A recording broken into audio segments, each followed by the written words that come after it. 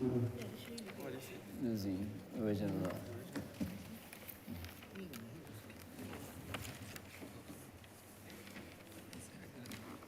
7.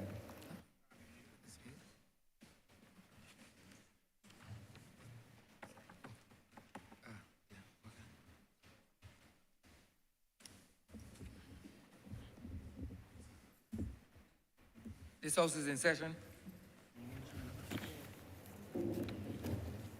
Minutes of the meeting held on Tuesday, October 25th, 2022 to be deferred. Honourable Leader, Government Business. Thank you, Mr. Speaker. I beg to move that the aforesaid minutes be deferred. The question that the aforementioned minutes be deferred. All those honourable members in favour, please say aye. Those against, please say no. We think the ayes have it. The aforementioned minutes are hereby deferred. Announcements by Your Honour, the Speaker. Excellency, the President. Petitions, papers, government notices, private members' notices, notices of questions, reports from select committees, first readings of bills. Honourable Member for St. Joseph.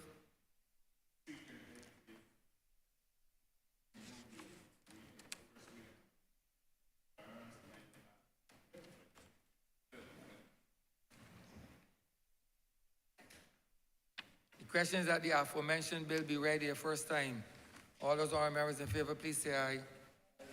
Those against, please say no. We think the ayes have it. Statements by ministers, congratulatory and/or obituary speeches, personal explanations, motions for leave of absence, oral replies to questions, notices of motions for the adjournment of the House on matters of urgent public importance, orders of the day.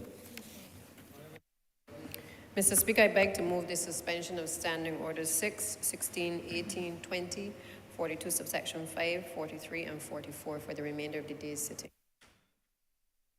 The question is that the aforementioned standing orders be suspended for the remainder of the day's sitting. All those honourable members in favour, please say aye. Those against, please say no. We think the ayes have it. The aforementioned standing orders are hereby suspended for the remainder of the day's sitting. Government business, sir. Government business is the order of the day. 7, in the name of the Honourable Attorney General and Minister of Legal Affairs, to move the second reading of the Firearms Amendment Bill 2022. Honourable Member for St. Joseph.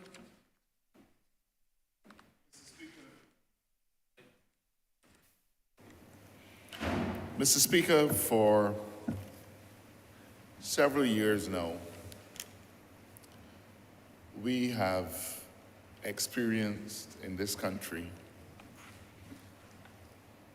an increase in the illegal use of firearms. There's no doubt, sir, that this phenomenon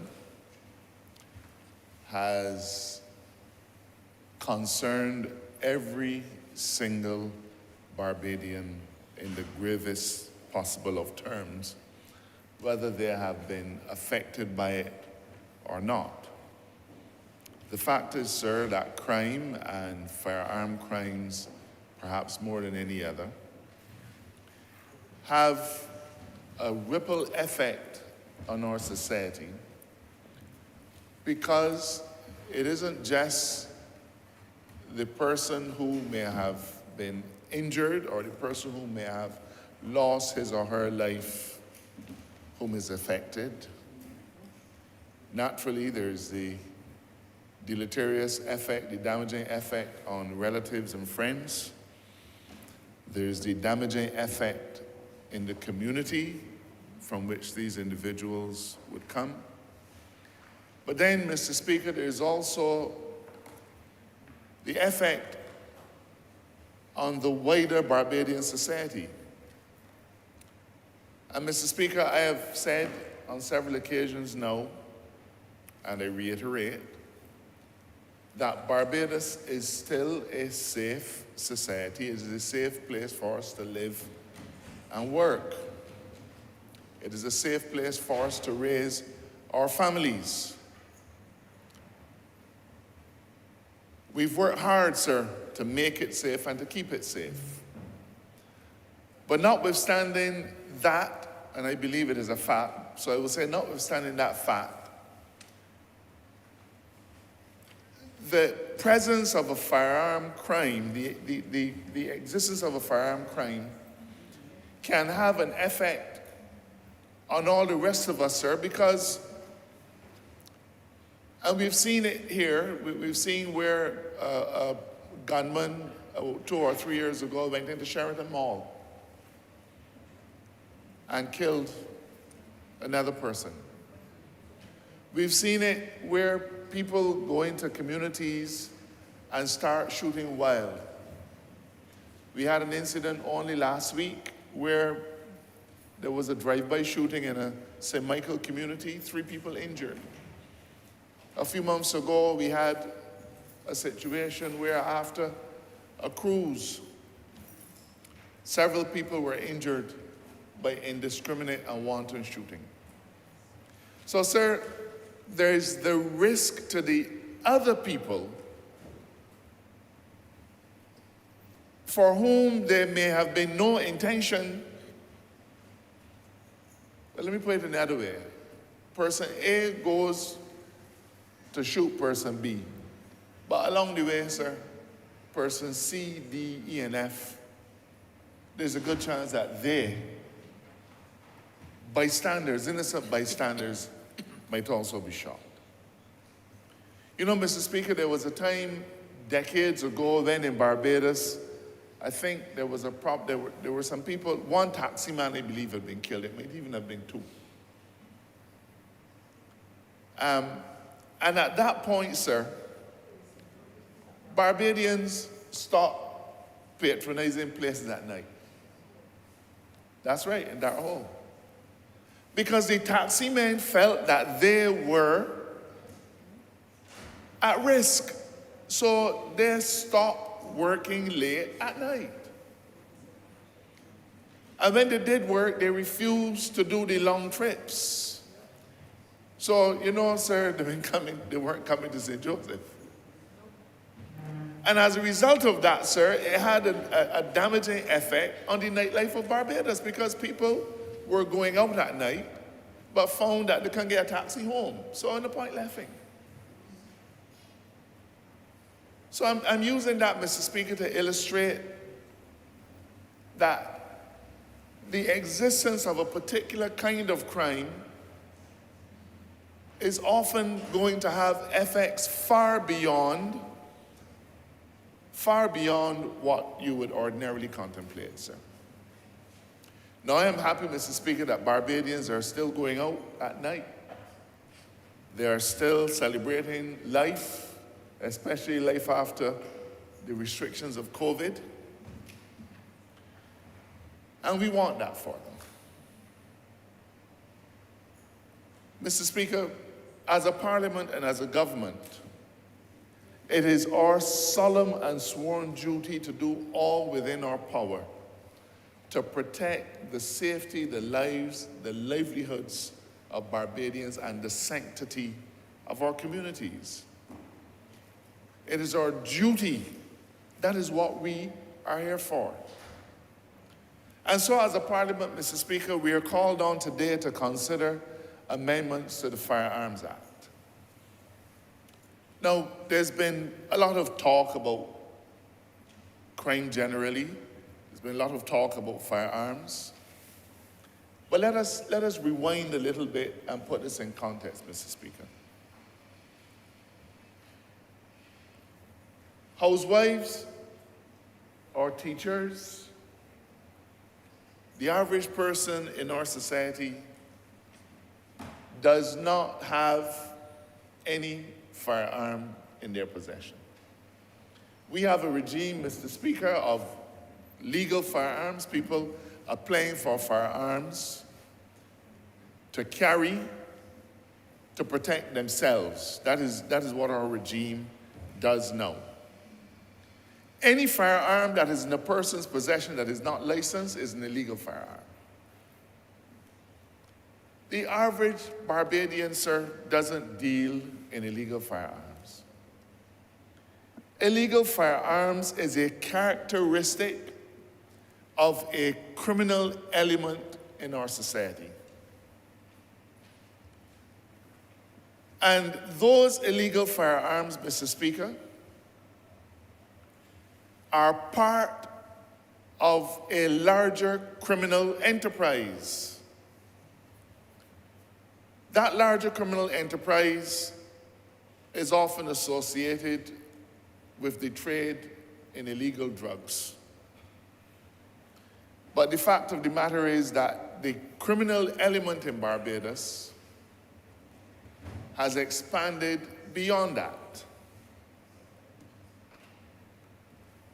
But firearms are one of their tools in trade. Mr. Speaker, I have made it a point of asking on every occasion when there's a shooting for some information on the victim.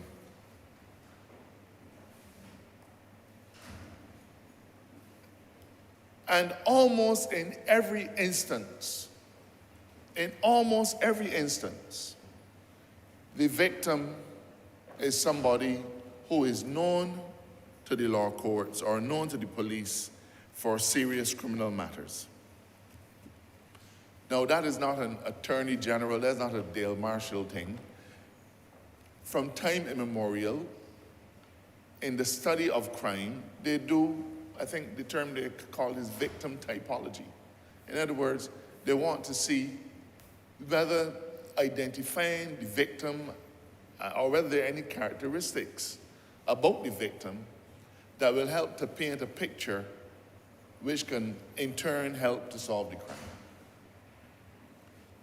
It is a startling fact, as I said, that in almost every instance, the individual is already well known to the courts, well known to the police as being involved in crime. And in instances where they have not yet had charges brought against them, they're individuals who have already found themselves under the watchful eye of the police service. Mr. Speaker, they are almost always male, the victims.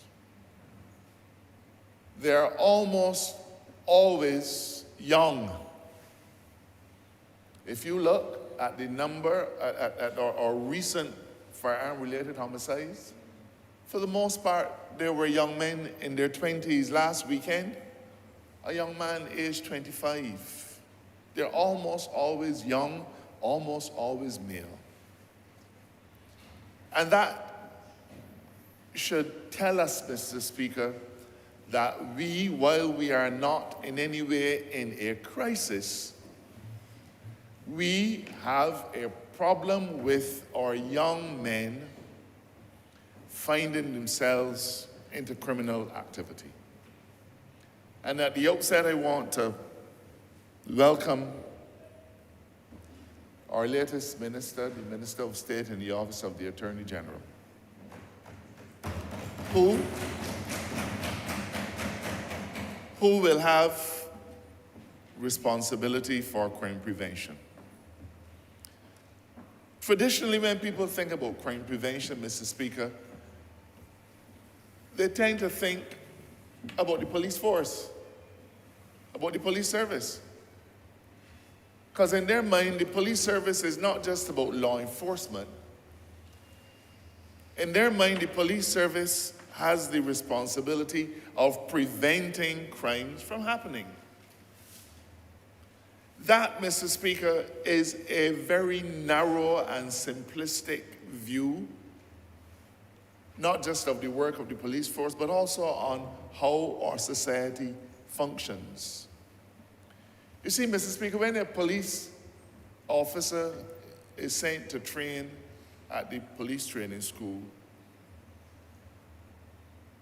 they're not trained in how to prevent crimes in Barbados. They're trained in investigative techniques. They're trained in use of firearms. They're trained how to respond to certain things. And yes, they do some elements of sociology and criminology and so on, but when they go on the beat every single day, if they see a crime happening, yes, of course, their job is to prevent it from happening. And if they get a call from the public saying something is likely to go down or we are seeing something, yes, they have a duty to come, get involved, and try to prevent the crime from happening, sir. But the police service only has a very limited role in crime prevention. And I'm not going to steal the new minister's thunder. I have a feeling that he wants to say some very important words this morning. I will leave that to him. But the point I'm making is, sir, that when we recognize that our young men, the shooters, the murderers, and the victims are all young men, then we have to ask ourselves, what are those things that we can do which have nothing at all to do with the police service to keep our young men out of crime? Now, Mr. Speaker, I noticed on the back page of a paper of The Nation, I think it was recently, somebody saying that it can't just be about charging people and locking them up. Obviously, the person who said that had just awakened to that fact. Obviously, they have had no knowledge of the history of law enforcement and the history of social work and all of those other things in our society. When we came to government, Mr. Speaker, in 2018, the situation in relation to crime was already out of hand. Who among us, who among you, did not wake up in fright when you heard about the gunplay and the shooting down Spring Garden one Kadooment Day, something that had never been heard of in our country? And for a decade, we saw this happening. We saw it happening, Mr. Speaker. There were incidents where individuals walked into communities in broad daylight and shot down people, left bodies lying bloody on the streets. But there are some who want to point at this administration as if to suggest that we are somehow failing in our duty to protect the citizens of Barbados. Mr. Speaker, let's put it this way. It is sometimes harder to turn things around than to get it started. You know, they say that a ship, Mr. Speaker, it takes about 5 miles before it can get to stop because of its size. It has a momentum, and you can try to stop it all you like, but it will never stop right away. What about your car, sir? You're driving down the road, something happens, you gotta press brakes, but your vehicle's not going to stop immediately. It takes time. You've applied the brake, you've applied the pressure of the brake, but it's going to take time before your vehicle comes to a halt. Deceleration. And Mr. Speaker, we, long before we came to government, recognized, sir, that the criminal element in Barbados had become emboldened, and we were visited with shootings in broad daylight. And we said then, never remember it. We were ignored. But as the spokesperson on law and order, I said then to the last administration, this is not about you. This is not about a DLP government. We have a problem in Barbados. Let us sit down, let us reason, let's talk about it. I remember it well. Crime does not see political stripes or colors. I don't think there's a criminal anywhere in Barbados who makes a determination on who he is going to shoot, rob, rape, kill, whatever, based on whether they are BLP or NDP. I've never heard of a criminal who will turn aside from somebody because they see a picture of Al Barra or Tom Adams hang up in the house. Crime does not respect political affiliation. And I remember being in the opposition office and speaking to the press and saying, let us sit down together. This is a problem that the country is having. Don't feel that the Democratic Labour Party has all the solutions and can do it themselves. Mr. Speaker, that entreaty was ignored. That entreaty was ignored. We came to government having published a document called the Covenant of Hope 2 years earlier.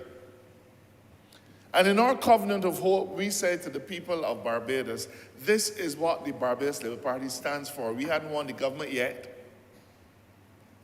But seeing what was happening in our country at the time, we understood the significance, we understood the importance of grappling with crime. And in our Covenant of Hope, sir, and I believe it's a document of the House, we said that the first call on our national resources would be for law, order, and citizen safety. Mr. Speaker, we did not wait until a manifesto came to say that. We did not wait until we won the election to say that. We did not wait until we were being put through the fires to say that. We said it long before we came to government, Mr. Speaker, because we understood even then, we weren't in power, but we understood that we were going to have some monumental issues ahead of us, and we needed to determine what our direction would be. Mr. Speaker, I believe that if you threw it out to Barbadians, some would say the first call on national resources should be health. Some will say the first call on national resources should be education. If we cast it out to Barbadians, we would never come up with the same answers. Do you know what an act of bravery it is for an administration, for an administration in waiting, to determine long before we come to government, here's an issue, and we're willing to commit as our first call on national resources, law and order and citizen safety.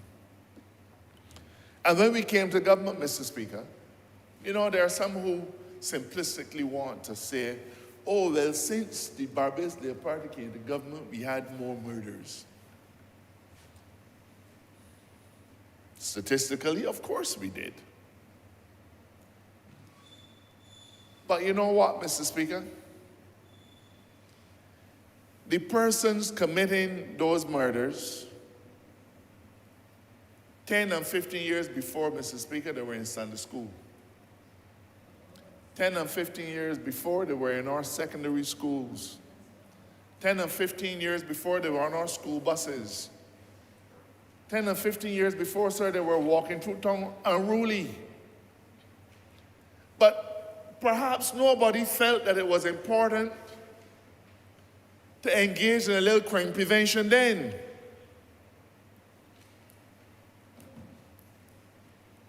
And so we watched these individuals develop particular attitudes towards authority.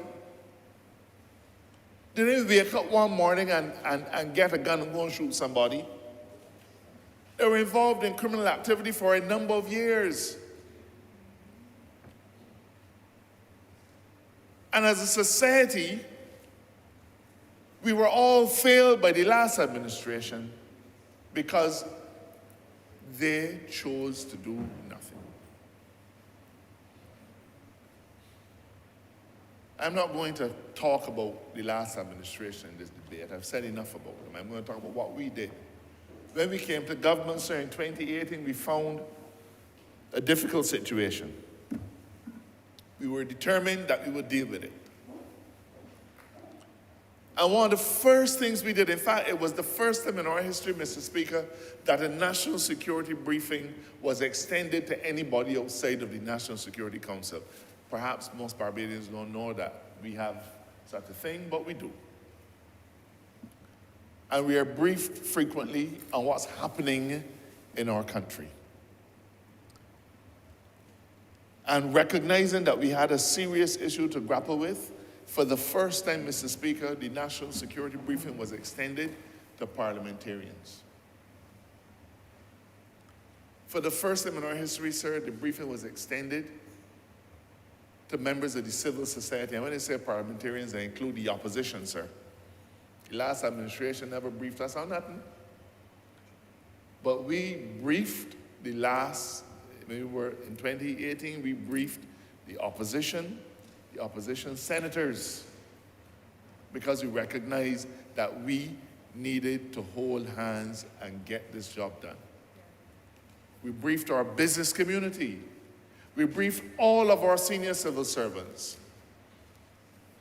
Because, Mr. Speaker, it was important that as a country, we needed to devote our resources, we needed to devote our energies, every single one of us, not just the cabinet, not just the Attorney General, everybody had to pull weight.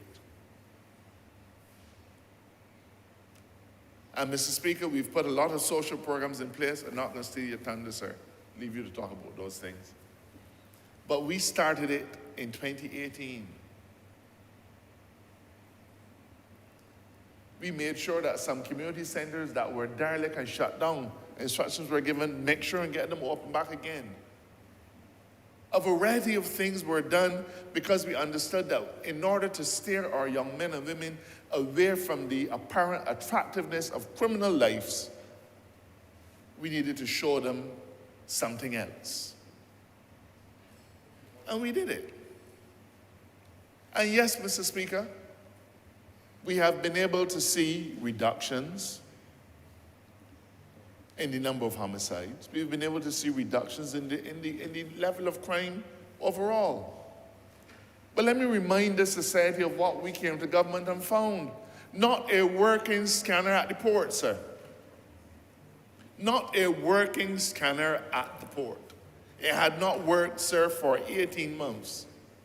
So thousands of containers coming through our port with weapons and drugs in them, and we did not have the technological capacity to spot these things. So, you weren't getting much luck with seizures of firearms at the port. We spent, I think it was about $20 million on a high-tech scanner. And that has started to pay dividends.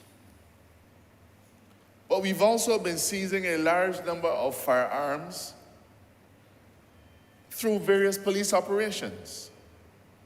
But let's understand this, Mr. Speaker. There was a period when firearms were coming in without much of a challenge.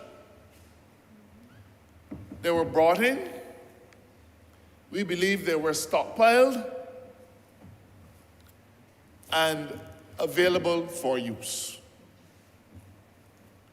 But almost every day, sir, the Barbados Police Service has been seizing firearms, and I'm proud to say, sir, that we have been seizing firearms at a far higher rate than ever before. In fact, if you look over the last few years, I gave those statistics publicly recently, you would see that the number of firearms being seized by the police service was increasing on an annual basis. I believe now, sir, that the number is well over 100.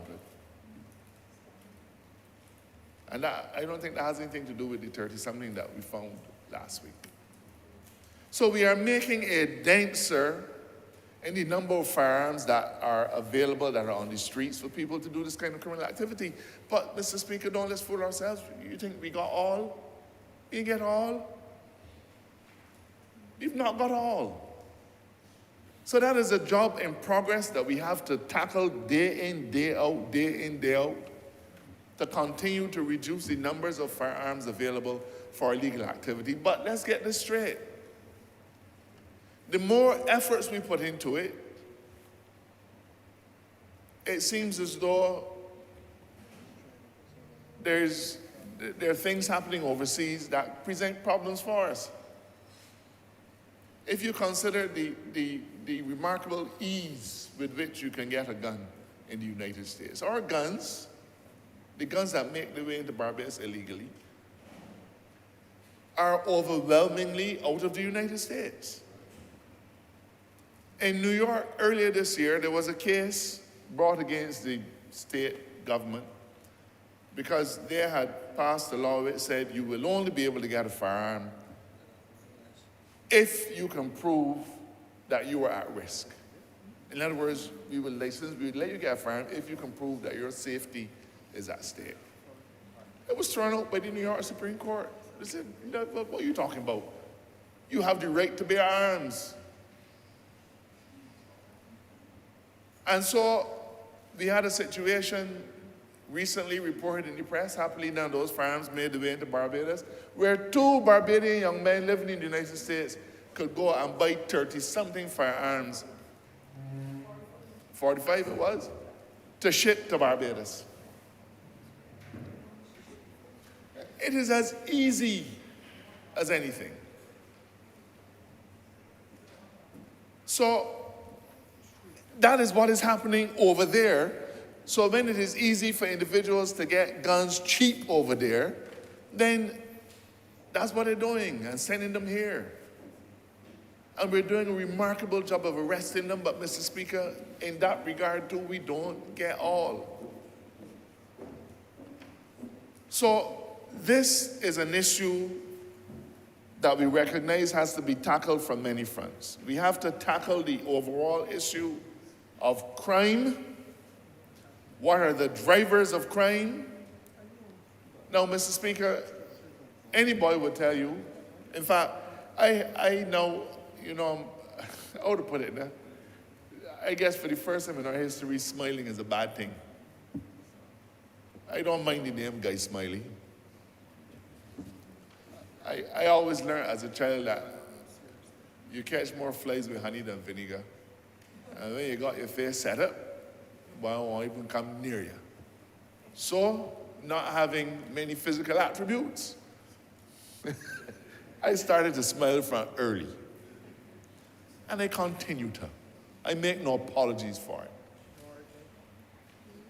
But, Mr. Speaker, as I was researching something some time ago, I realized that the former Attorney General said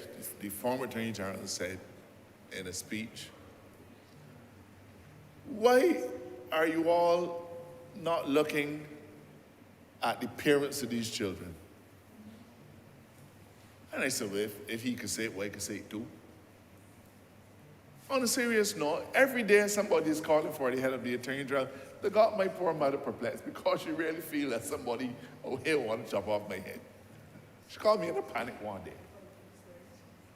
Mr. Speaker, whoever wears the hat of Attorney General has a duty to perform.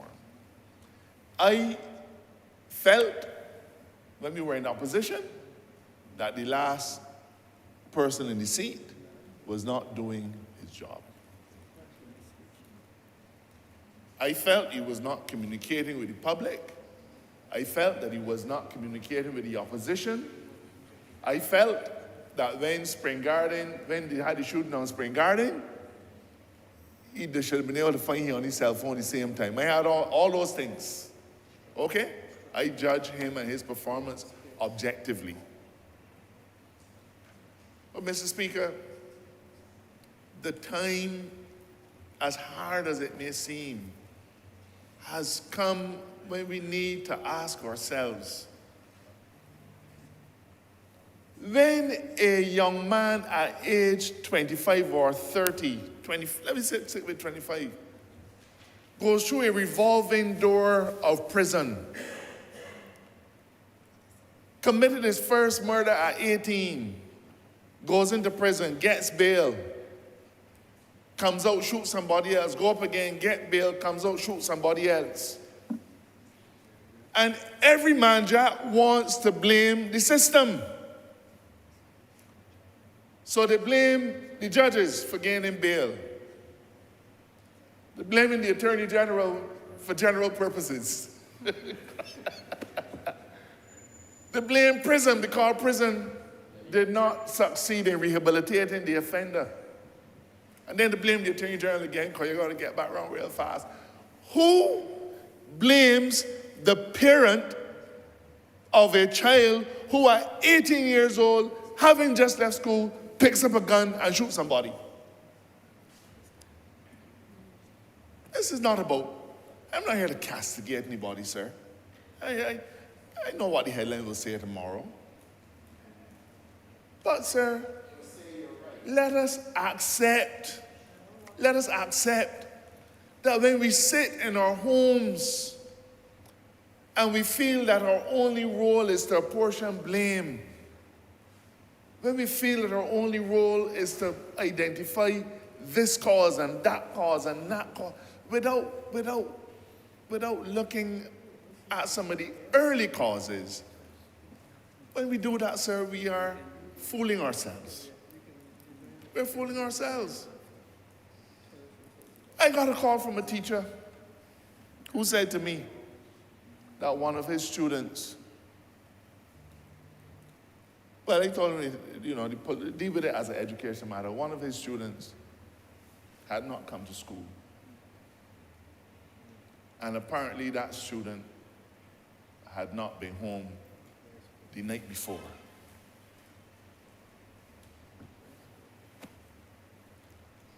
And in his words, it appeared as though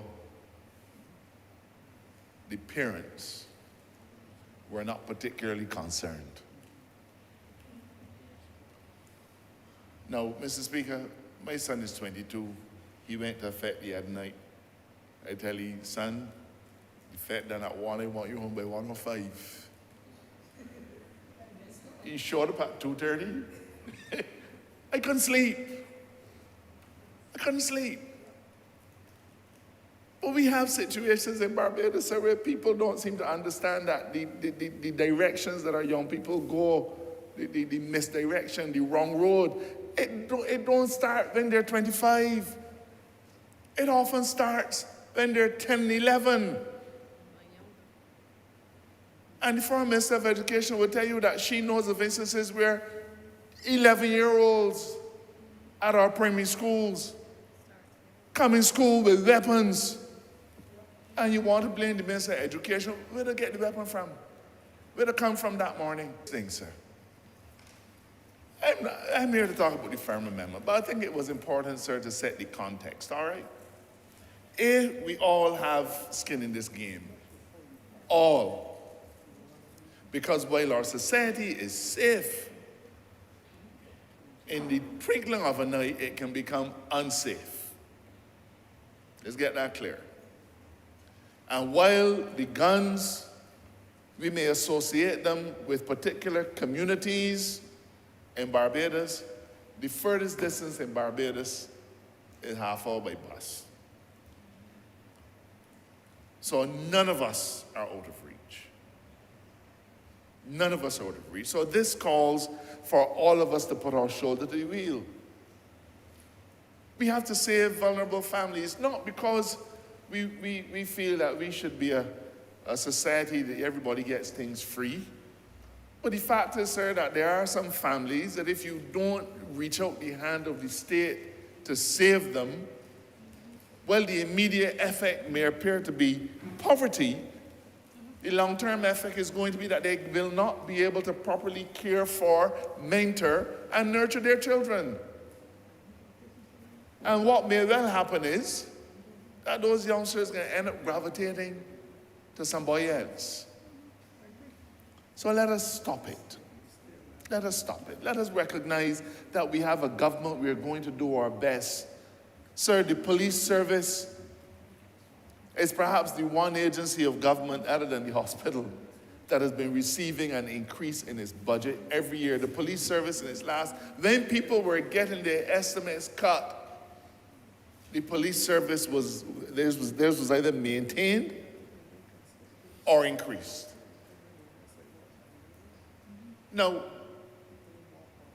the point is, sir, that there are state responses, but there are also individual responses. And if nothing else, sir, let us agree that the time has come when we need to look at the individual responses a little bit more. We can point our fingers, but you know what they say, you point one at me and the other three pointing back at you. So let us ask ourselves, is there a young man or a young woman in our community that perhaps I was a little harsh with? You know, I remember recently being someplace and an older gentleman said to a little boy, "Move from here, you musty boy." And you know, growing up I used to hear that kind of thing often, but now we're dealing with a different kind of individual. And why be harsh when perhaps we should be mentoring? What is that child going to feel? Perhaps the adult who spoke to that boy in that harsh manner could have adopted a different stance. But I am not here to lecture people on that, sir. Let's talk about the firearm reform. Now, Mr. Speaker, as a lawyer, you well know that the purpose of criminal penalties is multifaceted. But the deterrent effect of it is the one that we focus on for the most. And it is felt, sir, that once more we need to look at the Firearms Act and increase the penalties that individuals involved in committing firearms can receive when they face the courts. Now, Mr. Speaker, our Firearms Act is not that old. It came into force in the 1990s. And one of the features of that Firearms Act, as it was then, was the imposition of something called mandatory penalties. Barbados is accustomed to saying, man, you want locking up. They should have given 10 years. Normally, in fact, let me put it another way. Our normal reaction is to work out in our heads what a judge should do. And there have been times in the past, Mr. Speaker, when Parliament has succumbed to that attitude too and determined in advance what a judge should do. Example number one, any person found guilty of murder shall be sentenced to death. That is Parliament determining what a judge should do. But the law has now evolved to the point where we say and recognize that as a part of the separation of powers doctrine, Parliament should stick to what Parliament is good at and leave judges who hear the case to make a decision about what penalty should be imposed. So our courts have now moved away from accepting the concept of a mandatory penalty. So when Barbadians were saying, man, we're going to remove the death penalty, we haven't removed the death penalty, we just removed the mandatory nature of the death penalty. So the judge decides if you will be put to death or not. That is the law. And so in our Firearms Act, sir, there were mandatory sentences. A person found guilty of a particular offense shall be sentenced to this. But following the same separation of powers doctrine, that too got struck down.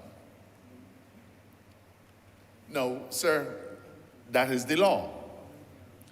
But, Mr. Speaker, we've long considered this, and we've looked at the law in other jurisdictions. And because of the peculiar nature of firearm offenses, the damage to the society, the importance of treating to firearm offenses by our society, we asked the Law Reform Commission to consider the Firearms Act, consider the situation where mandatory penalties have been struck down, and make recommendations to us as to how we should proceed to deal with the Firearms Act. And I want to thank the Law Reform Committee, Mr. Speaker. They've been doing a tremendous amount of work. We've always approached the matter of amending our laws in an ad hoc way. When we established the Law Reform Committee, I don't think that we imagined that they would be so successful. But they've done a remarkable job looking at how we can reform and modernize a large number of our piece of legislation, and they took this one on as a special purpose. And Mr. Speaker, they considered the law not just in Barbados, but the wider Caribbean. They considered the law in the UK and the UK territories. And Mr. Speaker, they have come back to us, having considered the jurisprudence, having considered how the courts ruled, and they've said to us that we can approach the matter of mandatory penalties in a different way. And it has found jurisprudential support, and judges have accepted that it is a legitimate way to do it without breaching the doctrine of separation of powers. And that approach, Mr. Speaker, is one that we've adopted here. And we say in this particular bill that a person who's been found guilty of an offense, of a firearm offense, shall, on conviction on indictment, in the case of a first offense, be sentenced to imprisonment for not less than 10 years and not more than 20. In the case of a second or subsequent offense, be sentenced to imprisonment for life, sir, or a lesser term not being 20 years.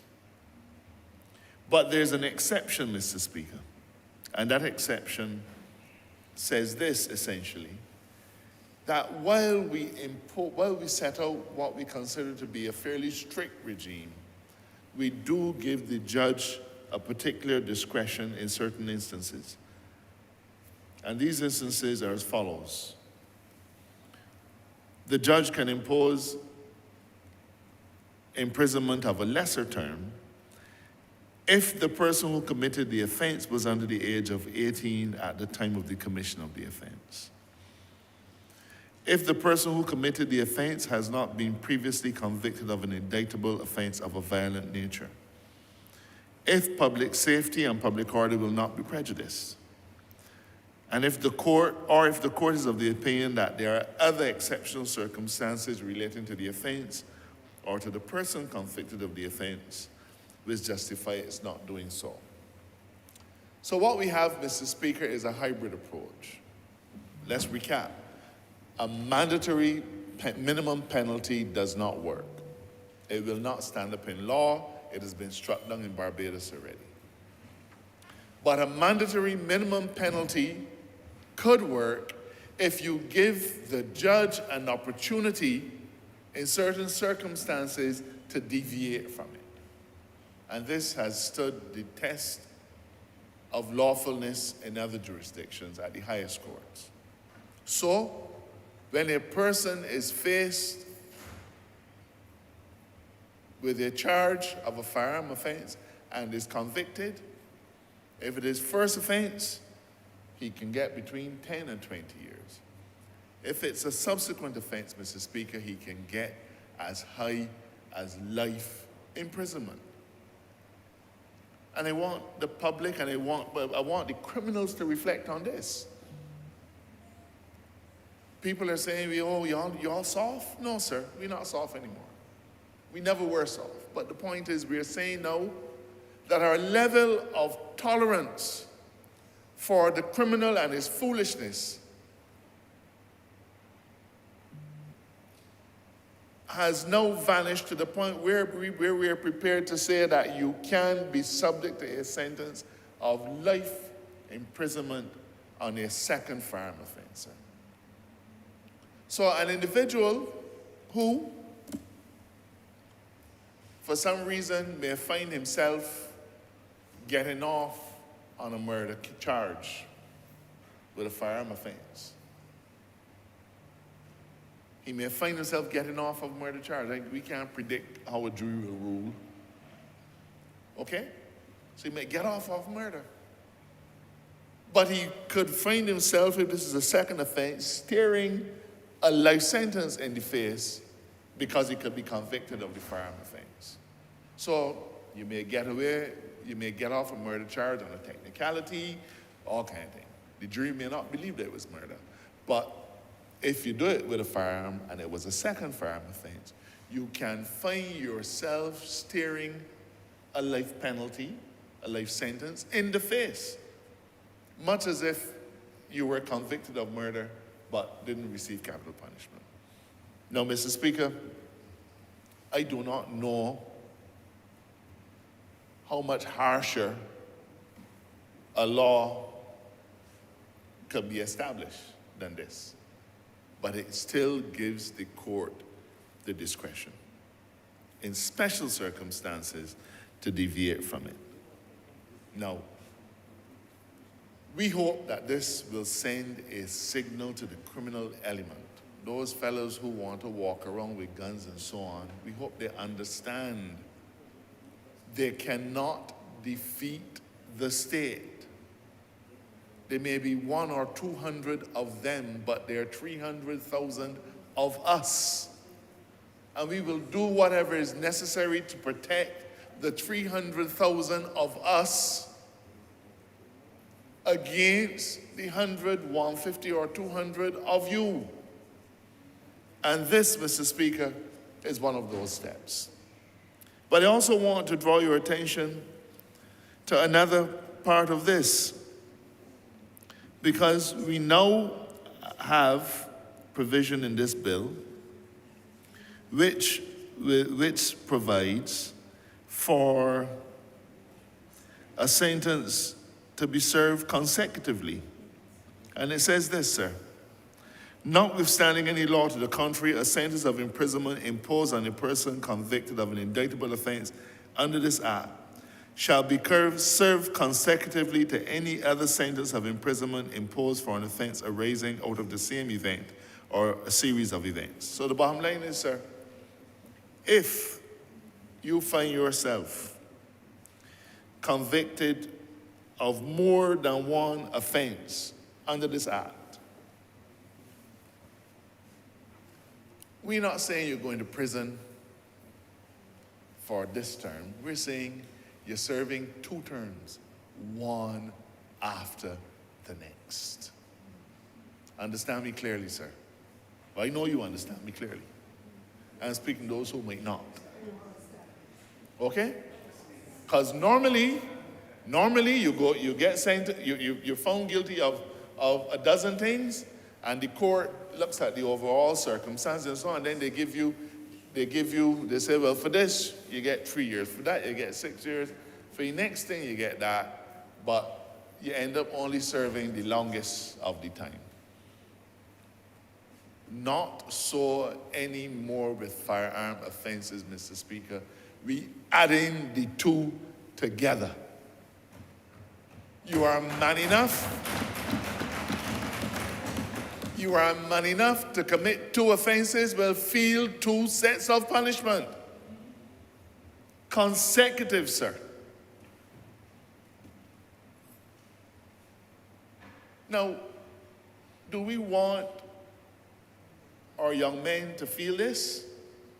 Or are we going to do whatever we can to save them from this?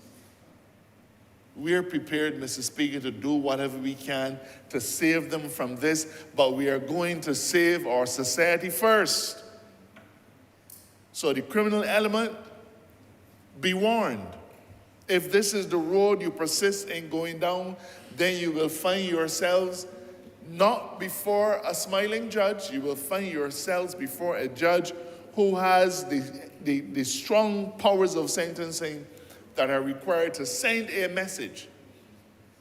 So it's not just about punishing the individual, it has to be about sending a message to people who may feel that they can do this and get away with it.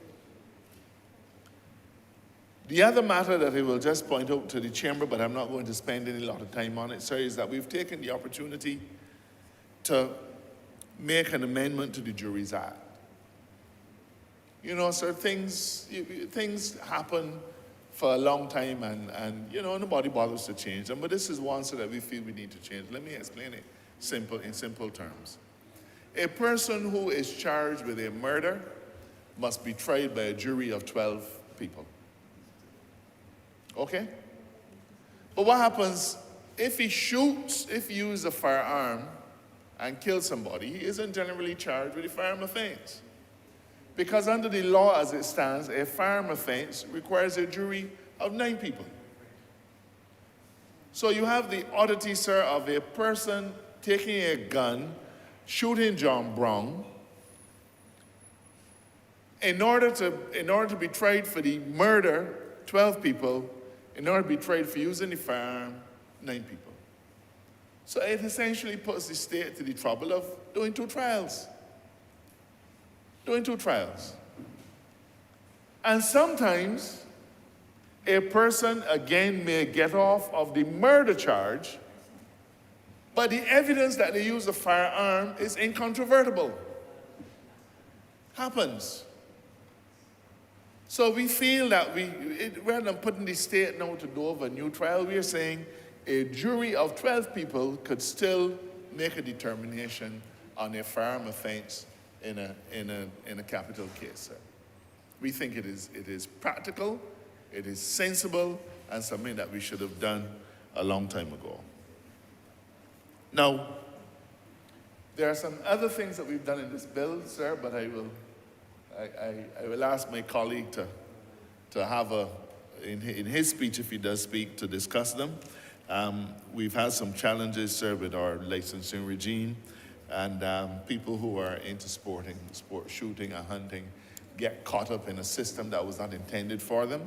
And rather than coming back to Parliament and doing it at a later date, I felt that we would make the job of the police service a lot easier, and we would also make the people who are interested in having a firearm for shooting on the range, for competition shooting and so on. And Barbados has done very well in that over the years. And the Olympic status, and we feel that now is the time to deal with that, sir. Just a few more things that I want to cover off. Our criminal justice system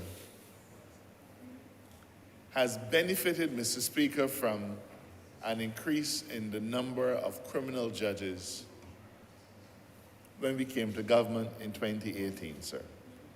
In 2018, we came to government, you had a huge backlog of cases and only 2 judges, only 2 criminal judges. And those criminal judges, Mr. Speaker, you well recollect, used to rotate. So this year, they're doing civil, and then all of a sudden you hear, well, you're doing the criminal matters next year. And, you know, it was not the best that we could do. So we said, look, we're going to firmly establish divisions so that if you're in the criminal division, you're in the criminal division for a while. It gives you predictability. If you start a case, you finish it. And you also get to hone your skills on a judge on the criminal law. Criminal law is extremely complex, Mr. Speaker. Very complex. And the nature of a criminal trial is that you don't get to go away and study 200 cases for 9 months, 2 years to give a decision. You got to come back and give a decision in a matter of weeks. So it was important for us to establish a criminal division so that the judges they're immersed in criminal matters. They get to the things that a person not versed in it got to try and work out. He or she does it every day, so they know it. And in addition to that, sir, we increased the number of judges on the criminal bench. That criminal bench, sir, did an extraordinary job in 2020 and 2021. I want to laud them for it, sir. In each of those years, they managed to dispose of over 200 criminal cases. So it has begun to work. But, Mr. Speaker, I asked for the statistics on murder trials and how many murder trials were awaiting being heard in the courts. And I asked for the statistics of how many firearm matters were awaiting trial in the court, sir. And I want to give you those exact numbers as of December. Mr. Speaker, the number as of December, just bear with me one moment, sir.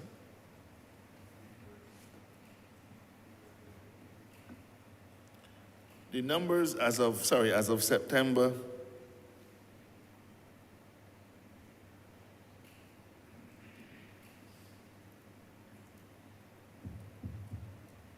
I'm having a little trouble finding it, so. It was, I think it was about 96. 96 or 98?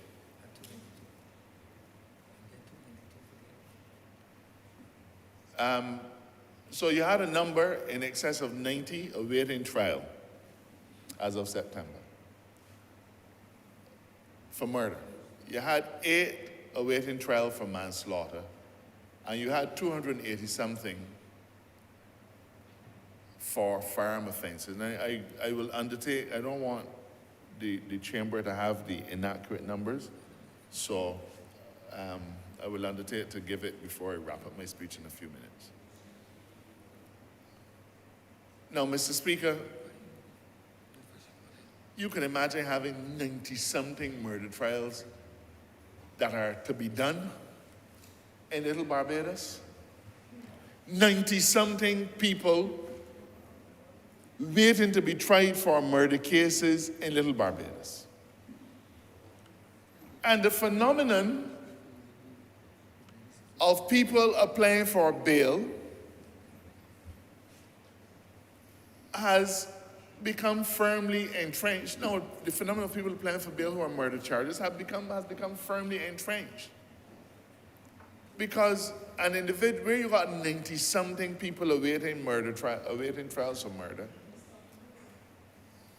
whether we like it or not, there are certain legal principles that our society is governed by. You're innocent until you're proven guilty. That's one. Okay? Now, for a long time, if you were charged with murder, you couldn't get a bail. Couldn't get a bail. And Mr. Speaker, we liked it so. That was how we liked it. But ask ourselves the question, and I'm not giving a position on it. I can only tell you that the law of Barbados allows a judge, in appropriate circumstances, to grant bail to a person charged with murder. Plain and simple. That is the law. Not Dale Marshall law, the Barbados law. And judges, in appropriate cases, have been doing exactly that. But when you hear that there are 90-something people awaiting trials for murder, some of them going back almost 20 years, you begin to ask yourself, what's happening in our society? What's happening with the judicial system? Why do we have so many trials for murder incomplete, unstarted?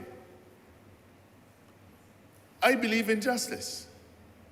And the Prime Minister put it very well when she said, if you get convicted, you get convicted. If you get off, you get off. But your trial must be done. And it must be done in good time. And the next phenomenon that has visited itself on us now is that lawyers are now coming to court, bringing cases against the government, seeking damages because we took too long to try the cases. Now, our Constitution guarantees trial within a reasonable time for criminal offenses. So they're not wrong either. We have certain legal principles by which we must either stand or fall, but the principles are the principles. Now, when you have 90-something cases for murder waiting to start, somebody in that group is going to apply for bail, and they're going to get it. Somebody in that group is going to apply for damages for breach of their constitutional rights, and they're going to get that too. Plain and simple. Those are the rules. I can't change them.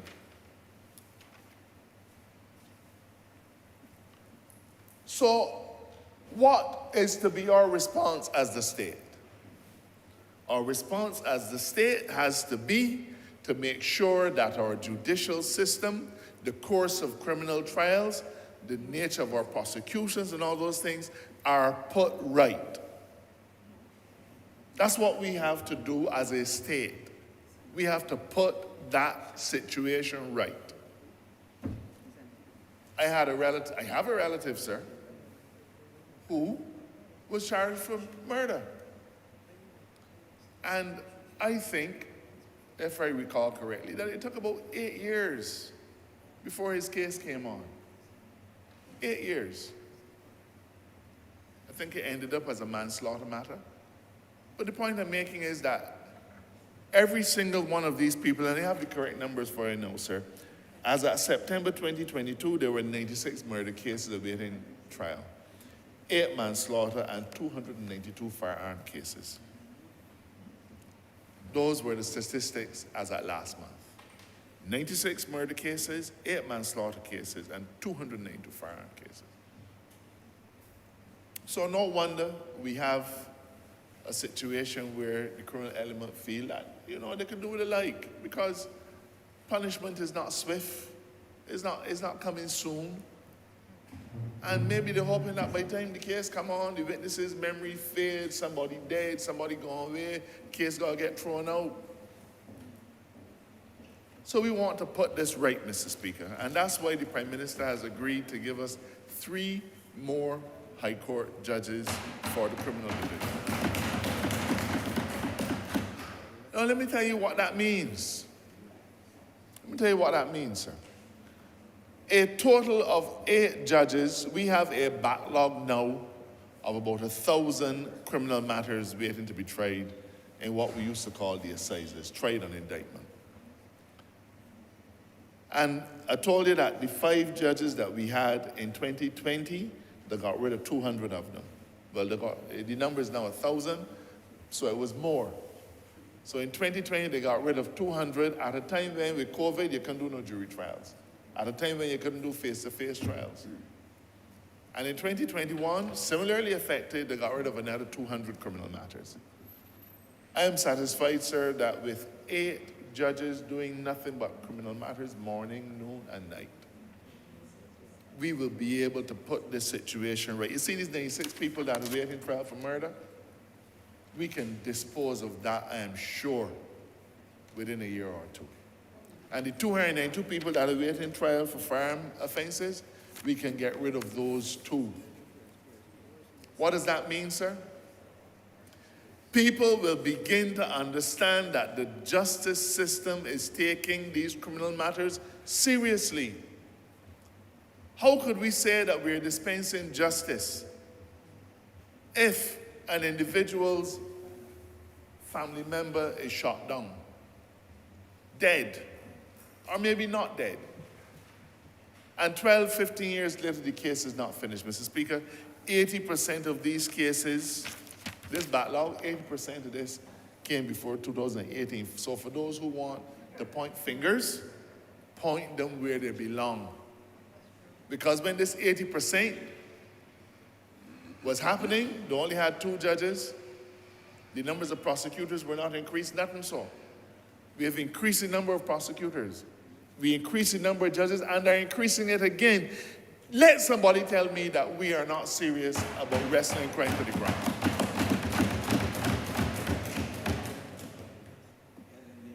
It will take time. It will take time, sir.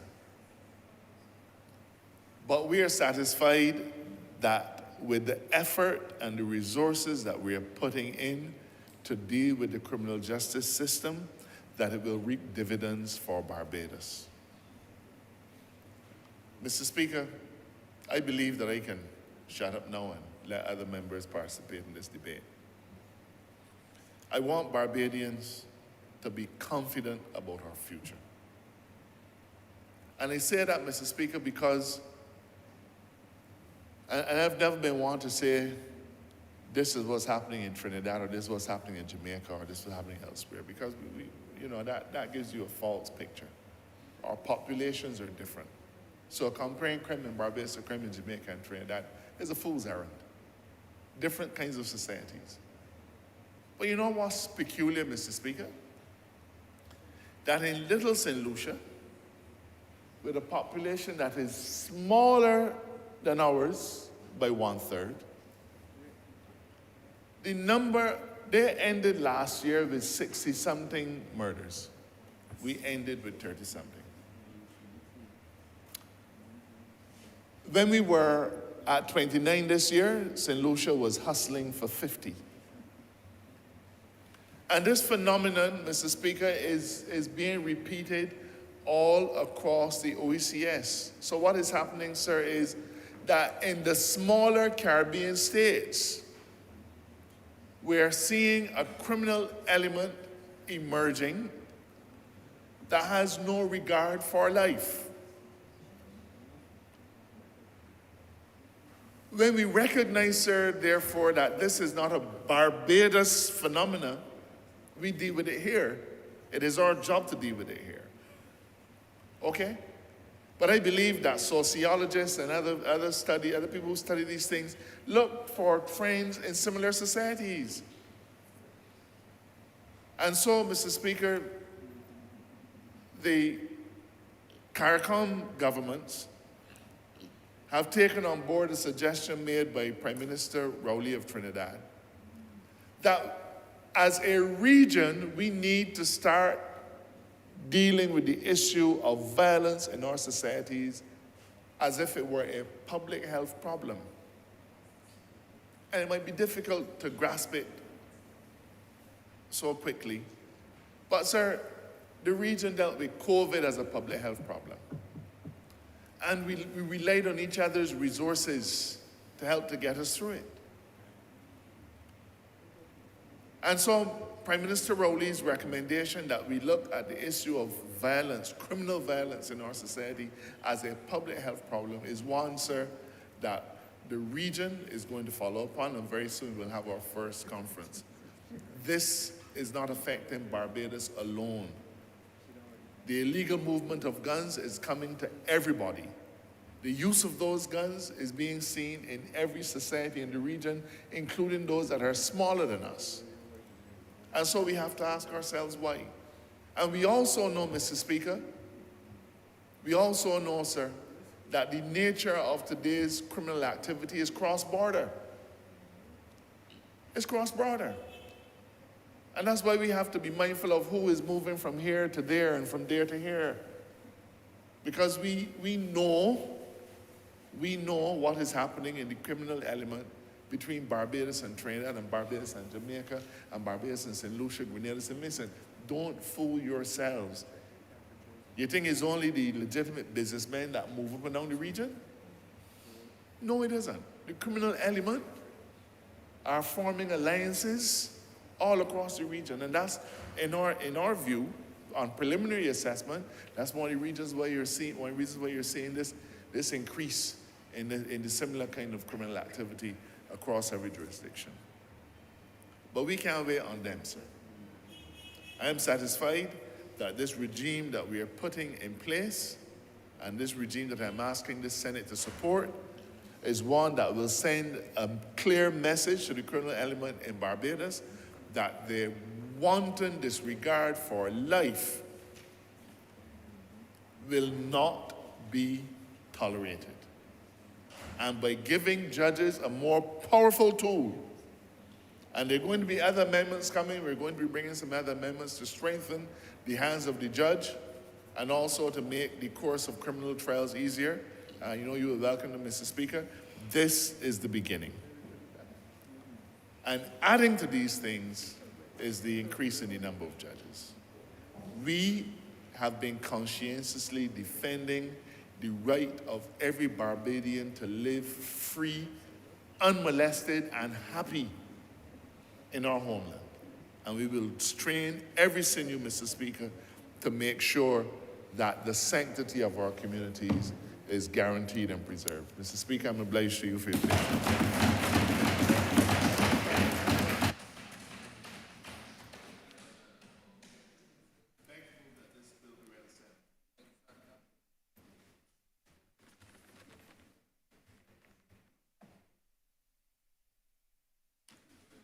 Honourable Member for the City of Bridgetown.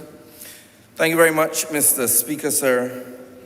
For some reason, I feel a need to speak on this bill. I don't know what it is, but I feel a need and an urge and desire to speak on this bill, the Firearms Amendment Bill 2022.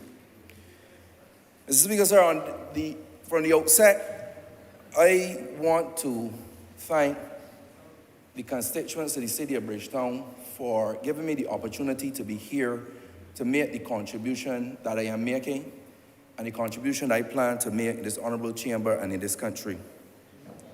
Mr. Speaker, sir, at the outset, I want to thank the Honourable Prime Minister for disposing her confidence in me in a way under a new responsibility to be able to work with this team and this House to make Barbados a better place for all. I want to continue by thanking my colleagues in here for their support of me thus far and expect it even further. But Mr. Speaker, sir, I want to give special mention to all those Barbadians who've not only reached out to give congratulations, but who have reached out to ask to put their hands to the plow. The retired teachers, the retired and active policemen, prison officers, and ordinary Barbadians in this country. There is something that tickles the mind, sir, and that is the fact that the Attorney General spoke about 100 or 200 people out there causing mischief in the society. And even in the school system, we talk about the 100 or 200 people giving trouble in the educational sector in this country, sir. And what I am mindful of is that it feels as though the other 286,200 have reached out to me to assist in this plight, which means that Barbados and Barbadians are with us on this fight, sir. I am humbled by that. It means that we are truly in this together. So, Mr. Speaker, as I hear the talk up and down the country, on the airwaves, and even in the barbershops, I understand that Barbadians know that we are in this together. The question is, are we building a hut or are we building a nation? Mr. Speaker, sir, if I go to the Amendment Bill 2022, the Attorney General put it well, and I just want to summarize and even translate for those who feel that they didn't understand what is going on. The amendment that we are discussing today, sir, is about putting more effective and efficient sentencing provisions in place to ensure that the criminal element is dealt with. It is making sure that we are putting more effective and efficient penalties in place to deter members of the criminal element to understand that the tolerance has run out. The Kraken will be released. It is also putting provisions in place for sporting firearms to ensure that we do not need to increase the need or the desire of citizens, for instance, who want to be involved in shooting sports, that we have to give them the hold, carry, and use license, that those who specifically want to do shooting sports can do so without having to hold, carry, and use license, have them in order to carry. And that is important, sir. It is extremely, extremely important. What is more important is that the society continues to understand that the fight against crime cannot be won by a government approach. It has to be won by a governance approach. And the difference is, in a governance approach, that when we hear of a shooting, sir, no longer do we say, where is the Attorney General? And I hope that they don't say, where is Corey Lane? Mr. Speaker, sir, we need to ask, where are the teachers? Where are the parents? Where is the society? Where is the church? That is where I am hoping that our mindset, where this approach is concerned. When we look at the Act and what the Act plans to do, we must look at all the things collectively that has gone before, and understand that there are short, medium, and long-term mechanisms that we have to put in place in order to treat to not only just the prevention of crime, but to the root causes, the empowerment of people. To reduce the desire, the need, the appetite for crime, we have to ensure that there is something to fill that void. Where do I go as a person? How do I see myself when I look in the mirror? Sir, I've been doing a lot of reading recently in this area. I lean on my 24 years of experience, sir. But even more so, I'm leaning on many persons' experience, many years of experience by doing my reading. And my reading is telling me, sir, that generally what a society needs, what a society desires is civility, fairness and justice, a peaceful society. We have to return to caring communities and supportive families. I have looked at all of the sociological studies of Barbados from 2005 back to the 70s. And all of them are telling me the same thing. What we are seeing now are fruits of a destructive tree, bearing fruit in this time.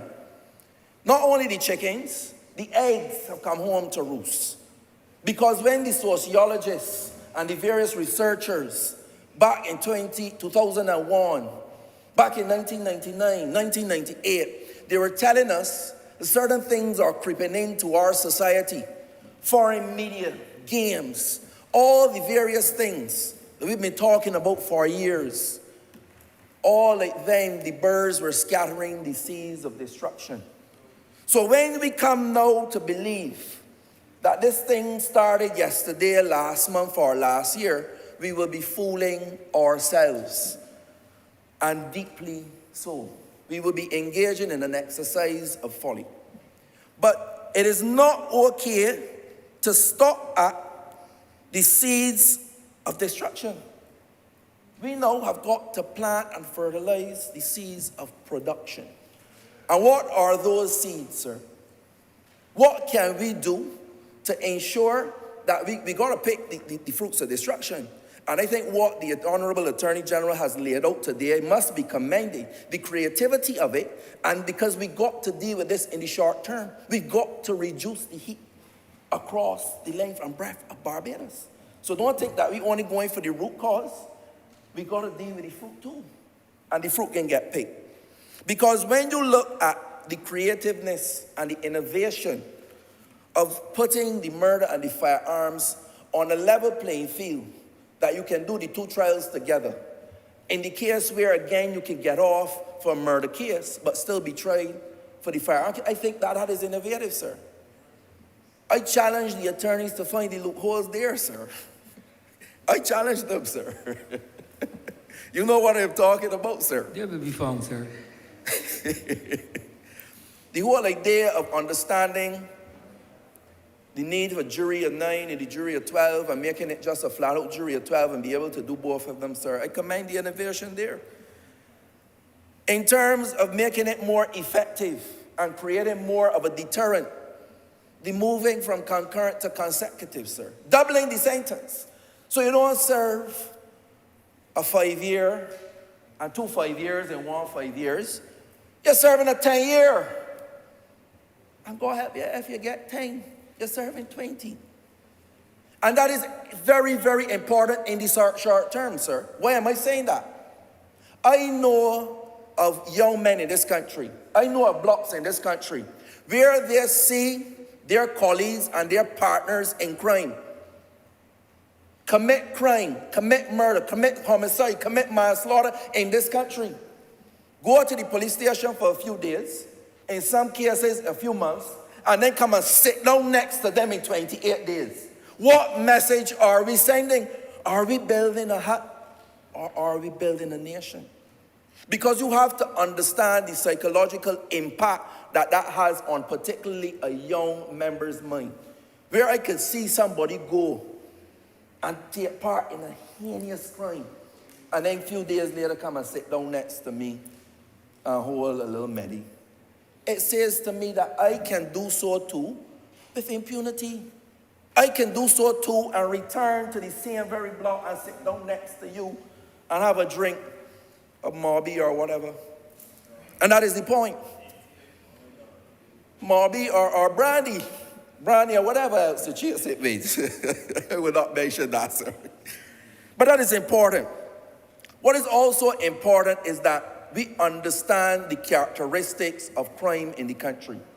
One of the things in my reading that shocked me, sir, is that between 1999 and 2003, we had a reduction in crime, but an increase in fear in crime.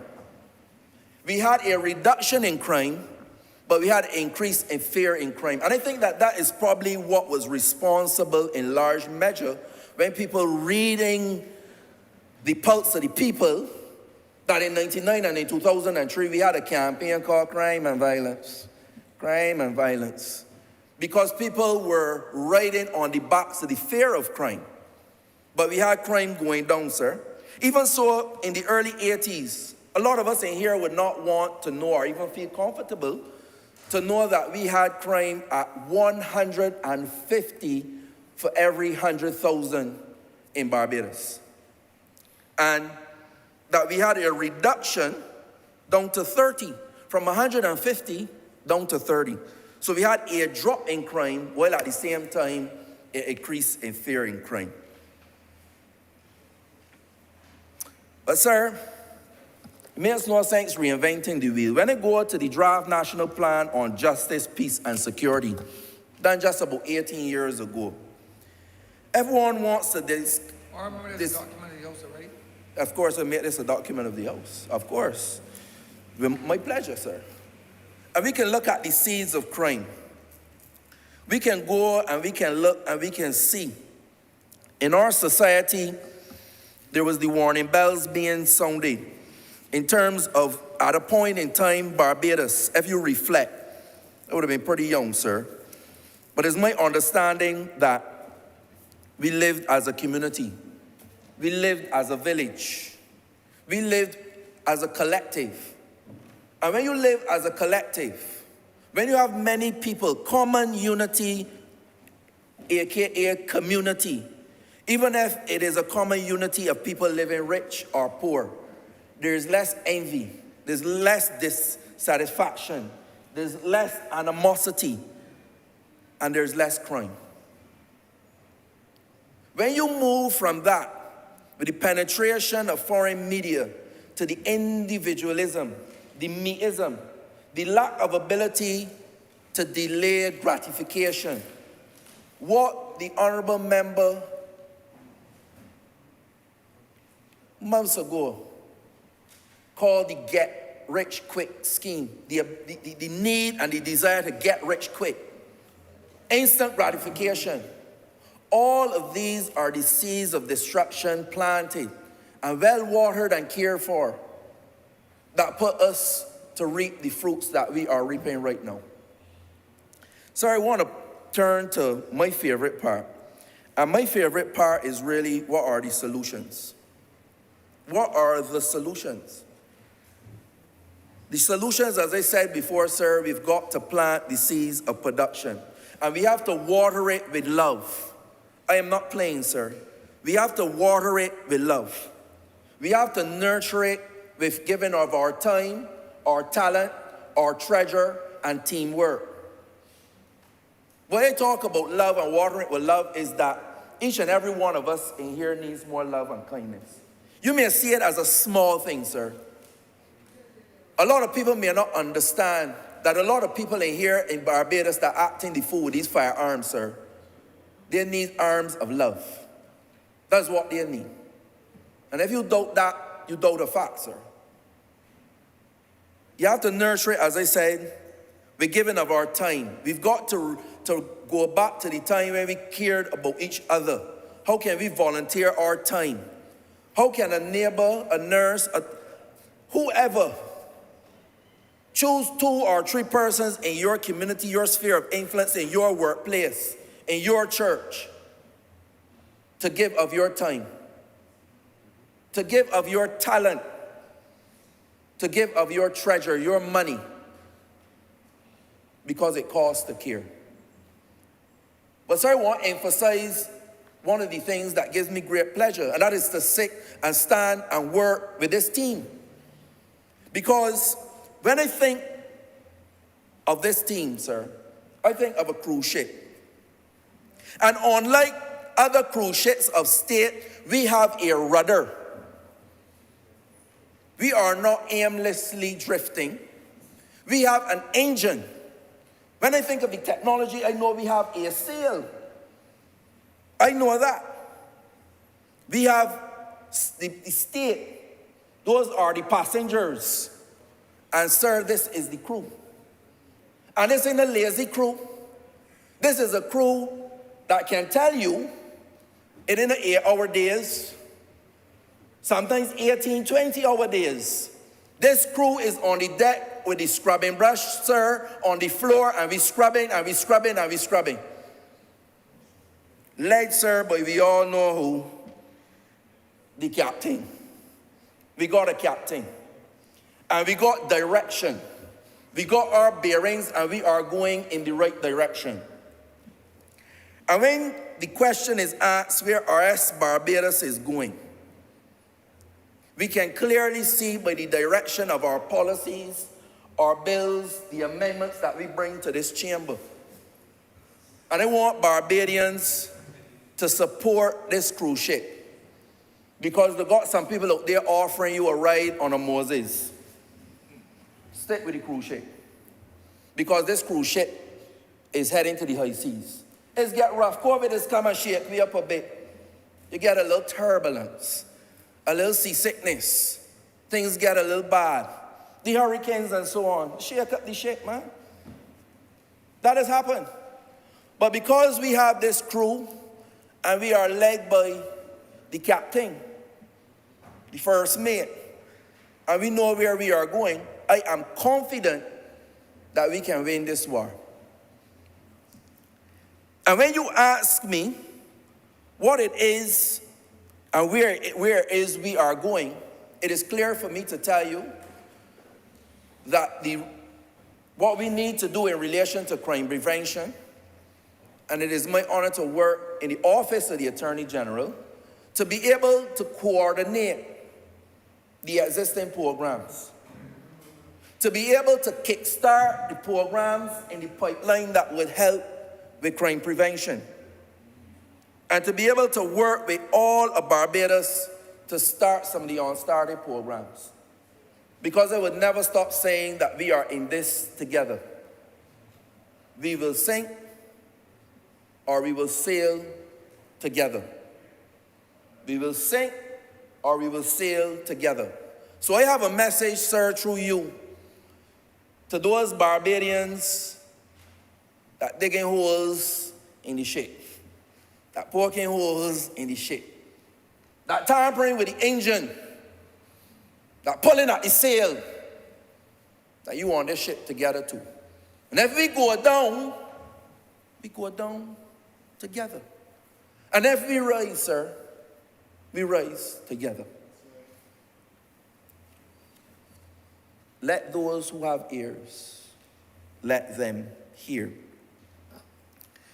I am happy to be able to stand here today before you, sir, and pledge not only my commitment, but my whole body, soul, mind, to the efforts of crime prevention, to work with the Ministry of Education, to work with the Ministry of Youth and Community Development and Sports, to work with the Ministry of People Empowerment, and continue to work with the Ministry of People Empowerment, to work with the Ministry of Culture and all other ministries, sir. That is where the real crime prevention is. Because as the Attorney General rightfully said, we have a notion in this country that crime prevention is the remit and the only remit of the Attorney General. When really and truly, that is at the end phase. It is after something has happened. So I am glad that we are sending a signal that yes, for coordination purposes, we are with the Attorney General with crime prevention, but that we are working with the real crime prevention ministries, which I have mentioned. Because I tell people already, I was already working in crime prevention when I'm working in poverty. You're working in crime prevention when you're working on education and education reform, sir. You're working on crime prevention, sir, when you're working with the youth of this country and you're providing sports opportunities for them. And the list goes on. All of that is crime prevention, sir. And a need for Barbadians, because it's almost like they can't hear, because I've been saying it for years. And when I read the reports coming out of this country, I was pleasantly surprised to see that we were saying this all back in the 90s, sir, and even before. But for some reason, there are a set of people out there that never heard it, because they're repeating it all like no still. What law enforcement record does Corey has? Was he ever a policeman? Was he ever a security guard? Won't even ask. The same must he was a bouncer. I read and heard all of that, sir, from people that should know better. But it's okay, sir. We humble ourselves, we take all the comments, and we use them to do the job and get the job done. This is because, sir, it is important for me before I close to at least give people an understanding in this debate of some of the things that we intend to do beyond amendments to the Firearms Act to help with crime prevention in this country. I think it's very important to let us set the stage and set the stage right. In the short term, sir, there are going to be a number of direct initiatives and direct intervention, going where we need to go. Fortunately or unfortunately, I can say no more on those things, but just for the public to know that we will be engaging in some direct intervention. There are things that we've done over the past that were indirect. A song here, a sign there, a t-shirt campaign here and there. Those are very indirect, sir. And those things, okay, some may continue. But I want the public to know in the short term, there are some direct things that we will be doing. In the medium term, as we continue to water and nurture the seeds of production, for the tree of production, there are issues that we have to continue to grapple with at our courts and on our ports, and in relation to police relations in communities, just to name a few. And in the long term, sir, where we will now start to pick different fruits of the tree of production, there are certain things that we need to start to work on today, which would bear fruit down the road, some 20 years from now.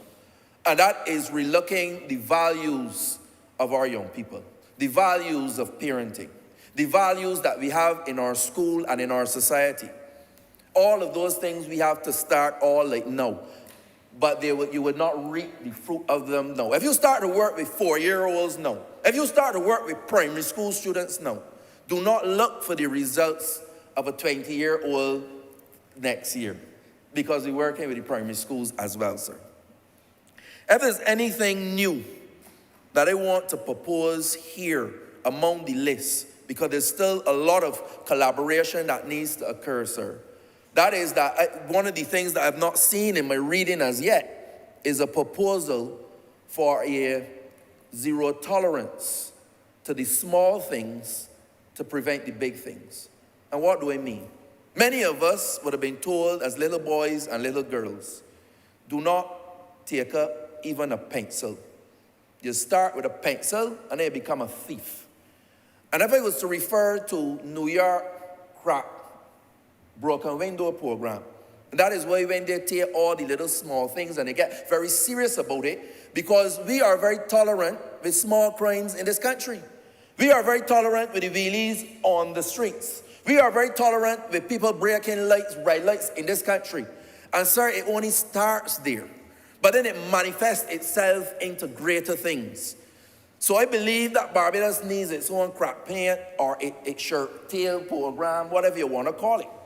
Because one of the things that we have to realize is that as school is one of the primary socialization institutions in the country. When you have students walking up and down the road, shirt tails out, swearing like them in the fish market, it starts there. And we got to be serious even about those things to send a message that we can get serious about the small things before they become big things.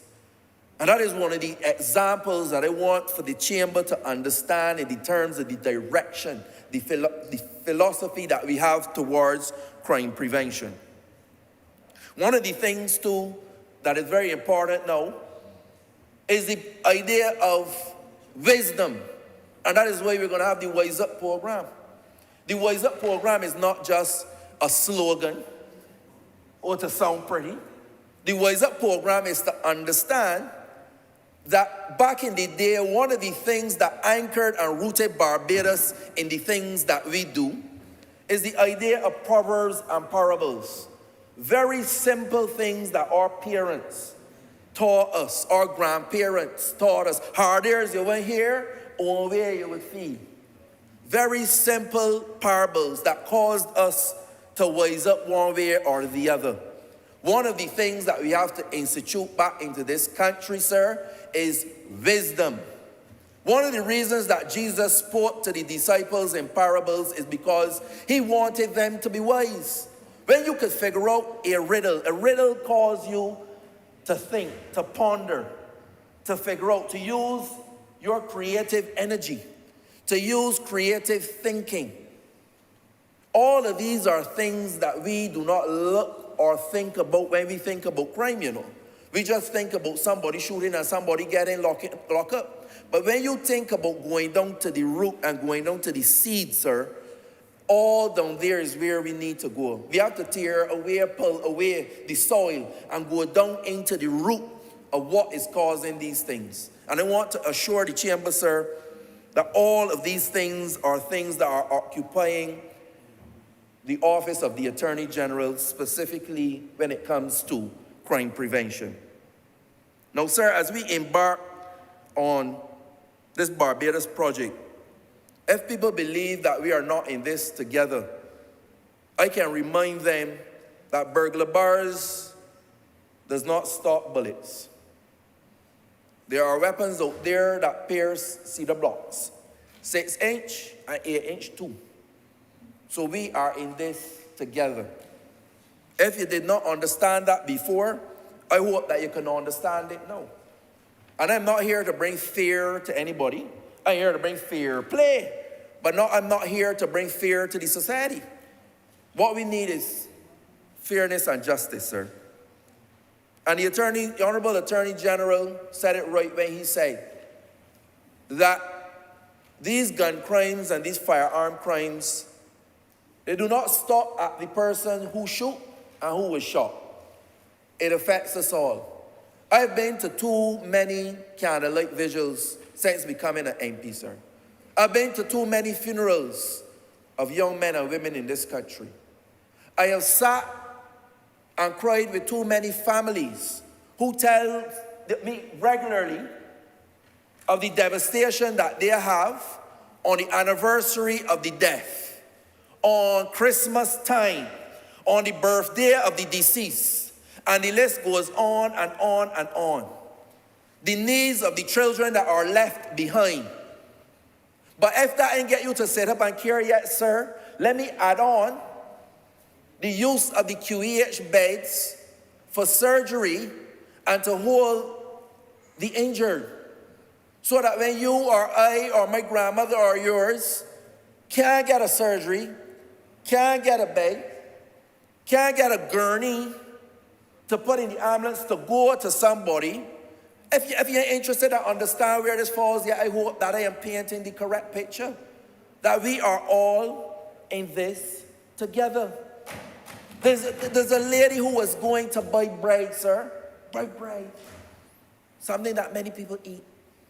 That didn't make it back home. There are people who went to Sheridan to shop. They've been in a war with anybody, sir. So if you feel all of the criminals kill themselves, ain't but I don't kill all themselves, lock up all and kill all them. It don't work so, sir, especially in 166 square miles. Does not work like that. So, sir, I would like all Barbadians to look into the mirror, not only for a mirror image, but to ask themselves the question, are you ready to take on this fight? Because I am. And I want all Barbadians to answer the question, are you ready to wise up? Parents, are you ready? Fathers particularly, are you ready? Teachers, policemen, artists, DJs, the whole media, opposition, church, neighbors, are you ready to pledge allegiance to your country, Barbados, and to your flag, to uphold and defend their honor, and by your living, to do credit to your nation, to do credit to my nation, to do credit to our nation, wherever you go? I want Barbadians to ask themselves the question, because do not think about the cost of doing this. I want us to think about the cost of not doing it, sir. And with that, I want to pledge my full support to this Firearms Amendment Bill 2022 and ask that all Barbadians rally together as we take on this fight. Sir, thank you.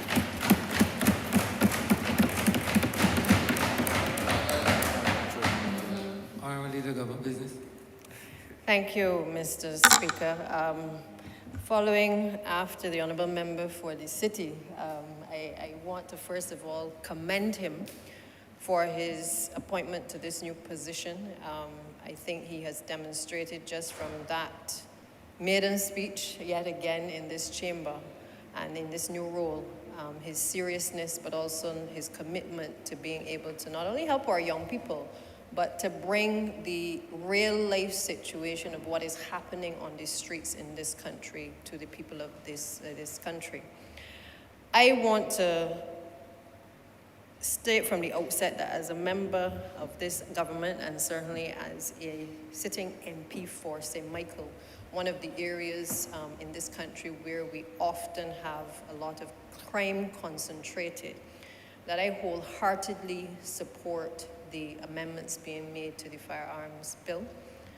I do so because, like many of the other honourable members in this chamber, and in particular the ones in St. Michael, I have had to also experience the grief, the trauma, the disruption of lives in a community as a result of gun violence and as a result of violence generally, because I really feel that while we are here to talk about firearm offenses, the truth of the matter is that this debate is also about the level of violence in our society in all its forms, sir.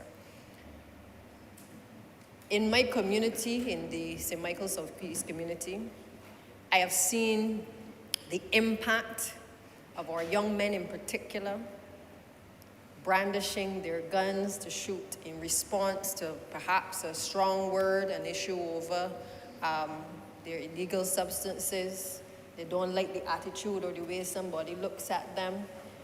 And a whole war sometimes takes place, sir, over the inability of our people to be able to deal with conflict resolution. And too often it has ended in a situation where someone ends up losing their life. Sometimes it is intended, sir. Other times, the reality is that it is not. But we all know as lawyers what happens even if you haven't intended those consequences, that especially when you're not trained to use the firearm, that it can very often end in a situation where not only the intended recipient, but also other persons who are living in the area or within the community also become the victims of crime, sir. I have had young people sitting liming under a tree getting gunned down because they were not the intended recipient of the bullet, but they were, as a result of being in the wrong place at the wrong time, or in the right place but at the wrong time, lost their life because somebody decided that their life did not matter, sir. So I couldn't come here this morning on something as important as this firearm amendment bill, allow the AG to speak, the honourable member for the city, and I know all others are lined up and queued in because we've all been impacted by this. I couldn't come here this morning, sir, and not speak to the seriousness of these changes that we are intending to make. I sat in an opposition, sir, where from on the other side, I heard members of the last administration accuse people like me of mingling with the people who were on the blocks, assaults on my character because I attempted to go into communities to talk to our people, and our young people in particular, to bring an end to gun violence and violence in all its forms within communities, sir.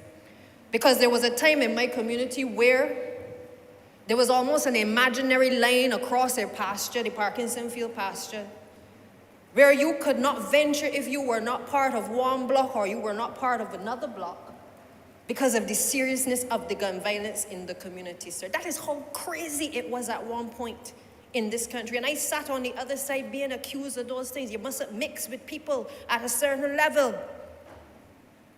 You mustn't condone behavior. Not that I condoning it, but I believe that if I am to be part of an administration to effect change, I must also understand the way people think, the reasons why people are engaging in criminal activity, and also being part of a system that is able to help them make better decisions and to understand the consequences of the decisions that they have taken, sir.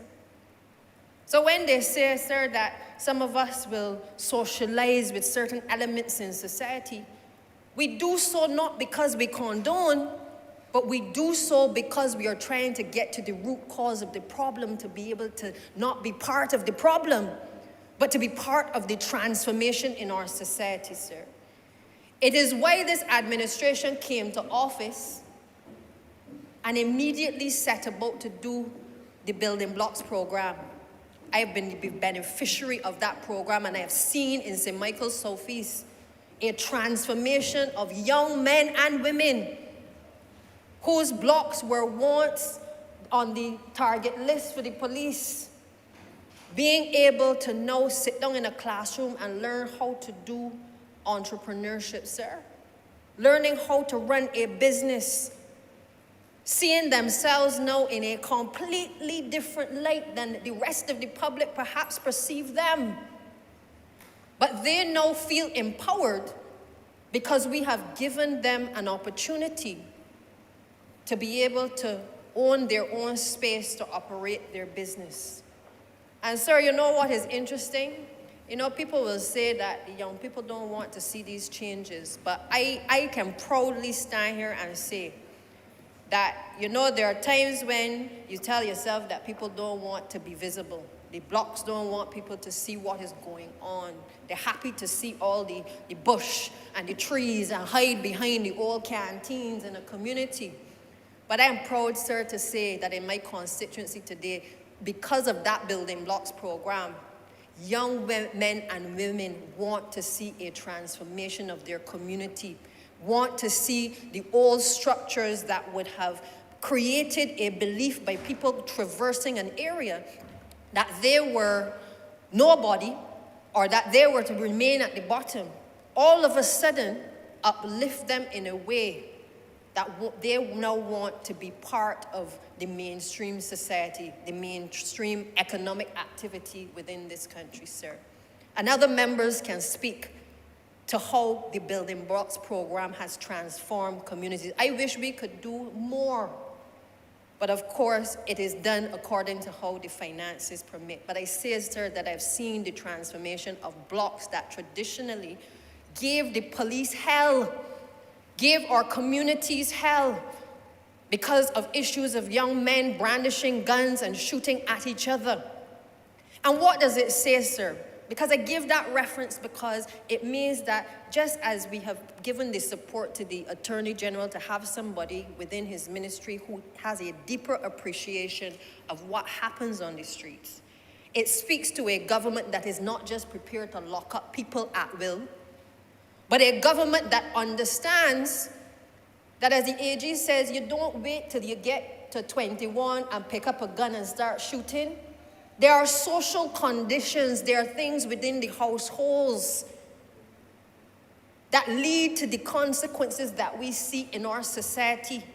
When 10 and 15 people are living in a household, sir, in densely populated communities across this country, when they are being raised, or young men and women being raised, in some cases in single-parent families, fathers nowhere to be found in many situations, no kind of father figures, no positive images in their lives to tell them right from wrong. They're not even getting any level of religious instruction to at least give them a foundation to decipher right and wrong. We understand that those are the societal issues that we are confronting, and unless we address the issues of the 10,000 households in terms of homes to be built to ease the pressure on communities, unless we are able to ease the pressure in densely populated communities, sir, we also as a society are contributing to the same problems that we are here trying to address today. Because if the household is too cramped, people go outside on the block.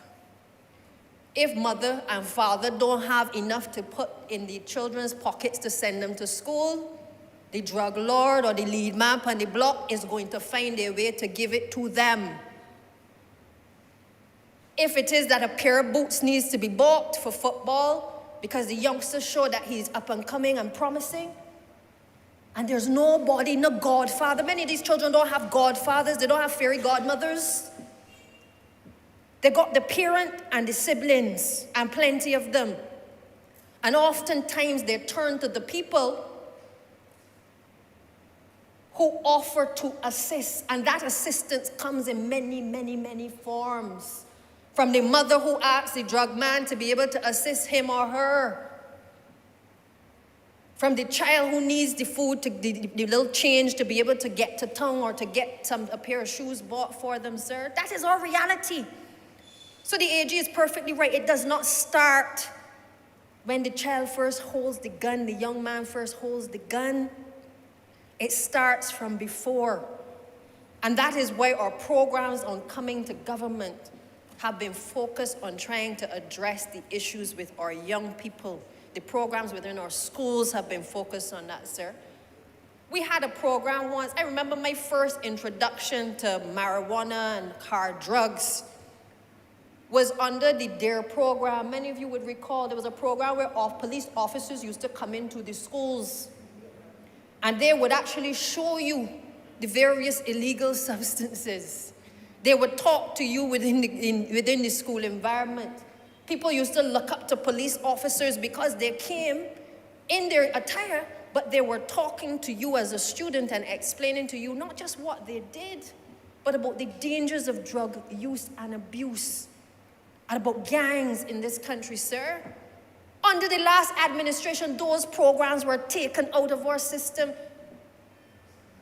And this administration has made that commitment to ensure that our police get back to a level of policing in this country where they are in a position to go back into communities. I have an excellent police officer in St. Michael's Southeast that I work with on various programs, sir. That is it. Community policing is at the core of this. There are many students who, when I was Minister of Education and I would go to the graduations, would ask me, when I asked them, what they want to be when they grow up. Many of them tell you that they want to be a police officer because they admire the persons in uniform. As a young child growing up in primary school, they want to be a police officer. But sir, the difficulty is, and I can talk it straight today, because the difficulty is that by the time they turn 13, 14, 15, and they become more acutely aware of what is happening and about selecting professions, we then have creeping into our society through the music and other influences, A situation where you are told as a young man, you mustn't snitch. That you mustn't tell on anybody who is carrying a gun. That the police, you don't want to be an informer. A lot of these things, and as somebody who has been involved in music and been working with artists all over the world, I do understand the influence that music has on a population, and in particular on impressionable minds. If you are from a certain class in this society, you can hear certain music and it's not going to make you take up a gun, a knife, or anything and become lawless and reckless in this society. But if all that you hear every day is the glorification of the holder of a gun, shooting down people, killing people, not caring about life, sir, that is your reality. And we as a society need to understand that our reality sometimes and the reality of others is at cross purposes. Not for us to judge, but we must put ourselves in a position where we understand that our reality, our ability to make decisions in terms of right and wrong, comes because sometimes we may have a different position. It may be our different experience. We may have the mentors, we may have the sound parental guidance. But there's a large percentage of our people, in particular our young people, who don't ever get that. That is why, as members of parliament and as people who are in a better position to be able to help, I make the call for people to get off their high horse, sir. Get into communities. If you care about what is happening in our society, ask yourself, when last have you been that individual to help a young man or woman, mentor them in some way to be able to help them to make better decisions, sir? How many people can say that? Because sometimes we turn the other cheek. We don't like to deal with these issues. We are afraid to basically step into communities because we don't know what is going to confront us, sir. But the truth of the matter is, the member for the city, many of us in this chamber are able to go into the communities and get to the root cause of the problem.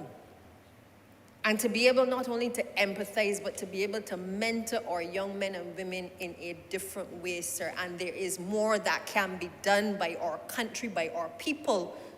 If they say they care, all of our service groups need to do more in order to make sure that not only you have the breakfast programs in communities, but that you have the teenage programs to be able to teach men to be men and boys to be able to grow into men and good men, sir. That corporate entities are able to start back programs within communities, giving back of their time and their services. Because it is the positive influences in all of our lives that have put us here. I heard the Honourable Member for St. Thomas giving me a story this morning about her younger days and how she has progressed in life, even though the start of her early days was not an easy one, sir. You were there with me, Mrs. Speaker, and you heard that her circumstances did not leave her in this position in which she started. But sometimes it requires that adult or that other person to be able to step to the fore to be able to show you a different way. And all I'm saying, sir, is that we all are in this together. This is not the parent whose child has gone astray's problem that was brandishing the gun.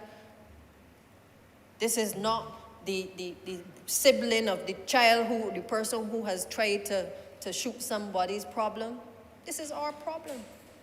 One of the things that struck me when I was Minister of Education was a study that we did on the children who were creating the most challenges within our educational system, the ones that we tend to call deviant.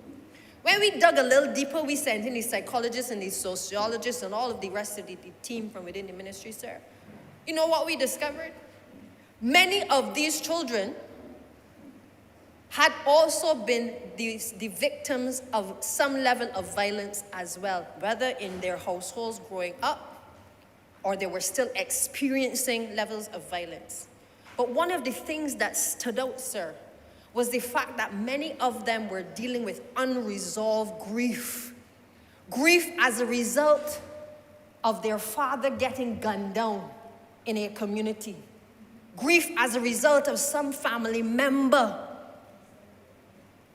being violently taken as a result of whether gun crimes or knives or some other violence, sir. And the reality is that many of these issues, we think that because these young people, they're children, so they don't know any better. But in densely populated communities, I'll tell you this, many of our children, they don't separate the children from the big people talk. So the children hear the same things that the adults are talking about, which in some households, the children, you will hear tell the children, this conversation ain't for you. I have been in households where in tragic situations as a result of gun violence, the talk is talked in front of our young people. They hear who the revenge is going to be taken on. They hear how many shots the person got that took their relative's life, sir. And they must pick up themselves and go to school on the Monday as though nothing has happened. Carrying with them the anger, the transferred fears and angers that the adults have transferred on to them, sir. That is our reality. So when you see the children acting out as well, beg the question, how our children have gotten there. And the call, therefore, is not just for parents or to place blame on parents or to say that the parents need to do more, sir, but for parents to also understand their responsibility to their children as well. That we as a society have a responsibility to our children. That our children are seeing the social media posts of people bleeding to death in the road, gunned down by some other person, sir. That's our reality. Every child now has access to some kind of post on social media. So it's no longer hidden from children the dangers of guns and what violence can do. But when you see it and you don't have a context or an explanation as to that this is not the right way, then you come to believe as well that it is okay as well to post these pictures or in some cases to be violent as well. These are the things that we need to dig deeper into, and parents need to pay attention to that. Our counselors within our schools have to pay attention to that as well, sir. But I couldn't also stand here and say to you that as we talk about tightening the position of the police and the courts in relation to firearm offenses, that we don't also have some issues in relation to how our police at times may treat to their investigation of crime. Because again, I come from a community where I can tell you we don't have criminal activity taking place. It's all over Barbados. But what has been introduced into our culture in recent times is a situation where on any occasion where the police go into communities, you have a situation where people start to whip out their cell phone. And in so doing, it means that the officer is now put under even more pressure to ensure that procedures are followed by the letter of the law, or otherwise they are going to be videotaped and that video gets disseminated to the general public. Now, my difficulty is twofold, because I believe that if officers go into communities, they must do their job, but they must do their job according to the law. If they are going to arrest people, then they need to follow the rules in relation to those measures of arrest.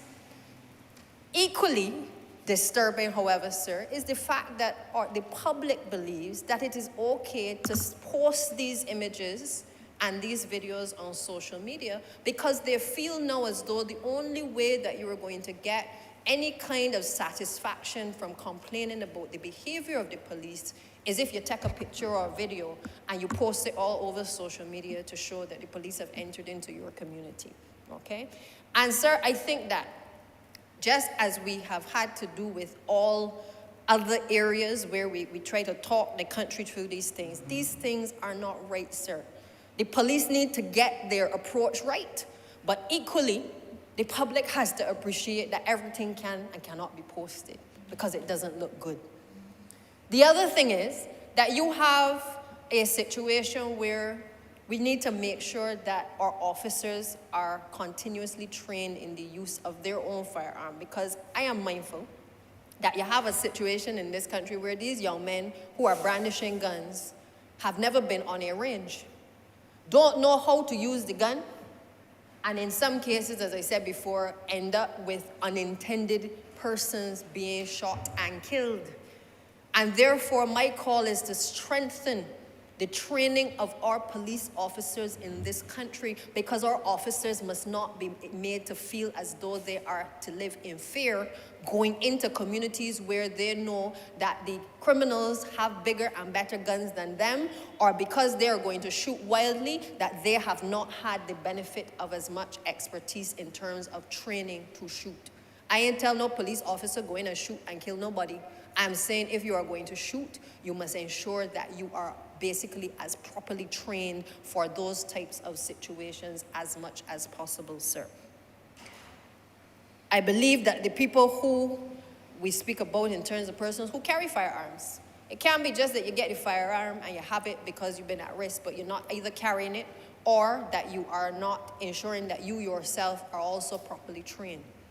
And therefore, those are two areas that I think, both from a police perspective, but also from the persons who carry firearms. There are many people in this country, sir, who have obtained firearms and never go back onto the range to practice. That is the reality, because they probably think they will never use the gun. But I believe, sir, that if you have a firearm, then things must be put in place to make sure that you know how to use it in defense if in the event that a situation arises where you have to use it. I want to, though, commend the Royal Barbados Police Service, because the truth is that I don't know any other institution in this country that has been put under so much pressure within the last few years. And I don't say that lightly. Even during COVID, the police were put under pressure even then. They got a little ease to some extent, but in the same token, a lot of things started to brew within communities that the police are now dealing with, sir.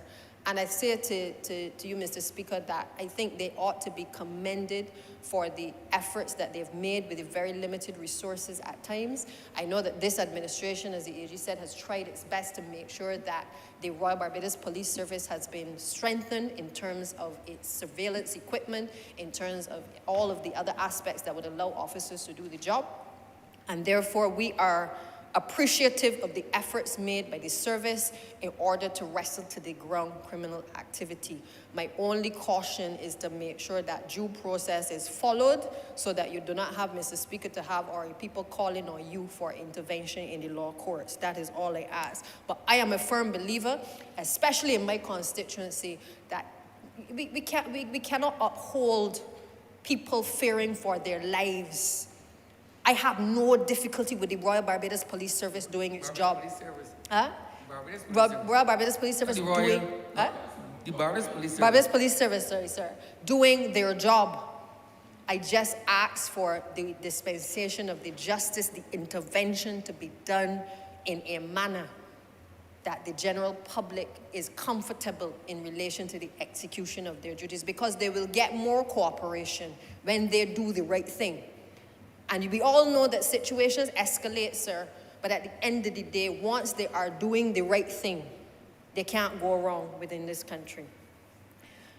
The persons who this amendment is intended to address, sir, are the persons who may be involved in gun crimes and who may be contemplating getting further involved in gun crimes, not the ones who have already racked up a number of criminal convictions. We're dealing with the ones that are on the verge of committing, because we have a responsibility to protect this society. And it isn't just about tightening it so we lock away a couple people and get them off of the streets, sir. I would want to see that in terms of our rehabilitation, that we take another quick look at the rehabilitation in our prison.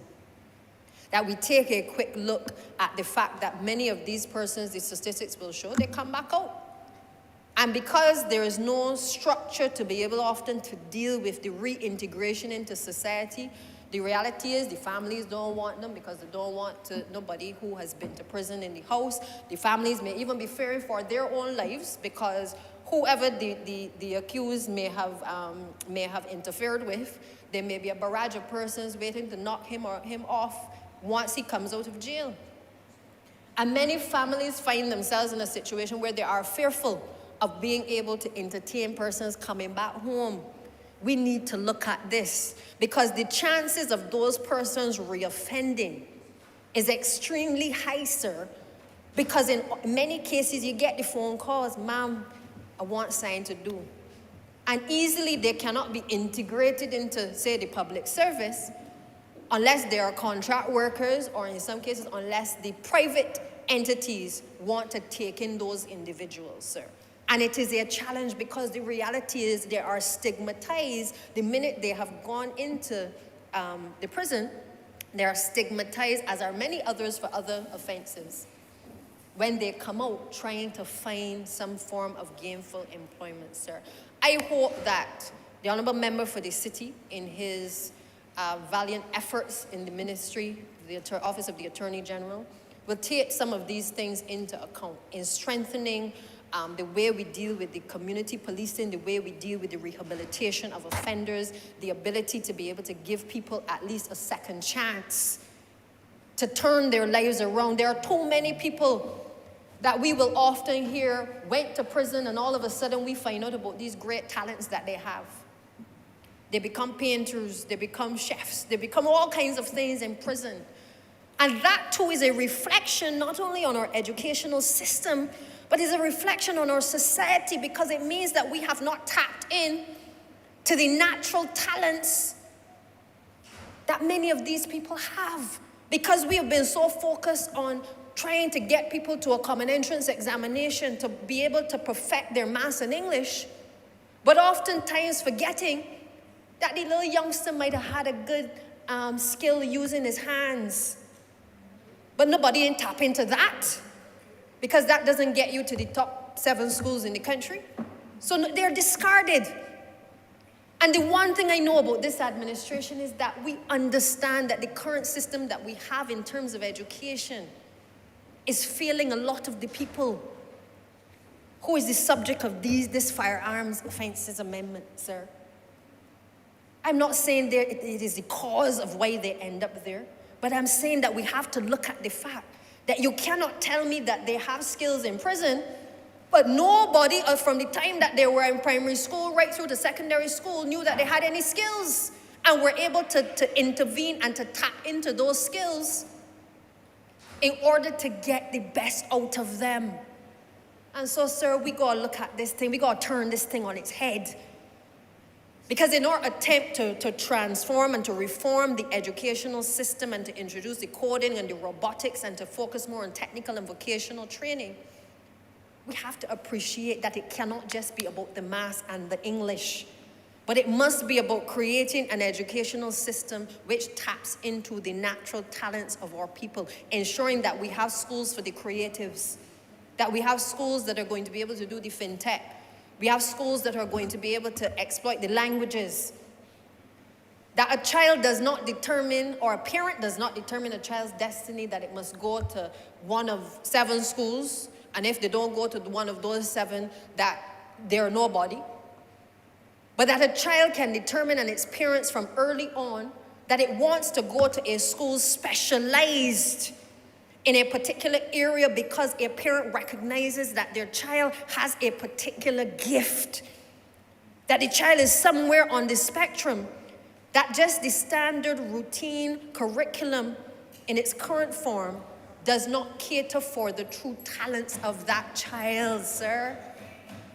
And there were statistics done in relation to the persons who have been convicted of offenses at the prison. And you will see the statistics in terms of the schools that many of these students came from, sir. We need to fix that. Because otherwise, we become a part of the problem if we do not start to accept that the system that we have has served us well, but it has served some of us well.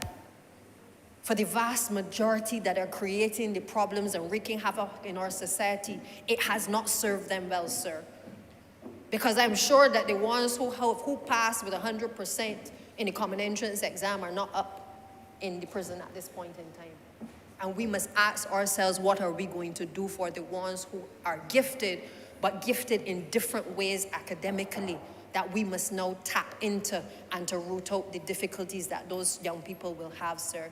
This bill must send a message to the society that we are serious about gun violence, that we are serious about violence in this country, that we are not prepared to allow a society to back down because a few people in our society have difficulty with conflict resolution. It is also to send a message that while we intend to enforce the law, we're going to increase the number of judges to deal with the backlog, that we also don't intend to stop there, but we also understand and intend to address the social dislocation that is existing in our society.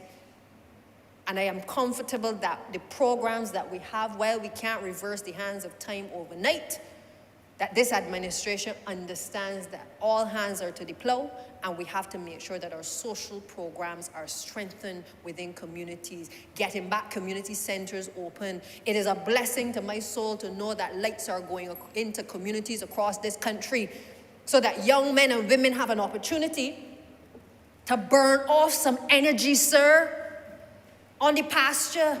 Because the thing within communities in the city in particular is that in the St. Michael areas is that once you have activities going on, you have a reduction in criminal activity. It don't mean a fella ain't gonna sell a little sign here and there, sir. But our reality is that at least, as I tell the police, you know where people are. If they're on a football field or they're outside playing a 2020, you know where they are and you can police where they are. Our biggest problem is that sometimes we're not realizing that when we don't put in these programs, we leave the youngsters to go all over the place, giving the police even more stress. That is the reality, sir. But our programs are designed to try to bring back community life, to ensure that we strengthen our social programs so that we can deal with it. So whether it is our housing, whether it is the additional lights, whether it is the additional playing fields, whether it is ensuring that the social service reform is done so that people do not feel as though if they are struggling, that they are not treated with human dignity, sir. It is a whole of government approach, it is a whole of society approach that this administration has have to embark on in order to turn around the tide that is sweeping through our country, sir. And so I could not, therefore, not be here and not participate in this debate. I want to thank the Honourable Member again for St. Joseph for introducing this amendment, and certainly the Honourable Member for Christchurch East, who I believe has also weighed in on other aspects. I know he will speak to the issues of the sporting provisions within the bill. But just to say, sir, that I'm fully support it, and therefore with those few words, sir, I'm obliged.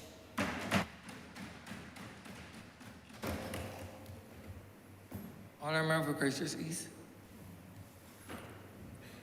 Sir, I rise to weigh in on the Firearm Amendment Bill 2022, and I realize it has become my lot, and I happily wear the hat, sometimes to break down into simple language for the public what the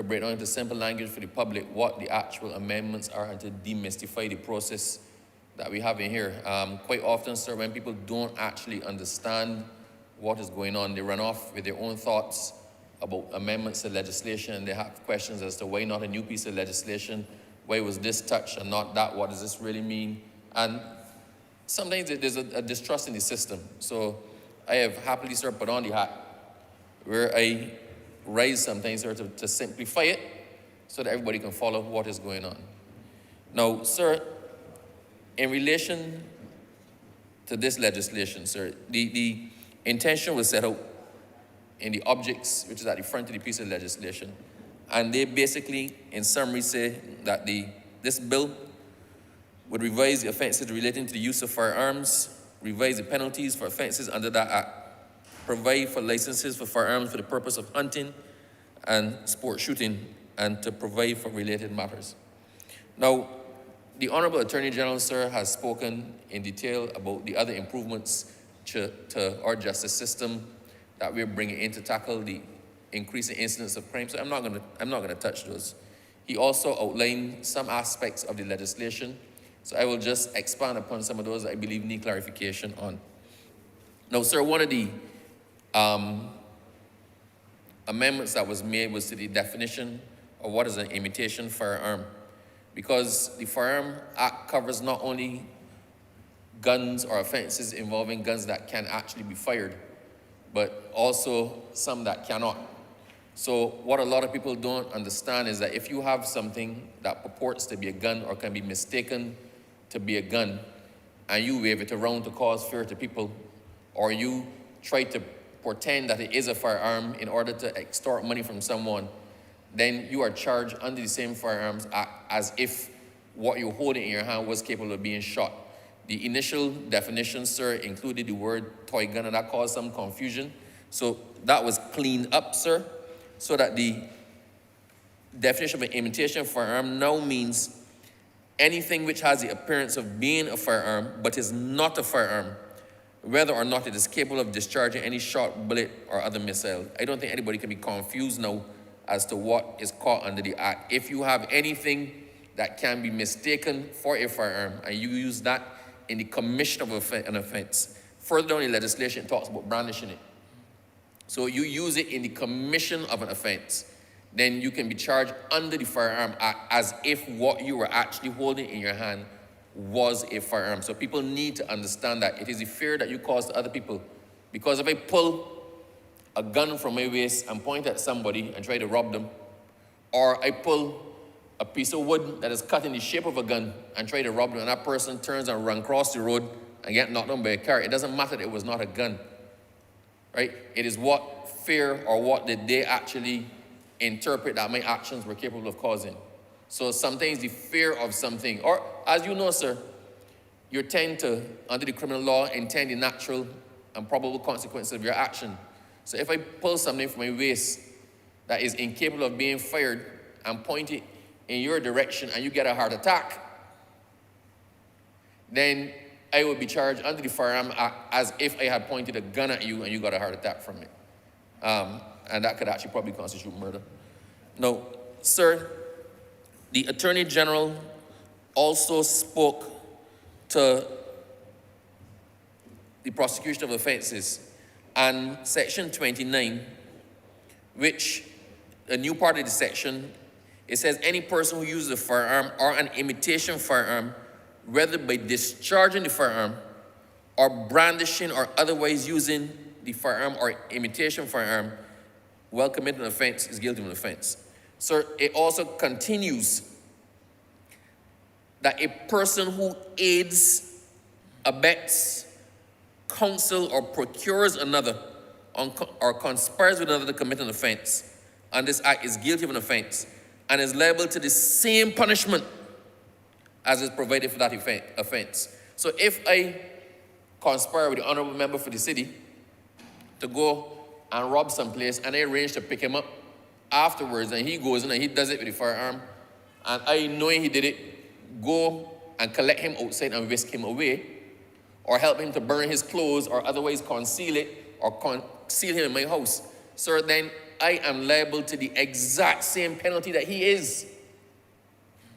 So people need to understand now, it is not simply if you do it, but if you aid someone in evading detection or aid them in committing the crime, you are liable to the extent that they are as well. The government is removing all of the gray areas in its intention to deal with firearms. The harshest possible penalties are being provided for, so no one can be under any doubt whatsoever as to the position that the government is taking in relation to illegal firearms or firearm offenses. Now, sir, one other thing that I wish to clear up. The Attorney General had indicated as well that if you are charged with offenses under the Firearms Act, then if you have multiple charges, then the sentences are concurrent. We know, sir, that quite often you hear people don't understand what's the difference between consecutive and concurrent. Quite often you hear somebody is found guilty of X charge, charge 1, charge 2, charge 3, and the judge at the end said that these sentences run concurrently. It means that all of them are served at the exact same time. So if you have a 1 year, a 2 year, and a 5 year, you will serve 5 years being the longest sentence. Now, what this is saying is that if you have charges under the Firearms Act, for every penalty or every sentence that is levied on you, that sentence is in addition to the sentence for the other one and for the other one. So if you have 3 charges and the judge sentences you on all 3 to time, you add that time together, and that is what you actually serve. Now, that is very important for people to note. But it goes further, sir. It goes further. And this is to show how seriously we're taking this. If you get convicted of a firearm offense following this amendment, then the penalty that you get is served in addition to any other sentence that you are serving at the time that that offense was committed. So, if, sir, I had a charge for weed, I guess, or trafficking, and you got a 5 year for that, and I am then convicted of the firearm offense, and I go to jail for that too, I start to serve my penalty for the firearm offense when the 5 years for the other one has run out. So I don't want people to actually be confused. So it's not a case of you go and you plead guilty to a whole set of things and you just get it time, you throw in your towel and you serve out. Any sentence that you get once this legislation is now passed is tacked on to any other sentence that you are serving. So for the firearm offenses, the sentences are clear, they stand alone, and they're added on to anything else that you might be serving. Now, sir, this is a departure in terms of sentencing or recommendations for sentencing or penalties, sir, than we have anywhere else in our law. And it shows that the government is serious about what we are doing. We have carved out a space for firearm offenses. We have carved out specific legislation. We have created more judges to deal with it and bring it under control. And we also say, in addition to that, the sentences stand alone. Now, sir, in relation to the minimum sentences, sir, we do know, and the Attorney General did speak about it, and he said that minimum sentences have been found to be unconstitutional in a number of jurisdictions. The Privy Council has found it, sir. I think the CCJ has found it as well. So although it is for us to prescribe what we believe a minimum sentence should be, we must, at all points in time, retain to the judge the discretion to vary from that sentence. And we wrapped it up. Certain examples are given as to what should be taken into consideration if the offender was below 18 or whatnot. But also, sir, the judge has the criteria of exceptional circumstances. The law can't provide for every circumstance. And judges know what exceptional means. It's a legal term, it's a term in common English. If there is a circumstance in front of the court that the court cannot ignore, then the court has the discretion to take that into account in prescribing. The other things, sir, under that particular section, where for the initial charge or the initial offense, the penalty is between 10 and 20 years. There's also a provision there for a fine of $100,000. So if, sir, the judge decides to not give you the harshest possible sentence, so on your first offense, they decide to not convict you with 20 years or not sentence you to 20 years, the judge still has the option, sir, to give you the 10 years, but tack on a $100,000 fine on there, which is usually an alternative fine for further 10 years or something. So we are making sure that even when leniency is exercised in terms of time to be sentenced, that there's still a monetary component, that you may not get the years, but you will get years plus money, which if you don't pay, yields other years. I hope I'm making myself very, very clear. I'm looking at some who are the laypersons inside, sir, and I'm gauging by the nodding that it has been clarified. Now, sir, the other provision that is made in this amendment is for the creation of 2 other categories of licenses. As it stands now, sir, the license regime consists of a have, use, and carry permit. There's only one license that is prescribed under our laws as a have, use, and carry permit. So everybody who applies for firearm, technically speaking, has to satisfy the exact same criteria for have, use, and carry. Now, sport shooting is a big thing in Barbados, sir. A very big thing in Barbados. And those who wish to shoot for sport, an anomalous situation, sir, was created where the police took it upon themselves some years ago to use a stamp, a rubber stamp saying for sporting purposes.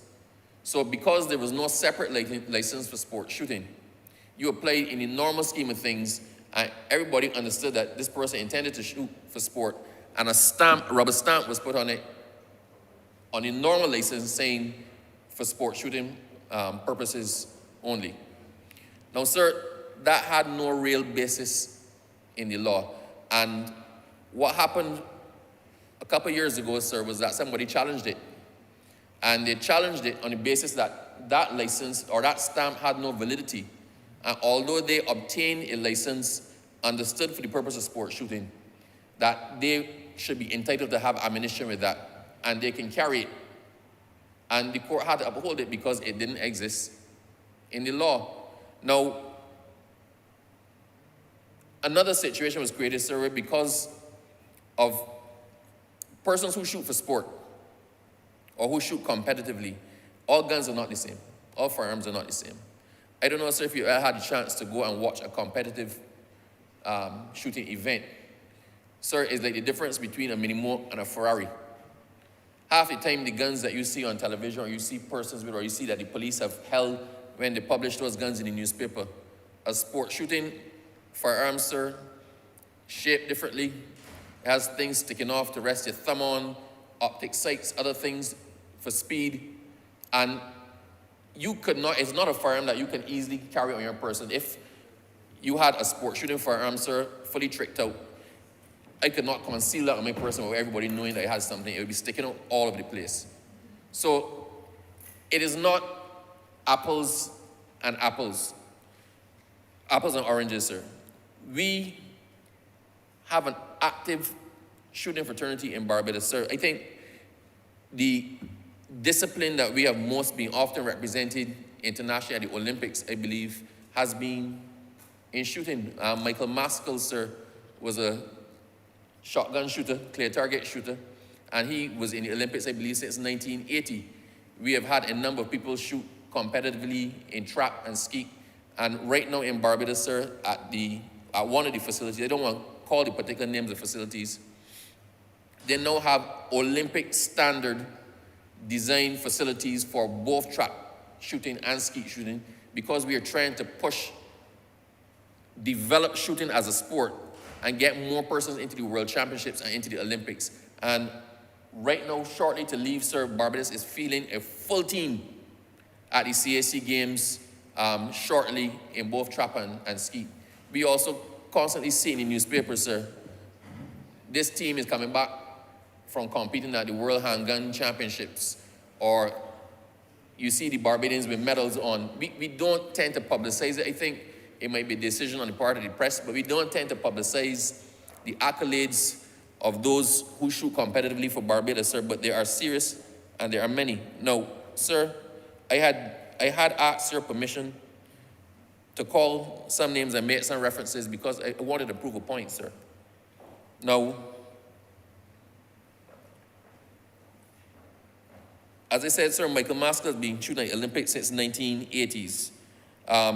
We've been sending shooting teams to the World Handgun competition since 2014, and we're now fielding full teams in the production and standard divisions. Barbados teams have been on the podium in regional events in Grenada, Trinidad, Aruba, Suriname, St. Lucia, Jamaica, Martinique. And we are sending a full track team and skeet shooters to the CAC Games in Peru this year. Sir, with the ISSF Federation, teams from the Barbados Rifle and Pistol Federation have medaled internationally in 22 rapid firing air pistol, and they recently came back from Guatemala where the team won 2 quarter spots for the CAC Games.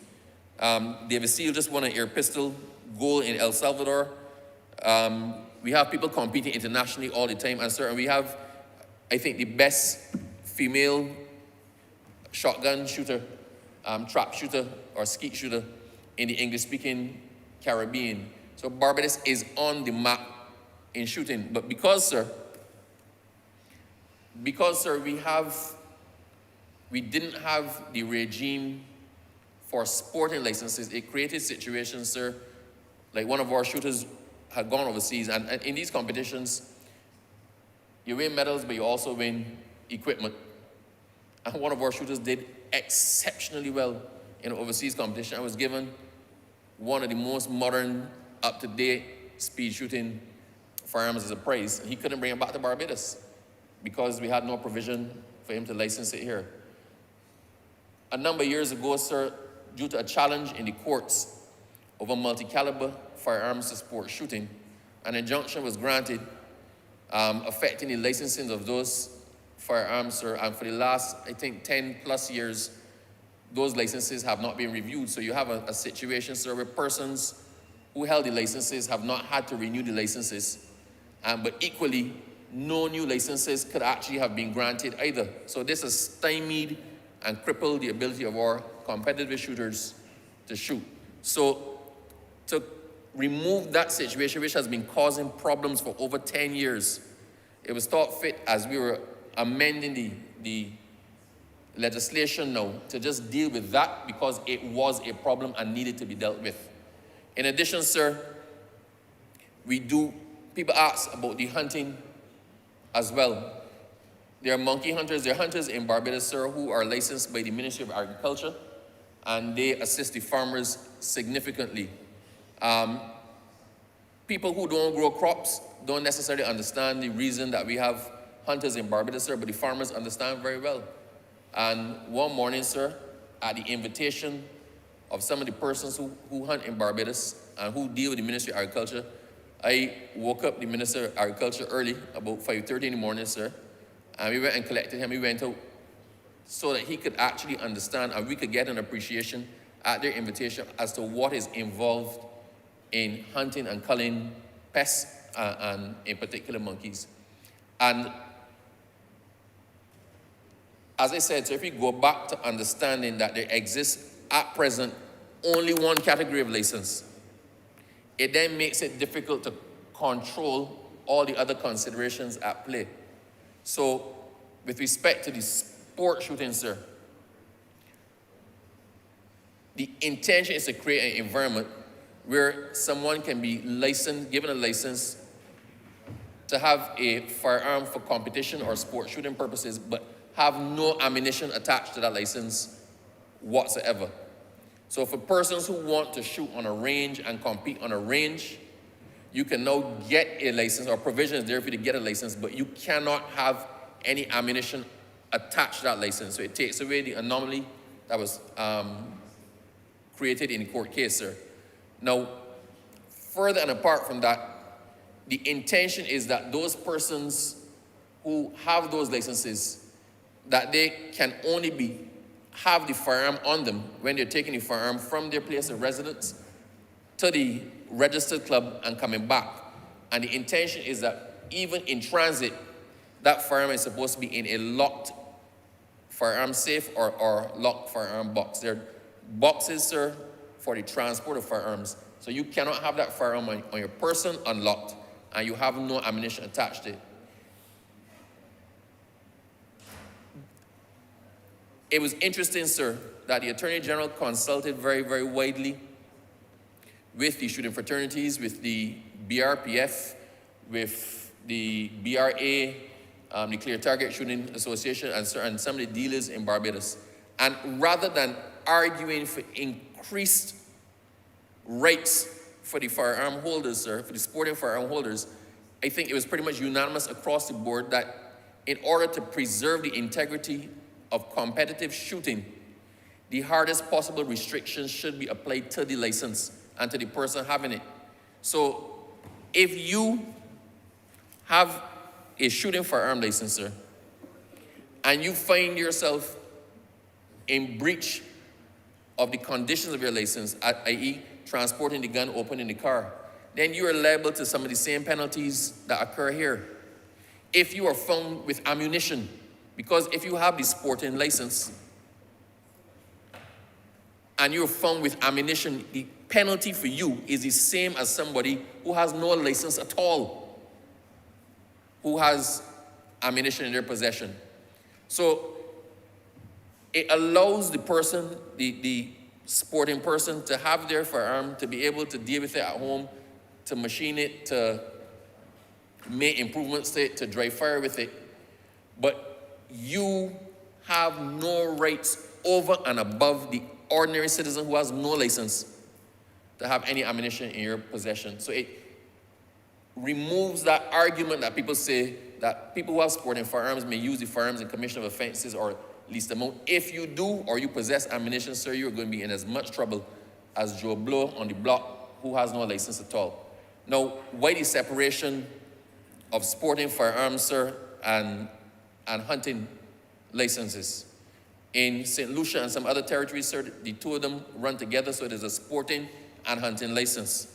We took the liberty of separating it in this amendment, or creating a separate regime, because hunting necessarily involves firing. A person going to hunt or cull monkeys, when they leave where they're going, they're heading to where the monkeys are, where they're reported to be, where the farmers have called them to come to. So they obviously have to travel with ammunition and be in a position to use the firearm at a place other than a range. So the hunting licenses must necessarily attract some ammunition accommodation.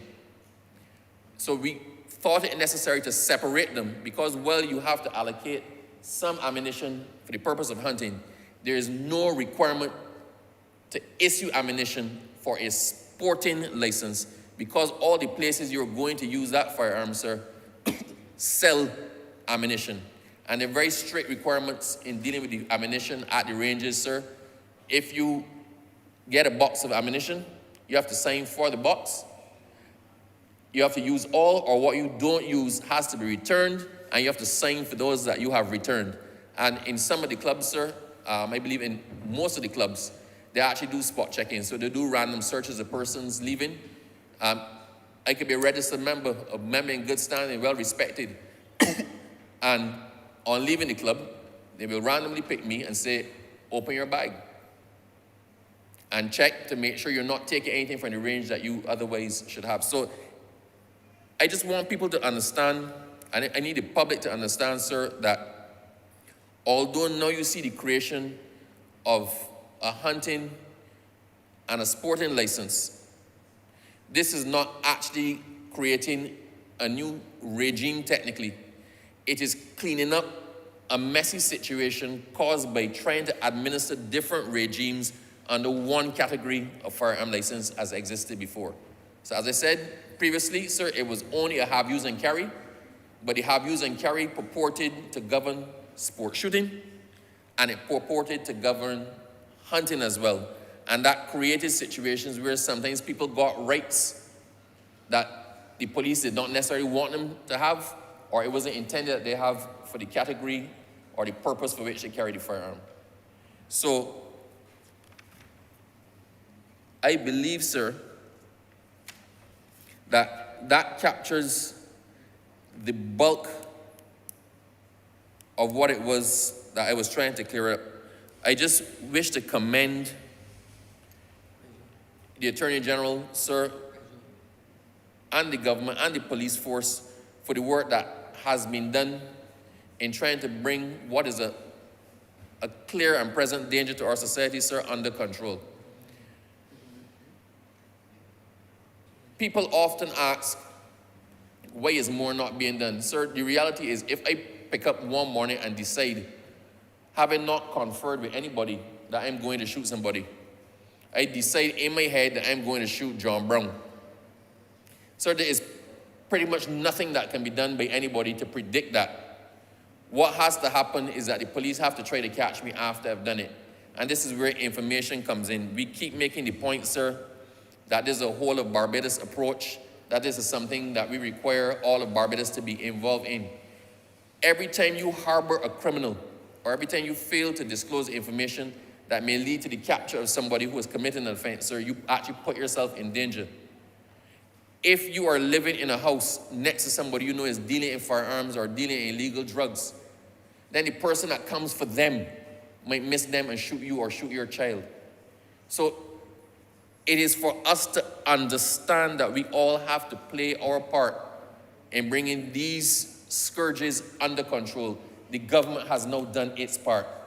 We have shown our seriousness, sir, with the increased penalties, with the increased capacity in the court, with the innovations in the amendment bill in terms of consecutive sentencing, the sentencing plus the fine, and mandatory minimums except in exceptional circumstances. The government has shown its intention to have a zero-tolerance approach now to the use of firearms. It could not be any more clearly stated. The government has now done its part with respect to the legislative framework in trying to bring this under control. It is now time for the rest of Barbados, sir, to actually step up and let us play our part as well. Let us play our part. If we see something, say something. If you know something, tell someone. At the end of the day, sir, by giving up a piece of information, the life you eventually save might be your own. Now, sir, unless I can assist any further, I hope that I have served in some way to clarify, set a context, and to explain some of the intricacies of the legislation in a way that people can understand. And having said that, sir, all that's left for me to say is that I fully support the amendments to this piece of legislation. Thank you, sir.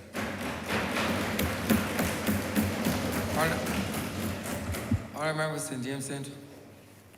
Mr. Speaker, I think that this would be an appropriate time for us to move the suspension of the House until 2:35. Question is that this honourable chamber be suspended until 2:35 p.m. All those honourable members in favour, please say aye. Aye. Those against, please say no. We think the ayes have it. This honourable chamber stands suspended until 2:35 p.m.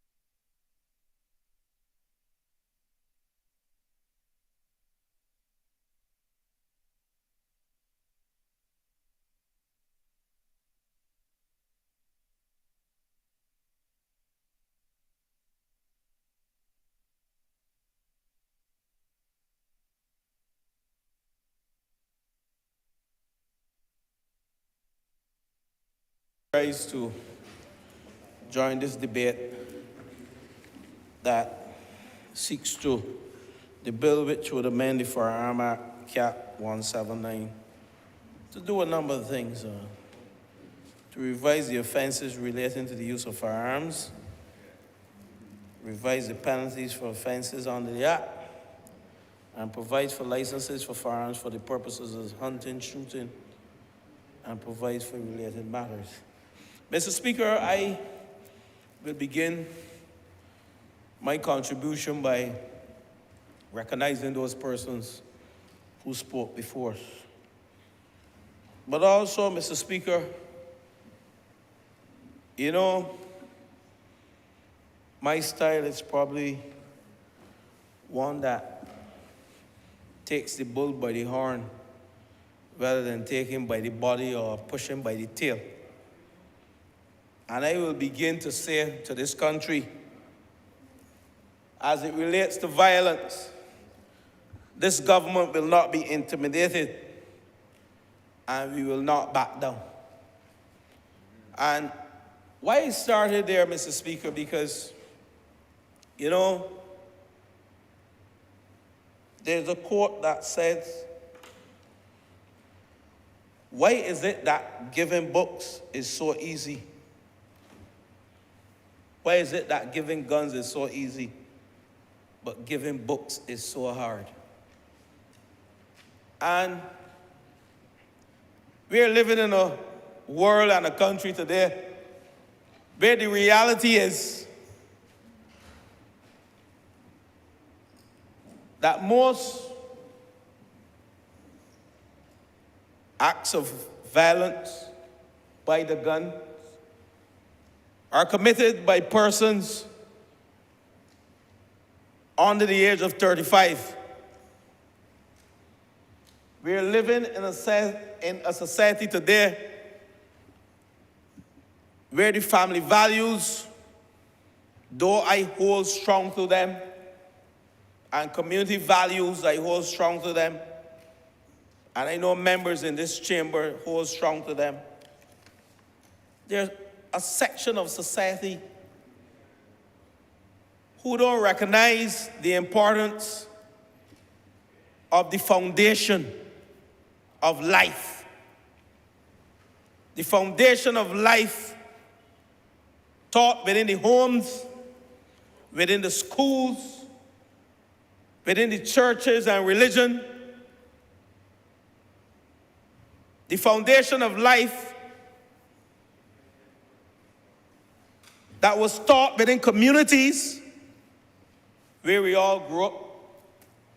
And the communities where we aspire to be good communities where we can raise our children and feel proud. They don't have to go to university, members. But values are more important, in my view, than going on the hill. Because there are many people in this country who hold strong to values from within the communities, within the churches, within the homes, within the communities, who then go on the hill. So do not for once think that I am speaking about academia in my discourse here. Because we can have some hardened criminals who went on the hill too. But the question is, member for Christchurch South, do they truly have the values that you and I hold dear to? Member for St. Philip North, do they have those values? So I'm here today for the next 10 minutes to speak on this bill that is before us. And I go back. Why is it that giving guns is so easy, but giving books is so hard? And I utter those words because it starts within the homes. It starts within our community. And I heard members today member for St. Michael Southeast, member for the city, member for Christchurch East. The Attorney General, member for St. Joseph, spoke glowingly about what we as a country will do with respect to this legislation. The fact that we have indeed increased our judges, the fact that the backlog will be dealt with, and that persons who commit offenses, we will run the trials. A person who may go to jail for the use of a firearm and come out for some lesser offense will be run concurrently. But I wish to posit, though, and I said earlier that our challenge in this country,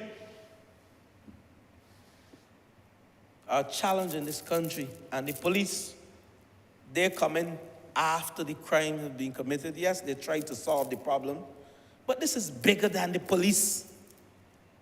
And when you're going to point to the member for St. Joseph and ask him to resign, you should point to yourself and ask yourself the question, what have I done to create a just society?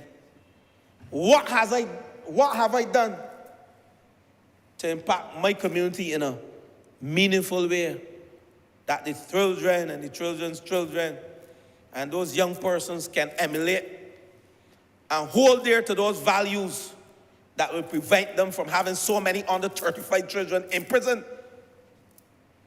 Don't point to the Attorney General. Don't point to him at all. Let's point to our homes. Let's point to our communities. And I will get to the ministry that I believe is fundamental and central to us resolving some of these issues. I once was in that ministry. Is now being run by the member for St. John. Don't point to the Attorney General.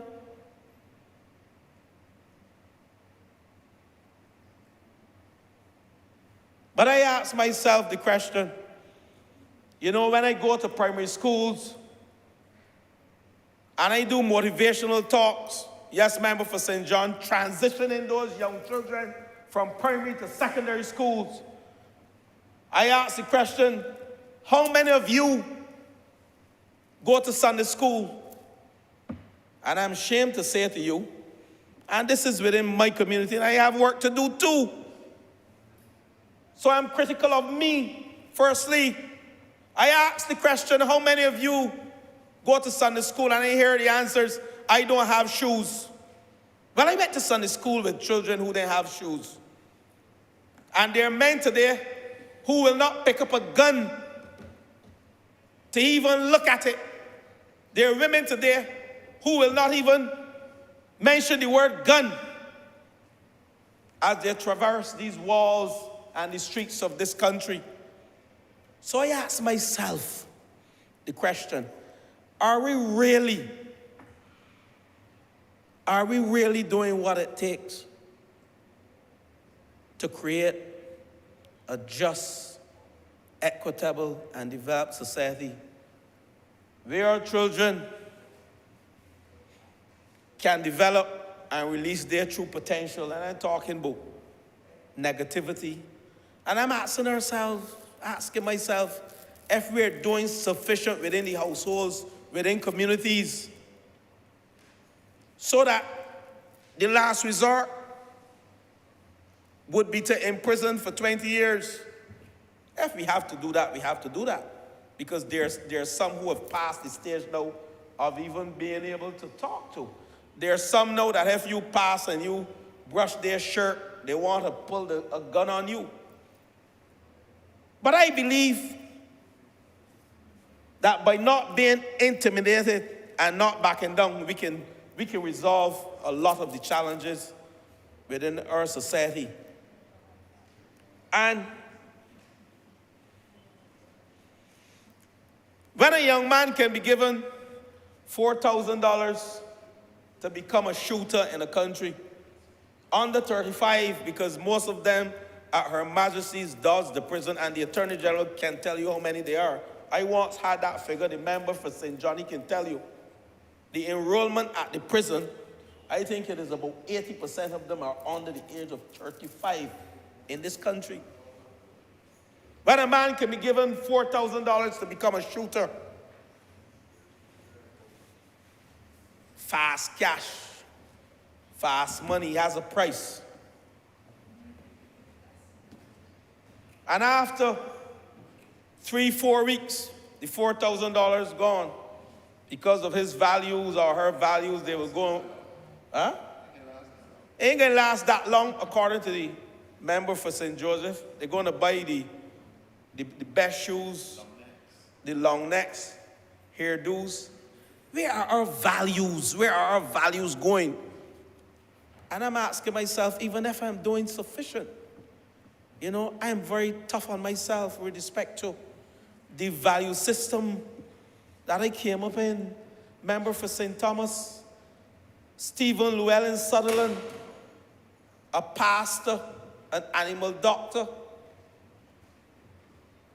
In those days, never went to medical school. They used to call him that. A lay preacher. An agriculturalist in his own right. I am asking myself, and I'm answering the question, if I'm doing enough, and I'm speaking for others, not just Dwight Sutherland, if we're doing enough within the churches, in the communities, to help these young people. And I'm going to go to a place now that I may be criticized, and I don't mind being criticized, because when I leave here this afternoon, I am going to a gospel concert at my church, at Ellerton Wesley Holiness. But I'm asking the question whether the churches, well endowed with cash,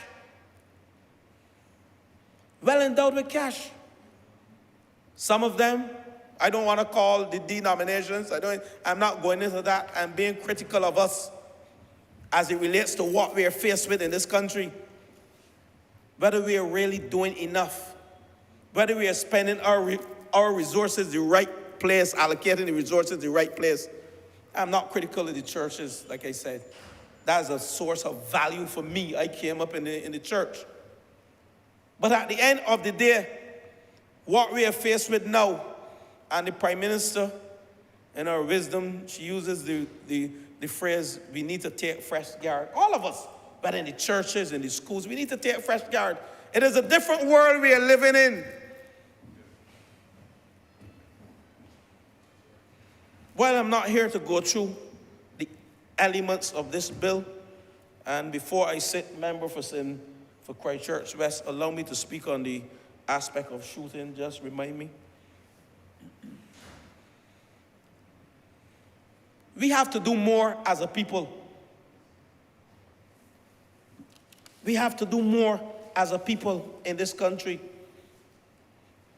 Building a sense of community, or a sense of self, social identification, and commitment to caring starts within communities, within the homes, within the churches, within the schools. I'm sympathetic to the member for St. Joseph in this discourse, and any Attorney General for a matter of fact, because at the end of the day, it's not the police alone who can solve this problem. So we can put all the necessary legislation in place to deal with those who have committed the offenses and try to deter them.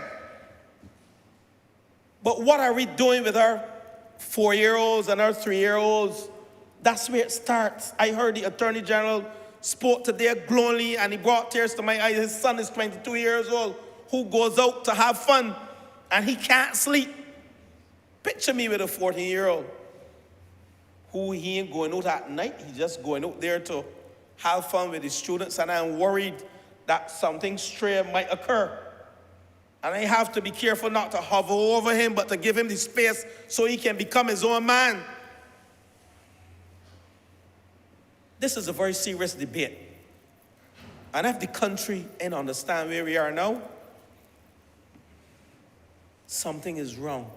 Let's stop pointing our fingers and asking the Attorney General to resign. Let's do some introspection among ourselves and ask ourselves, what are we doing to assist these families, these vulnerable families? What are we doing to help our communities? And I pulled up, you know, I didn't plan to speak, right?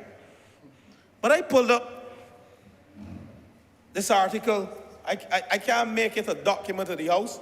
There's no reference, Mr. Speaker, but permit me, Mr. Speaker, stop the violence in our community. It is easy to say you're against violence, but actively working to make the peace in your community is a little more difficult. It means you understanding what violence is, and you know it when you see it. And let me tell you, in June of this year, the Attorney General, I was traveling on Highway 2A, taking my son to school. And the Attorney General sent a message to me. This person just got shot, or this person got shot. I can't remember Dale. Sorry, the AG. And when I recognized the name was one of my campaign workers, who since 2013, I left my son with him when I went Mount platforms, whether in St. Michael's, Southeast, platforms in St. Joseph. I recall I have a picture of my son with him in St. Joseph. Bathsheba standing, member for St. Joseph in 2013. Having been with him a week before, with the member for Christchurch South at Brayton watching cricket, and introducing the member for St. James South to this young man as one of the men who don't let me turn. Then taking him back home in that community of Greens, him and his other friend, Kevin Howard, two of them. You were there with me. At Brayton, well, he said not with me, but he was there. He's very, you know how he is, how the lawyers are. Yeah. You know how the lawyers are. He's in court now because he's going to speak shortly. So he's getting it right. But when I dropped him off, I never thought that I would receive any message from the Attorney General to say Romain Mears has been shot dead in the St. George community.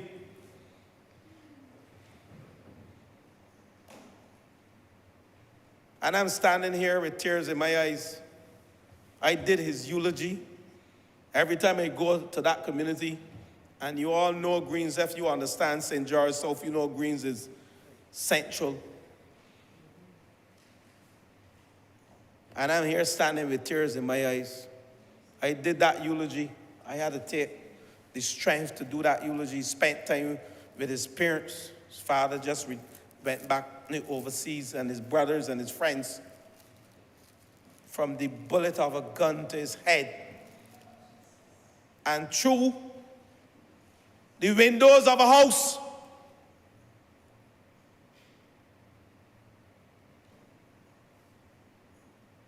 And I stand here asking myself, Dwight, have you done enough to really address this problem within the communities? I didn't ask the AG that. I didn't ask the police force that. I asked myself, as a community leader, who's the president of a club, who form clubs, who go into homes, have I done enough? I question me. My friend is dead at age 27 years. Member for Christchurch East Central. Yes, you're looking at me. It is painful, me standing here to discuss this bill. But one person's gone to jail for him. But can I put a dollar value on his life? How many persons you can put in jail to bring him back? You ain't going to bring him back. And I'm asking myself, have I done enough as a community leader, as a parent, as a mentor, to really quell this violence? Yes, the act of AG, and I am pleased that this government, we have done Tremendous amount of work. And I'm going to mention some. I don't want to steal the thunder of the member for St. John, but he would understand. I was there in that Ministry of Youth that I think is probably one of the most important ministries in this country. That Ministry of Youth. We started an anti-violence campaign and people laughed at it because we painted bus stop with Stop the Violence. That was part of a broader picture.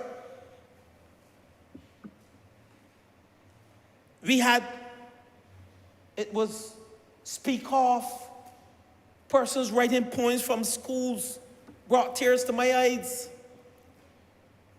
An anti-violence campaign, and it should be broader across the country. And I compliment the ministry for it. And that's the ministry that treats, if we want to categorize youth as under 35, that's the ministry that treats with it. Member for St. John, I'm not sure what the category is now, because you might have adjusted it through policy. I haven't looked at it, I haven't seen it. But under 35, we speak about. And I'm saying to us that the time has come where this country must recognize that the future of our country, if we don't put measures in place, and this government continues to put measures in place to address the issues within education.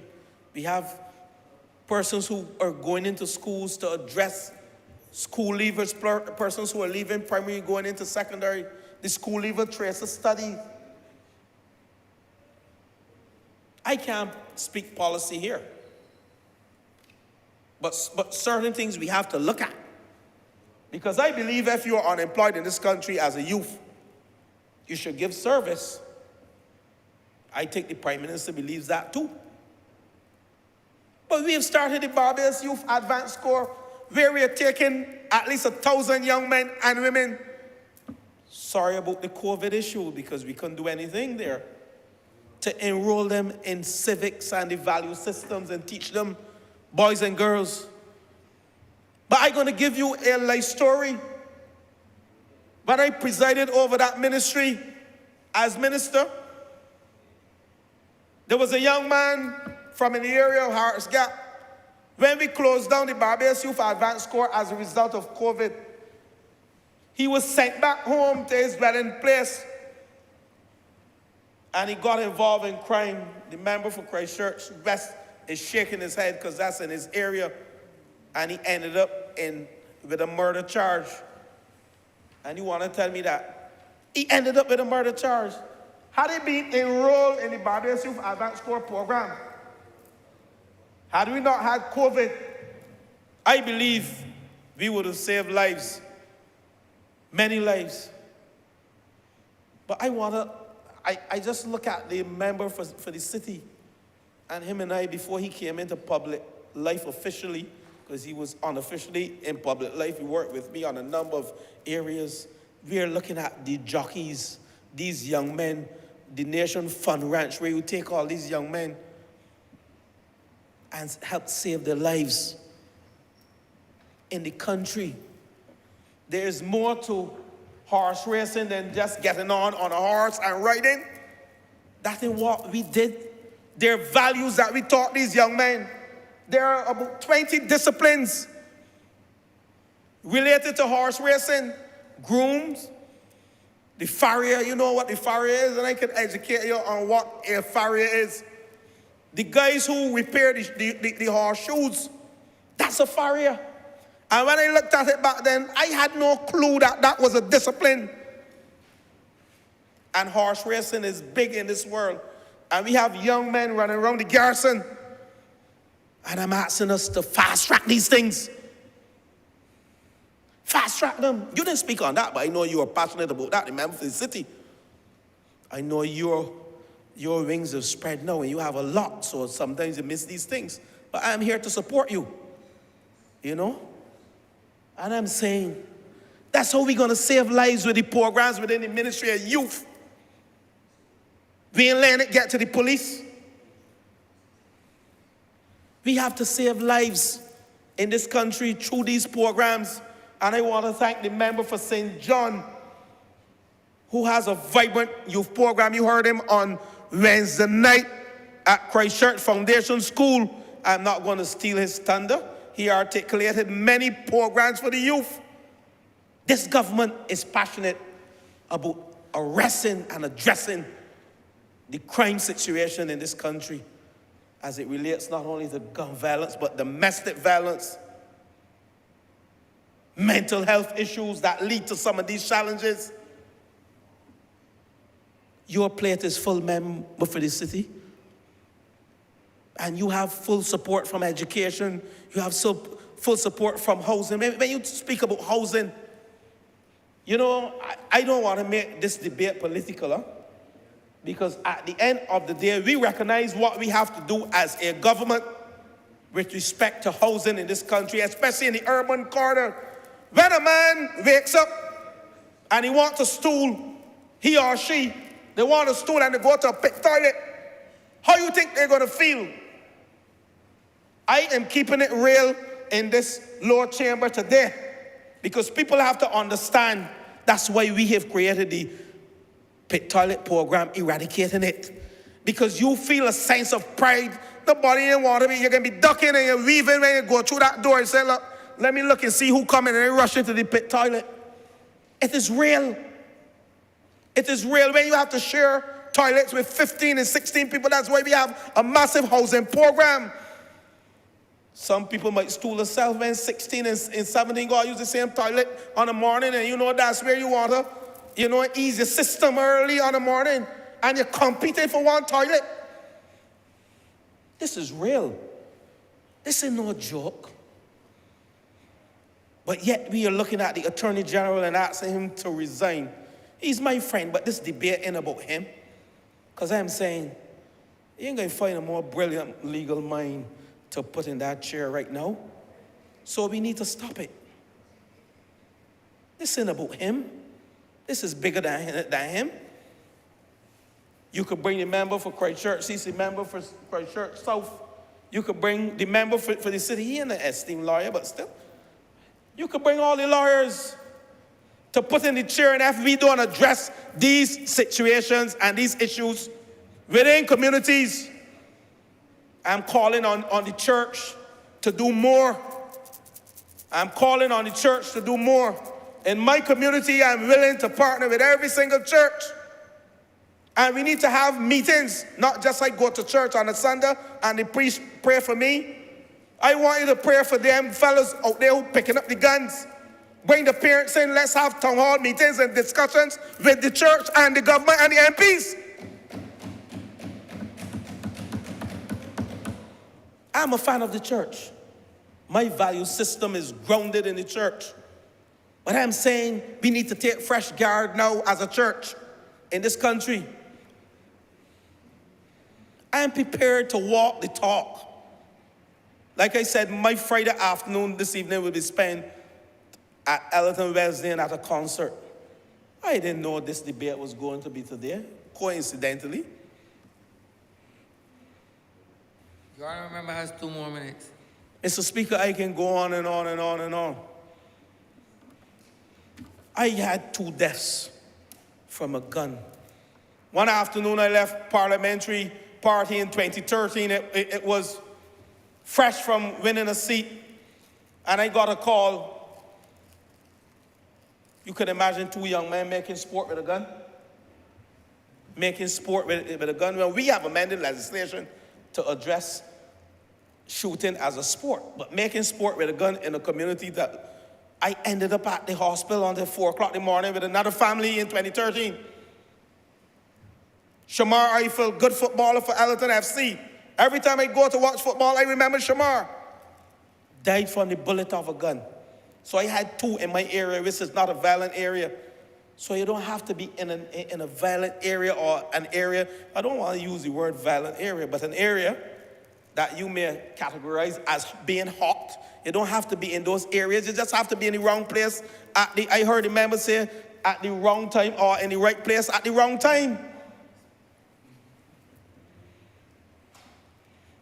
Mr. Speaker, while I want to commend the Honourable Attorney General and his team for the legislation, the fact that we can amend legislation to allow shooting to be recognized as a sport, and persons who are engaging in shooting to be allowed to carry firearms only for that purpose is indeed progressive. Because it is part of building an economy, it's a sport. And you have persons coming here for several, and I listed some of them.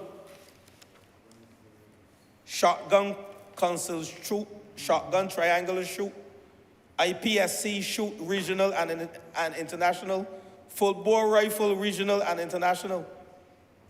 This gives the potential of hundreds of persons to come to these shores when they recognize that this country is progressive, forward thinking, and it has placed in its legislation amended the Firearms Act so that shooting can be recognized as a sport worldwide. This is progressive.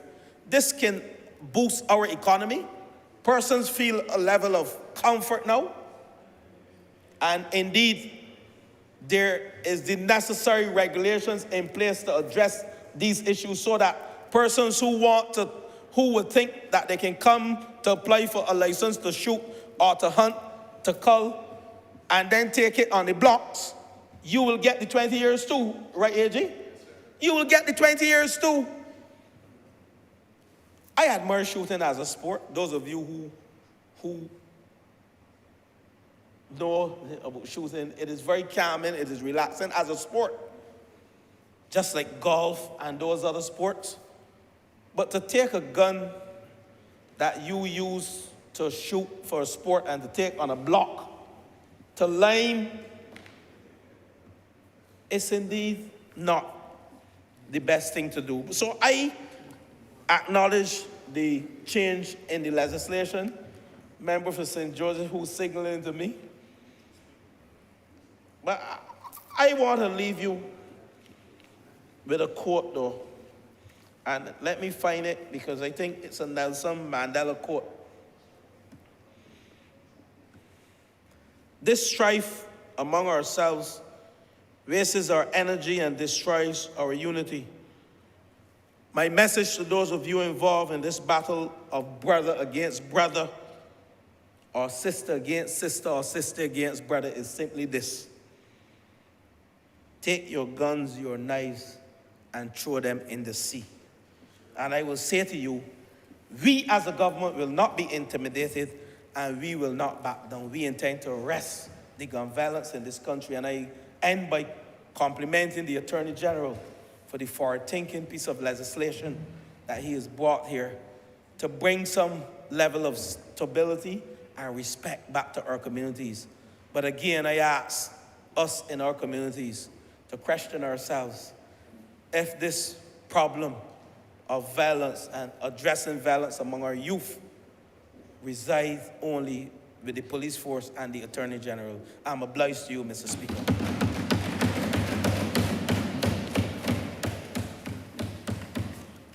Honourable Member for Christchurch South. I'm obliged to you, Mr. Speaker. I believe the business of today is meeting that constitutional mandate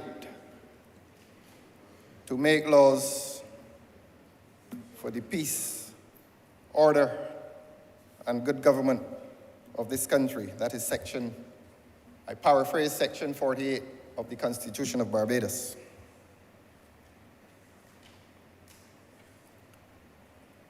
We come to this debate, sir, in a social climate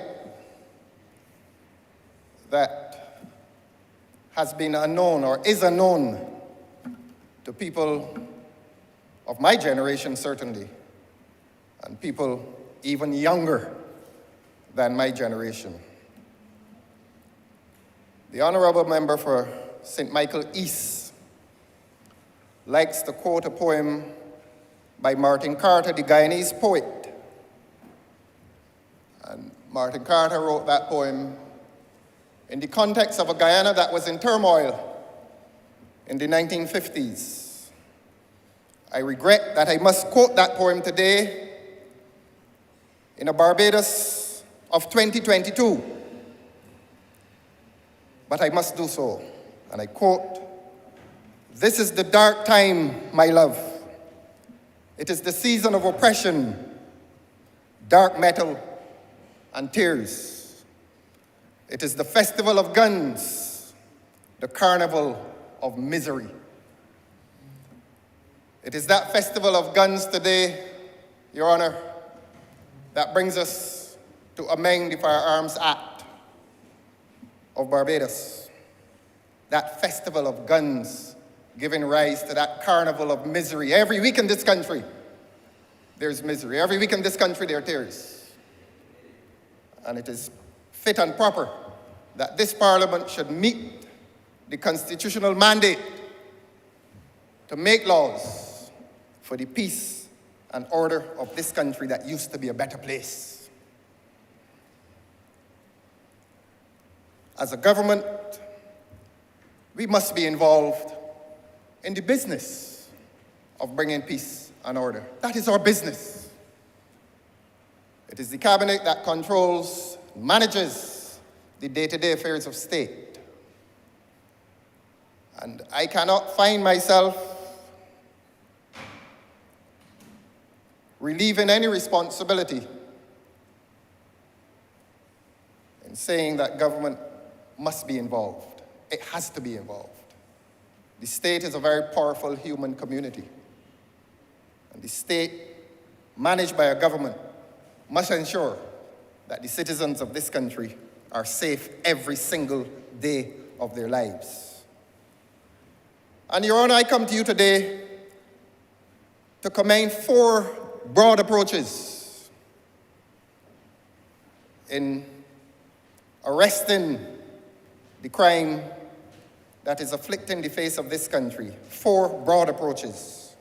And I will name them in order of their immediacy of effect.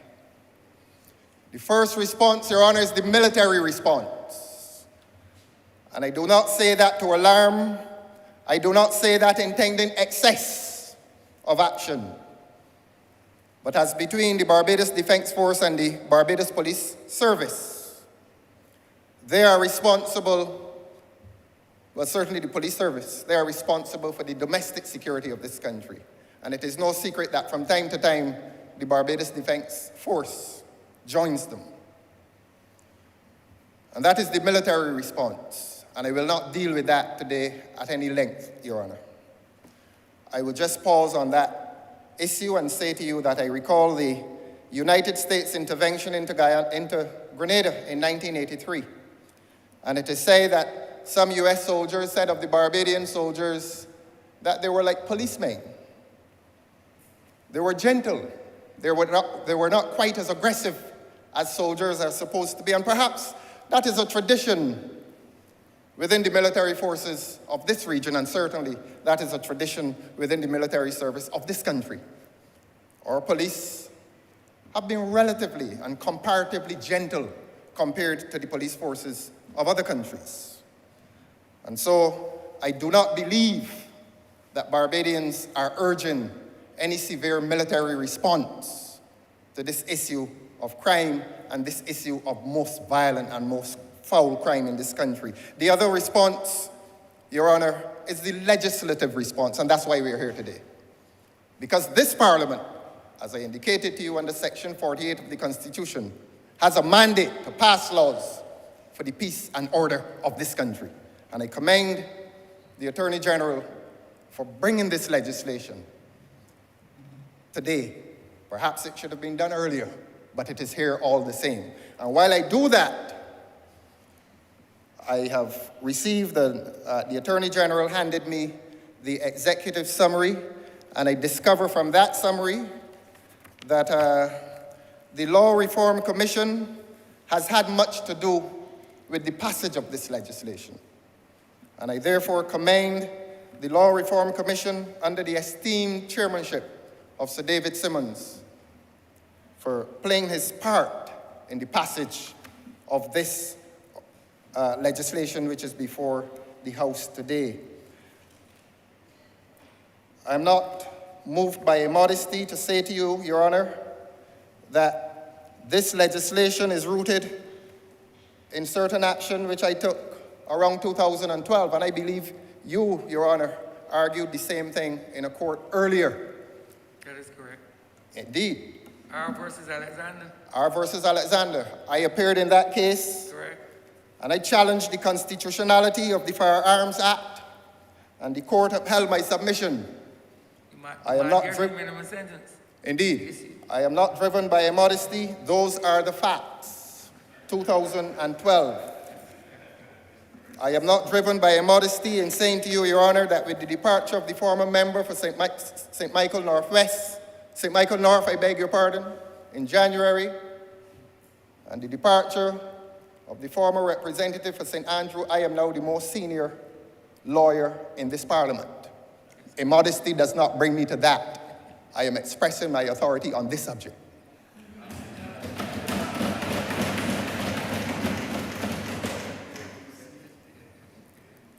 And when the Law Reform Commission was established by this Attorney General, I commended him for bringing legislation that was perhaps the most significant.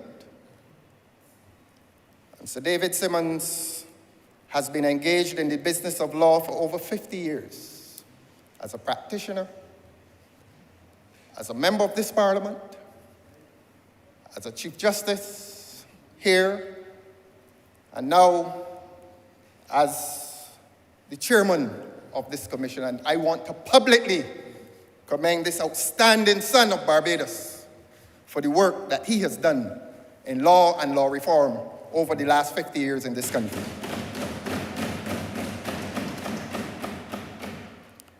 Your Honor, I've looked at two responses which this government must participate in, the military and the legislative. There's the socio-economic. And all ministries must join in socio-economic reform, Your Honor. We know that a country is not stable unless its people have fair access to the basics: food, housing, and clothing in adequate amounts. And that is why every government pursues the issue of employment. And it is not an ideal to try to have full employment in a country. It is just that every man and every woman and every child in this country should have fair and equal access to those basic needs of humanity. And I therefore commend the government again. I represent a constituency, and I will make a public confession now. I represent one of the constituencies that is probably among the most stable. It's a Christchurch constituency. But there are portions of that constituency, and this is my confession, that I would have found it extremely difficult to return to some of those people if this government did not give them employment. And it has not been the most glamorous employment, Your Honor. But I would have felt very guilty. I would not have been able to face them. And I rejoice with them every morning when they are able to leave home and to engage in employment, and beyond the engagement in employment, to engage in acts of dignity. Employment brings not only money, but it brings dignity to the lives of people. And again, whoever is responsible for it, whoever are the economic planners within this government, I express gratitude on that small number of persons, small in number but significant in their humanity, who have been able to find work with this government. I express gratitude, Your Honor.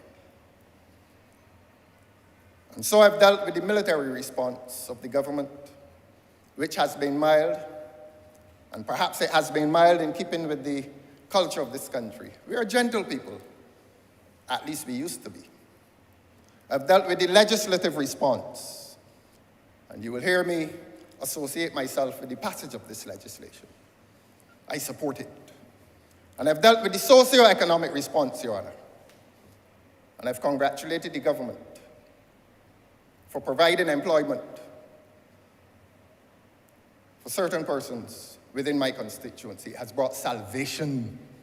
They're not rich, but they're now rich in dignity, the dignity of employment. The fourth response is the larger response, and it is the most difficult one. Some of my colleagues have dealt with it. Permit me, Your Honor, to deal with that response, which I call the cultural response. The government must be involved in a cultural response as well. It is not the exclusive province of the government, but the government must be involved. I've indicated to you, Your Honor, that a government as manager of this state called Barbados is an extremely powerful entity. It has access to massive resources, and therefore it can influence the state of life in a country. And I cannot associate with any view that says that a government must not be involved in a cultural response. Now, the sociologists will tell us they define culture as the totality of life in a community. A totality of life. Clearly, there are some persons who will have more of a responsibility than others. But the government has a responsibility in shaping the culture. It's a very powerful organization. It's a very powerful entity. It collects taxes for distribution among the social services and the other services that are rendered to the population. So the government cannot shed itself any responsibility to deal with a cultural response to this issue of violence. And I believe, Your Honor, that it is that cultural response. It is long-term. But I want to suggest to you, Your Honor, that it is urgent. It is urgent.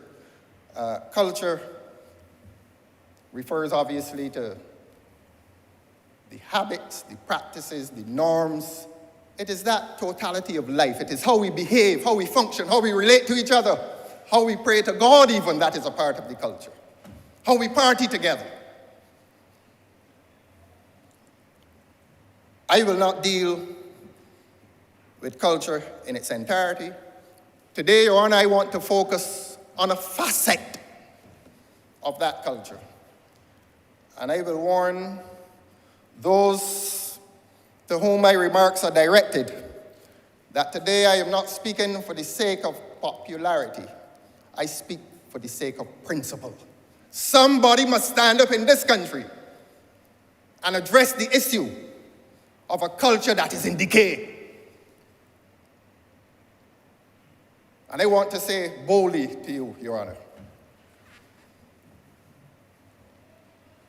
that some of our musicians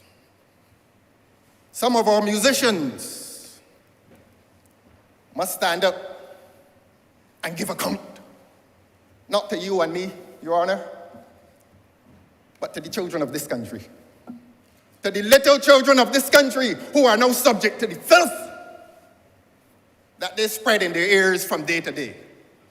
Somebody has to give account. God gives talents to all of us. There's no talent that I respect and admire more than a musical talent.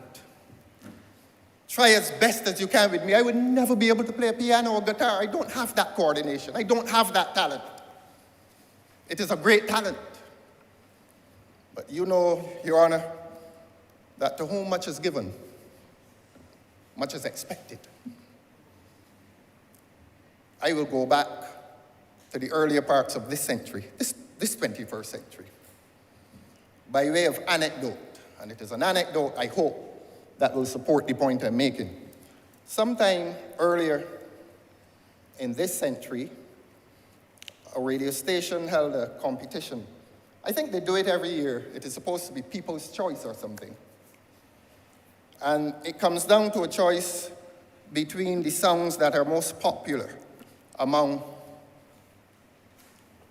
beg your pardon, sir. It comes down to a choice, the people's choice, between the songs that are most popular. And then normally it reaches 2 songs in the finals. And some time ago, I think earlier in this century, I'm not going to call the names of the contestants, but one song made a statement, and that, please accept the pun, about love. It was a wholesome love song.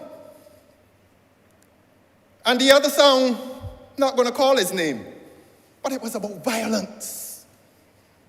Get a bucket of water. I don't know the lyrics precisely, but I have a recollection. Get a bucket of water for your daughter, because he can catch a fire. And around that time, there were incidents of people assaulting women, men assaulting women in this country with fire. What is the message? One man sings about love in the most wholesome way. There was nothing vulgar in the sound. And the other man was advocating, and I don't apologize for the use of the word advocating. He was advocating violence against women. He may not be aware of the depth of what he was doing. But, Your Honor, you know who won the competition? The song about violence beat the song about love. And I wonder if that did not usher in the era in which violence has been glorified and glamorized in this country by men who have talents, God-given talents, but who have not accepted the responsibility to use those musical talents in a way that will uplift this nation.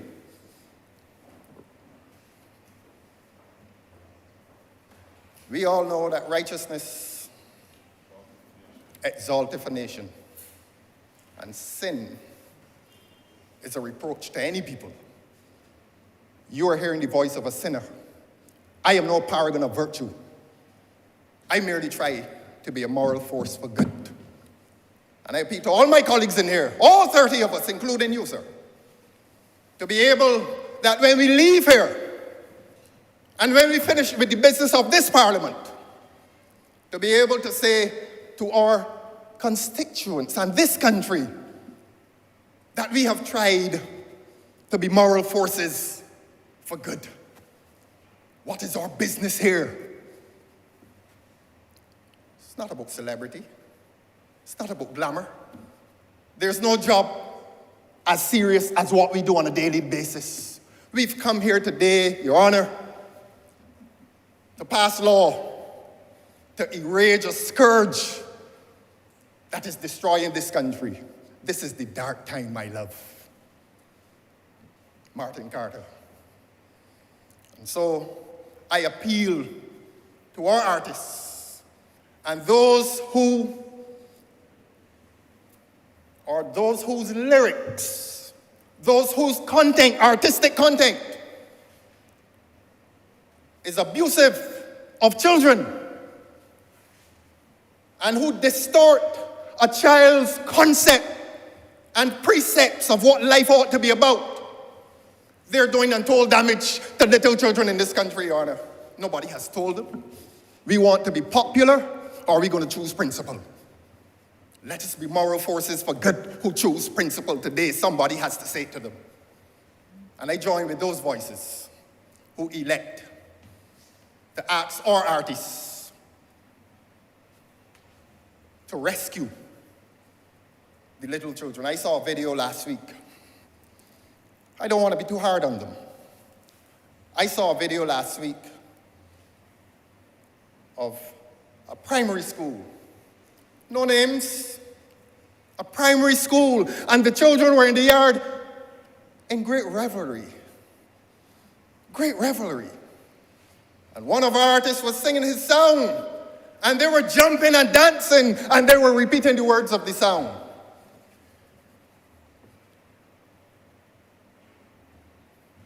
They're going to lick the bark off of somebody. And when they finish with that body, send the sister. Violence. I have not come here to deride them, Your Honor. I have come to ask them to meet their responsibility to the children of this country. When I was at school, we didn't start off with that. Your Honor, every time I hear the hymn, New every morning is the love, our awakening and uprising prove. Through sleep and darkness, safely brought, restored to life and power and thought. Up to today, some of my colleagues in here remember that hymn. And every time I hear that hymn, it transports me back to my school hall at Grace Hill, to my school hall at Wesley Hall, to my school hall at Harrison College. And to this day, it means something to me. What does it mean to a child today when he goes to school and before his classes start, he has to be repeating in a schoolyard with his colleagues? You like Mobby? Don't be afraid. And you can take the bark off of somebody. And when you're done with she, you can bring she sister. And that's how our school children start the day. Righteousness exalts a nation. Sin is a reproach to any people.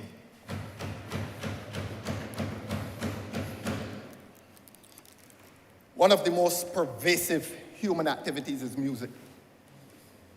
One of these days, perhaps in a new parliament, they will not only start with the prayer, but they will bring one of our musicians in here to do a song, a wholesome and uplifting song. Music is pervasive and it is powerful. You go to church, you hear it. You go to seminars, they introduce music. Every human activity finds itself with music introduced. And that is not done because music is decorative, Your Honor. Music is so powerful. You may hear someone morning at 7 coming down in the car, and all 2 o'clock in the afternoon, you still singing it. It is as powerful as that, Your Honor. Music touches the soul. How are we touching the souls of our little children? Are we touching their souls with sex and violence at the age of 10? For God's sake, at the age of 10? And you look at most of them, not most, look at a lot of the songs, and they now conflate sex with violence. And it is not certain which is which, because sex is now violence and violence is sex. And our 10-year-olds in this country are finding their minds assaulted by that nonsense. But we are in pursuit of popularity. And none of us is courageous enough to tell the truth. None of us. Somebody has to tell the truth. And I believe my colleagues in here want to tell the truth. And I believe they will tell the truth. Because this country needs truth at this point in time. And it needs it urgently. That is culture. That is what I speak of, Your Honor. When I speak of a culture that is in decay, moral decay. But we are not the victims. We can withstand it. But our children cannot sustain it. If they're to be normal human beings, and what does that have to do with violence? Because when that music reaches into their consciousness, the depths of their consciousness, look at them, listen to them. They fight on the streets, they fight in the schools. On the streets and in the schools, we are fostering in this country a climate of violence. And I said before and I'll say it again, we're not the victims. Our children are the victims. And those 10-year-olds will not be 10 forever. Because the 20-year-old men who are killing in this country were 10 years ago, 10 short years ago in this country. That is why this legislation is urgent. That is why this country and this parliament must make a decision today, legislatively, to send to the court a law that will exclude from society men who insist that violence must regulate their relations. Whatever happened to what they call alternative dispute resolution. That's gone. Problems are now resolved and regulated by violence. Men walk up to men and just shoot them. As I've said, Your Honor, those men were in primary schools, while some members were in this parliament. So 10 years is not a long time. So what are we doing with our 10-year-olds now? Is it a cycle that will be repeated? The government does have a responsibility. I am not here in pursuit of popularity, but I applauded the people of this country a few months ago when they expressed their voices in opposition to a certain competition in which their children were to be involved. I applauded them then, and I applaud them now. The parents of this country knew what they were doing. I haven't come here to bash the artists, and I haven't come here to bash the few artists who were involved in this kind of thing, but I have come here in defense of this country. I've come in defense of this society, and I hope my words resonate in defense of this parliament. If it is to remain noble, and if we are to remain moral forces, I beg your pardon, for good, what is our business here? What is our business here? Let us defend this country, and let us protect the children of this country. And so, Your Honor, I believe my time has been expended. Let us give to our children lives that will be memorable, not lives that will be snuffed out when they reach 18 or 19 or 20. Let us not condemn our children to a prison. Let us give them the freedom of wholesomeness. It used to be something that was so cherished, wholesomeness. A friend of mine asked me just this week, do you see anybody going to Sunday school now? Sunday mornings used to be the gentle hour. The gentle hour. We can't blame the churches if the people not going. It's not the church's fault. The decision is made elsewhere for people who breach their responsibility to their children. I don't blame the churches. Righteousness will exalt this nation, and sin will continue to be a reproach to our people. I'm obliged to you, sir.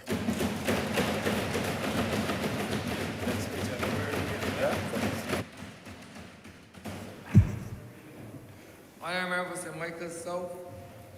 Thank you so much, Mr. Speaker, sir.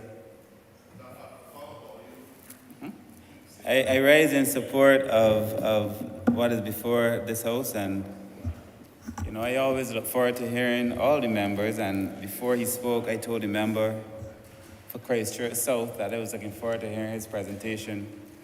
And I, like most of us in this House, and those who are listening, I'm sure we were not disappointed, and are feeling almost as if we were taken to church and brought closer to our God. I also want to say, sir, I know it is also the Honourable Member's birthday, and I want to wish him happy birthday as well.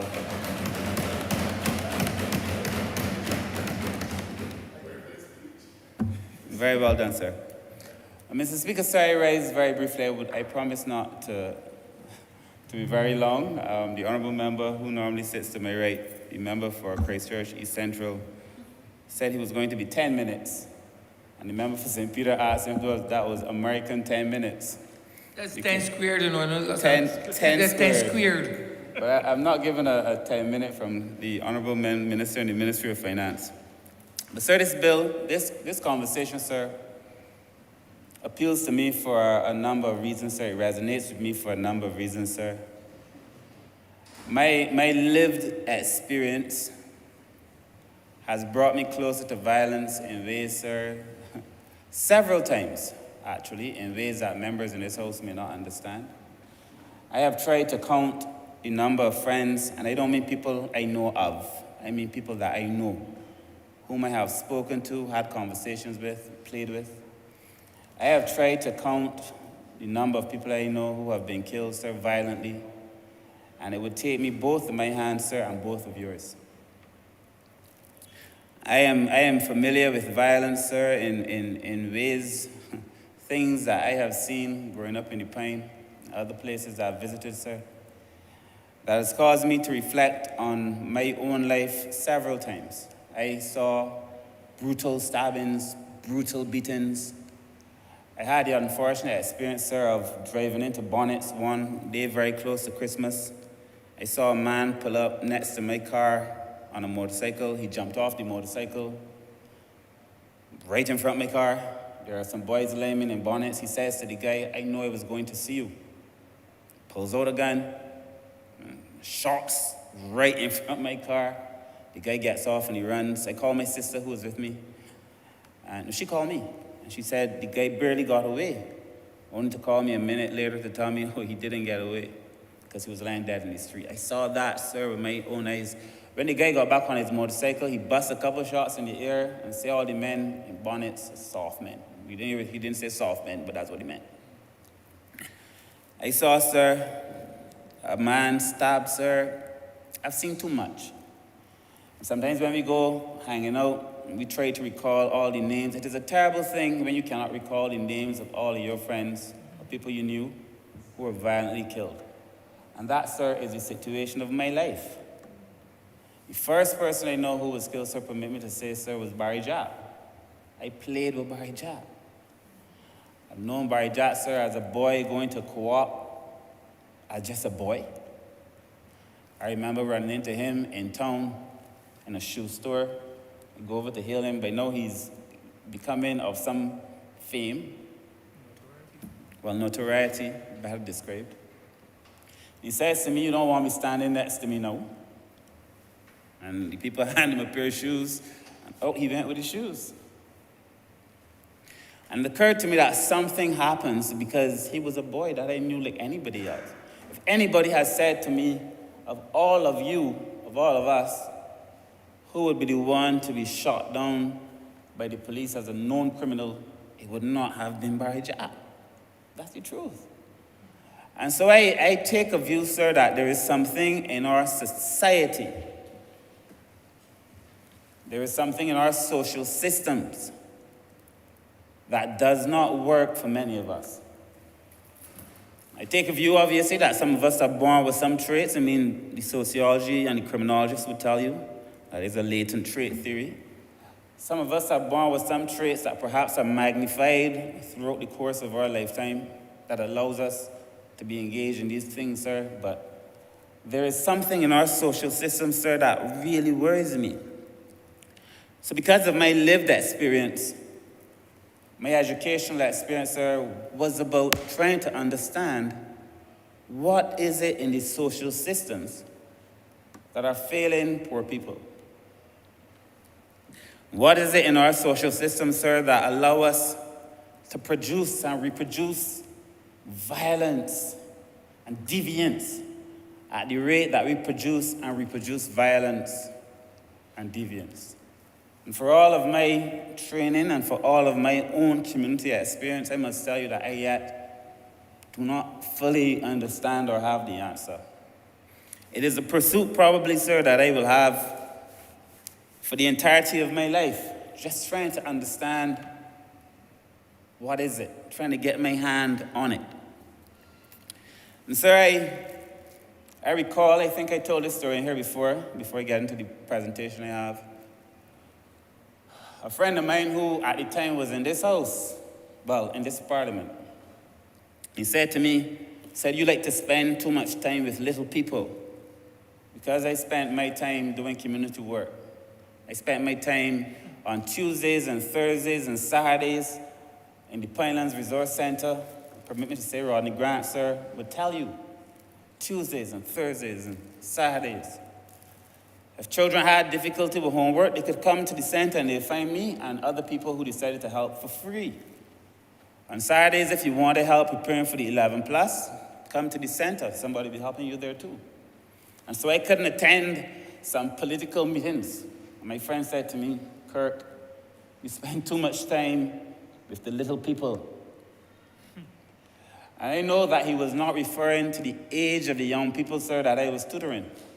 But in his mind, if one is to succeed in this country, you have to abandon the people that you know as a child, the things that you know as a child, the areas that you grew up in as a child, and seek some political glory. I am thankful, sir, that I came to this place never having to compromise myself, the things that I hold dear, the way that I see the world, the way that I now speak, sir, in this parliament, the way I speak in cabinet. I've never had, sir, to compromise myself once. I still feel very strongly, sir, that there are no real big people and no little people, and it is a shame when a man feels he must pull down a man or call him small to make himself feel big. And I have no, sir, in my mind, no belief, sir, that any of us, regardless of what we achieve, sir, should forget where most of us came from a generation ago, or 2 generations ago. I still admire, sir, women that I can see carry buckets on their heads, balancing. I have visions, you know, as a boy, balancing a bucket, 2 buckets in hand, carrying water. We had, sir, something in our social system, sir, that even though we were poor, we understood the difference between right and wrong. We knew it, sir. But, sir, I contemplated, sir, for a long time, should I even speak on this debate? Because I am not a man prone often to emotion, sir, but when I think about the people I know, it makes me very sad. The youngster, sir, who was killed, the not man at the end by St. Winifred School, sir, his name was Iran, we call him Iran, who I knew his mother, sir. I know that young man and the dreams that he had. Selling nuts as a boy, never getting himself in trouble, never once. Trying to raise his child or children as a decent man, sir. And it broke my heart, sir, because I knew his mother when, you would know his mother, sir, she worked at the child care ward. A decent woman. And he, sir, lost his life in violence in an act that had nothing at all to do with him. In fact, he was ducking when he got shot in his head, sir. A good man. We saw it, sir, at Sheraton. People in the mall buying things for themselves, getting food. There's an article in today's paper where the cameraman breaks down, he said, having seen a murder committed right in front of his eyes, sir, in this country. And I always defend poor people like you do, sir, always. But right is right and wrong is wrong. We saw it at Kadooment one year. People offering shots in front, all kinds of people. You tell me, sir, or anybody, that all of us in this room and those of us in our homes and our places of business should not be concerned. We have to be concerned, sir. And I commend what we are trying to do in this place, sir. And sir, I've studied this thing, sir. I've looked at crime. I've looked at crime as a social problem, as a social concern. I've looked at age and crime, gender and crime, social class and crime. I've looked at crime from every possible angle. I've written notes, written little pieces, sir, trying to understand it, sir. The very young people, all of our younger people, have there's an inverse relationship between one's age and the amount of crime. Normally, younger people tend to commit more crimes. Even now, the old heads, sir, if you could call them that, the older guys in this gangster game would tell you that they don't respect what these younger people are doing. So if it is that the people who are supposed to be hardcore, hardened on the streets do not respect it, how can anybody else respect it? They would tell you, I'm sure they have, they've told me, that they do not appreciate what is happening now, sir, on our streets, sir. And I'm not even going to get into all these theories that I have written here, sir. Last Friday when we were at conference, I received a message on my phone. It said to me, that a youngster in my community was just shot. That's the first message I got. I received a message quickly thereafter that the youngster was dead. I visited the community, sir, on Monday. This was on Friday. The street is so narrow. It's a narrow street, sir, and we are trying to do some work in the area. But that the gunman pulled up in his car, walked around his car. If you walk around your car and you kill somebody by the house, you're literally right in front of them because the street is so narrow. And that boy, the young man who got killed, sir, had just put his baby inside the house. Like he literally had turned from closing the door, from putting his child inside the house. Now, I do not know if they would have shot if they saw him with the child or not. But I do know that it was a wooden house. And I do know that one of the bullets went inside the house, inside the wood, for sure. And I do know, sir, that what happened on Friday could have been the lives of many other people. I spend time out there. You, sir, I'm sure when you go into your communities, you're spending time there. All of us, sir, as part of our jobs, we have to go on the streets. Remember, for St. Thomas knows it, all of us have to do it. But you don't even have to be on the streets, on a block. You can now be anywhere in Barbados, sir, and people are trying to do things that they normally wouldn't do. Things that other people who were once associated with the criminal system, sir, condemn. And it's because of that reason, sir, that I know that we have to do something about it. Now, I don't know the actual number of the real figure for crime. I know sometimes people would tell me this happened and they call the police and nobody came.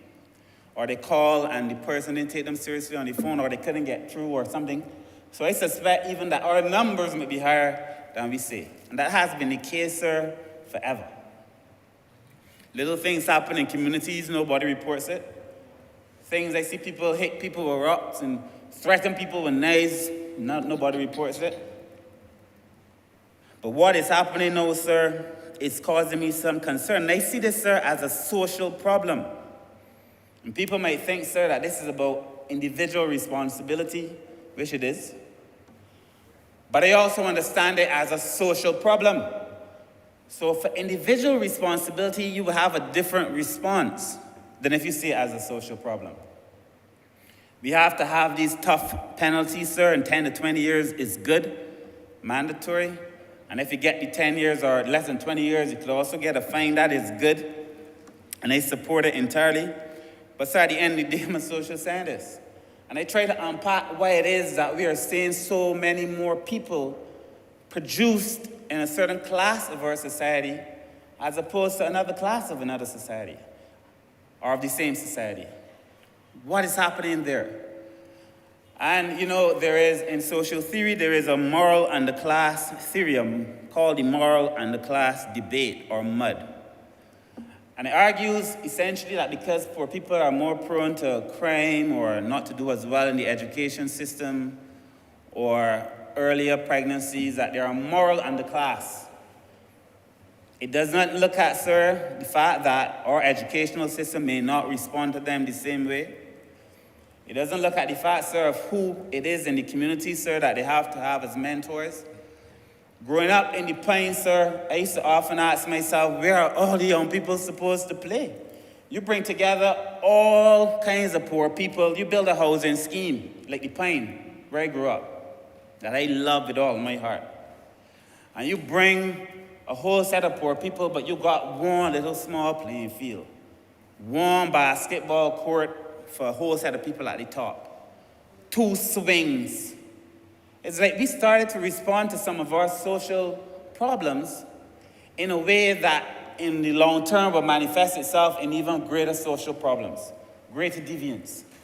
And I say this, sir, because even as we build housing solutions, sir, we must not replicate the challenges that are inevitable if you build housing solutions, sir, but you don't consider the wider social dynamics. That you need to have sporting areas and community centers and those things, sir. But I understand it, sir, as a social problem. So we need a bit of harsher penalties, but a lot of that. But we also need to have an adequate social response, sir. I have a friend, sir. He's a good friend of mine. He lives in my constituency, sir. He's been trying to get his record expunged. And they keep writing back to him saying, you spent, too much time in jail. Apparently there's if you spend a certain amount of time there, you don't qualify. It depends on the offense for which you were found guilty. If the sentence is past a certain amount, Exactly. then there's a And difficulty. so he doesn't qualify. And I've tried to explain this time and time again, sir. He's an older man now who would have done a lot of crime in his life, sir. I think, sir, I tried to explain it to him, but he's now a former drug addict. He's been helping me with some of my community projects, sir. He wished now that he could go back and talk about and fix some of the errors of his past. He actually has asked me, sir, to be part of a program where he's talking to the young people in the community about the problems that it causes for you later on in life. And I also believe that we need to have those kind of social interventions. Somebody who has been through the hornpipe, somebody who's been through it, to come back and talk to the people.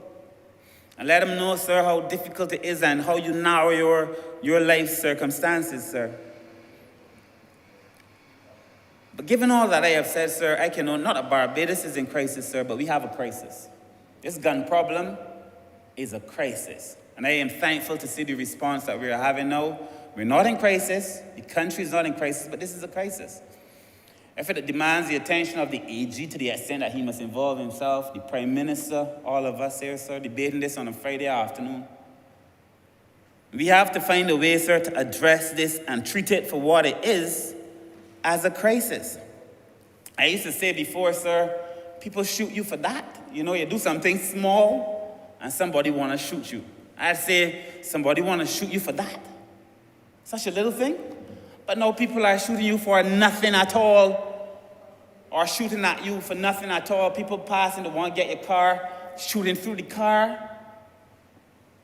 The article in the paper, sir, if it is true, and the shot went through and into the passenger seat, you could have had a child in the passenger seat, or somebody you care about in the passenger seat, and you take a shot at the car.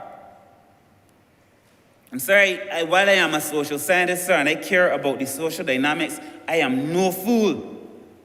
And while I love poor people, sir, to the end of, from now to the cows come home, sir, I do not believe this is how poor people behave. And that a few people, sir, are now tainting the lives of other people who are working hard to feed themselves and their children, sir. And when they get caught, they blame it on their poverty. I say no. I'm not saying that poverty is not involved in it, but poverty is not the cause of it. Many of us, sir, were raised poor.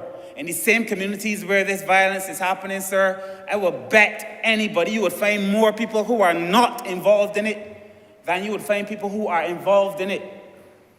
And we should not allow people to define the communities that most of us in here came from, sir, because of the actions of a few. I do not subscribe to it, sir. I do not believe it is the actions of all of us, sir. It is a few, sir, and that part of it, sir, is in crisis, and we need to have a crisis response, sir. You don't have to have the figures. I'm sure the AG does.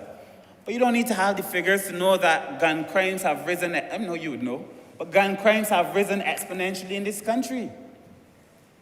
Most of the people who are dying now from some kind of homicide, sir, are dying because of a gun. You ask yourself, sir, as I was asked several times when I was Minister of the Port, how are the guns coming?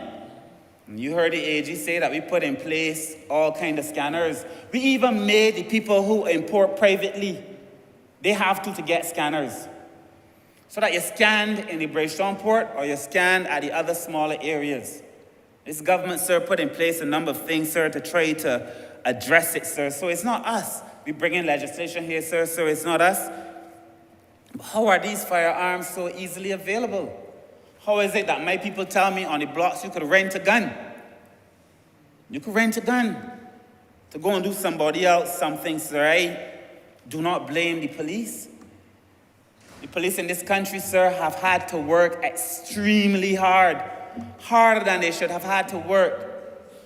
I tip my hat to the police, sir, for the work that they are doing, sir, to keep all of us safe. I was at football in my constituency the other day. We had a finals, and everybody came out. And I was talking to a man that people would think is a gangster, or so they would say. You know what he said to me? He said to me that he was glad that there were so many politicians there, because so many politicians were there and a lot of police were there. I guess he associated the police's presence with us. He was so happy to see so many police here because it meant nothing was going to happen tonight.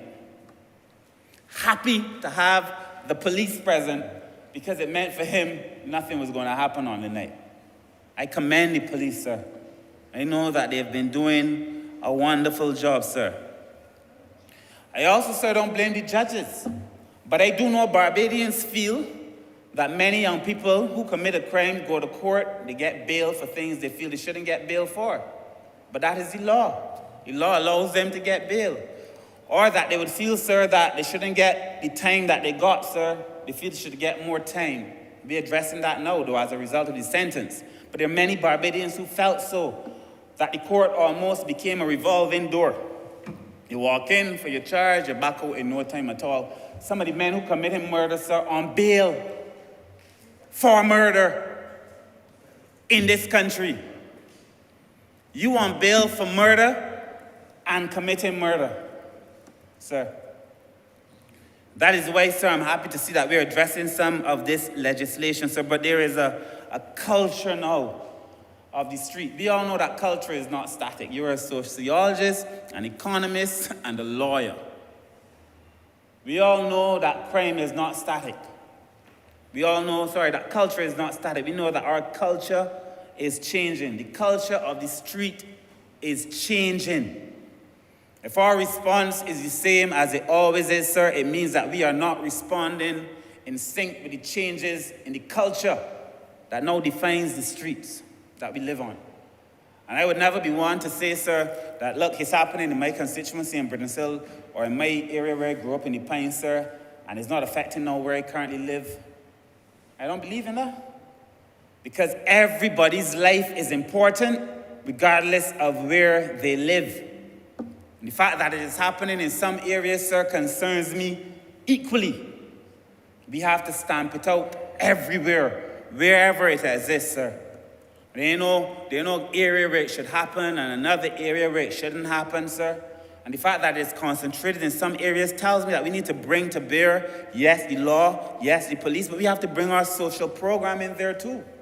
That's why I commend the move by the Prime Minister to have my friend, my former parasite, the member for the city, as part of the response as well, sir.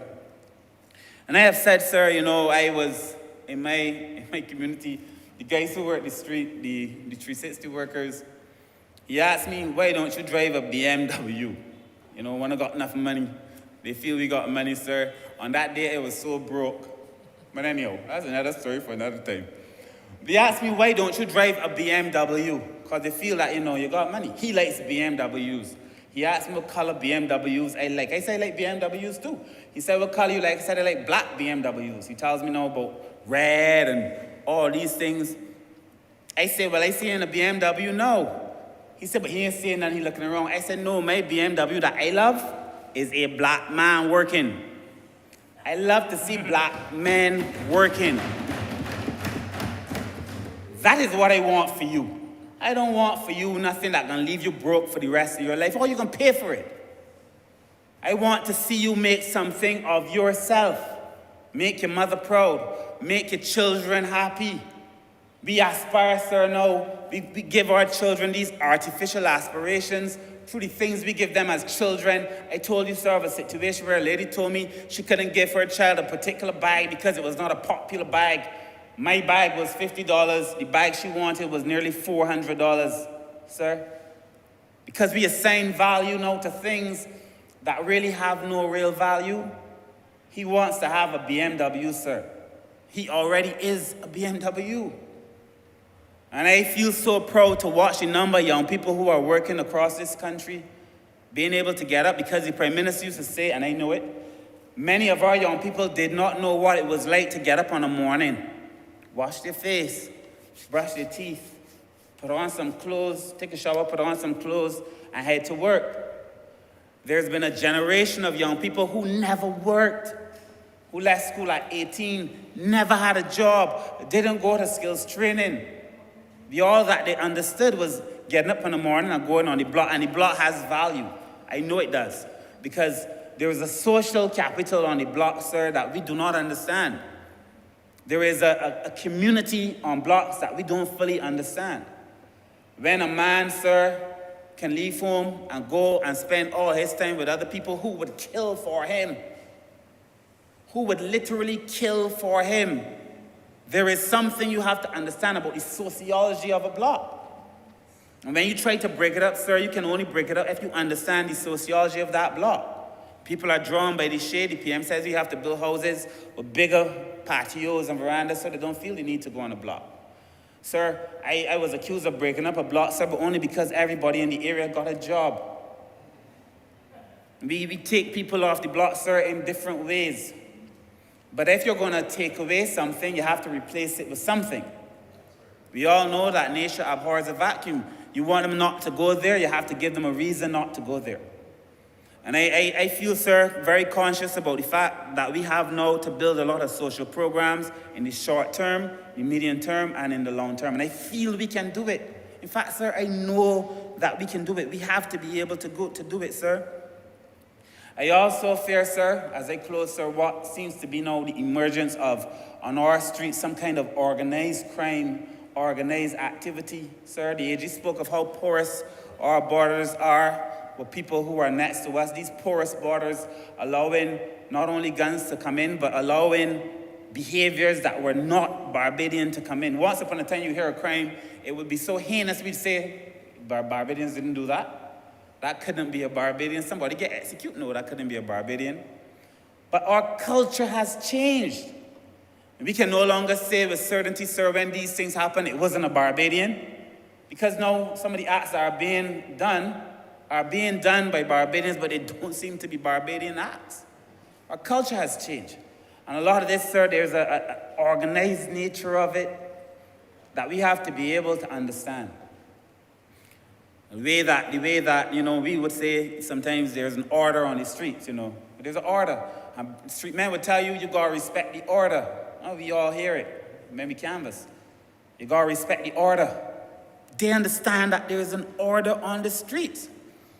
There's a hierarchy of people and a hierarchy of behavior. You're only allowed to do certain things and no more. You can go as far as this and no further. So that when we think there is no discipline and when we think there is no order, we are wrong. It is just manifesting itself in ways that we do not appreciate. The sociology of this thing is what we have, sir, to be able to understand, sir. So as I close, sir, I addressed the Lions last week, sir. I said to them, what we need to, Lion Club of Bridgetown, what we need to do, sir, I call it let's go, let's grow, and let's ground. If all of us are to go, sir, all of us must go together. There can be no communities left out, no people left out, no class left out, a holistic approach. No he's from the Pine, no he or she is from Britain's Hill or the Bayland, none of that. That does not work. Because if we are going to go, sir, all of us must go together. I said to them, sir, let's grow. And to grow, sometimes you have to let go of things. You can't, any organism that has survived over time, sir, has been able to change its DNA, release the things that no longer suit the environment, and hold on to the things and develop new skills, sir, to be able to survive in a new context. We have, sir, if we're going to grow, sir, there's some things that we're going to have to let go. There's some people, sir, that I know as a sociologist, sir, that I can't help. I understand that. There's some people, sir, some behaviors, sir, that we have to work to change, sir, but some people are so hardened in the system now, we can't help them.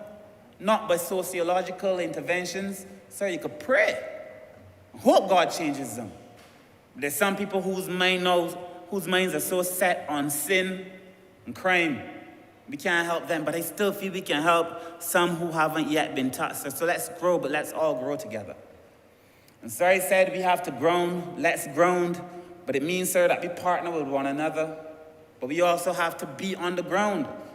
You can't just try to make social change on the internet, talking about what you would do. You don't make social change on the call-in program, criticizing people, writing letters, criticizing every single member who's in here. The question is, what have you done? What are you planning to do? If you think that we have such a social problem, what is it that you're planning to do? And if you're not planning on doing anything, sir, you are also, not you, sir, but if a person who's talking is not planning on doing anything, sir, they too are part of the social problem that we are currently facing. So, sir, I feel that this is a very complicated situation, sir. I feel very strongly, sir, that we must do something at the sociological level, understand crime as a social problem, understand our response as a social response to be able to better address it, sir. I feel that we must commend the police, equip the police too, because what he's saying in these videos, it's in a pow-pow thing. This is a rat-a-tat-a-tat-a. Rapid firearms, sir, some semi-automatic, fully automatic. We got to equip the police too. Because if a man could turn and tell me, a man who's known to the criminal court, sir, that he's happy for the police to be there, I'm happy for them to be there too. But it would break my heart, sir, to see our police officers lying dead on the ground because they're outgunned. Or lying dead in the street, sir, because the people have faster cars or faster boats, sir. So we have to equip the police officers too, sir. So as I close, sir, I want to thank you, sir, for allowing me to speak. I want to thank the AG for bringing this and for allowing me to share some perspective, I think, in totality on what I think is not an easy situation for us to address, sir. I commend the government for the number of social programs that they've brought, sir, the employment programs, sir, that they've brought, sir. And I believe, sir, with all of our collective interventions, if we sit down and we really put our heads together, business, NGOs, faith-based organizations, all of us, that we can really arrest this situation, sir, and make Barbados a place where we can continue to feel proud of it, sir, and do not let the actions of a few damage the entire reputation of a country that all of us love. Thank you so kindly, sir. Honourable St. Thomas. Thank you very much, Mr. Speaker. The honourable member who has just taken his seat has done an excellent job, and I strongly support what would be said by him as well as others, previous speakers. I belong to a generation, Mr. Speaker, that believed in family life, community life, serving country, following rules and regulations.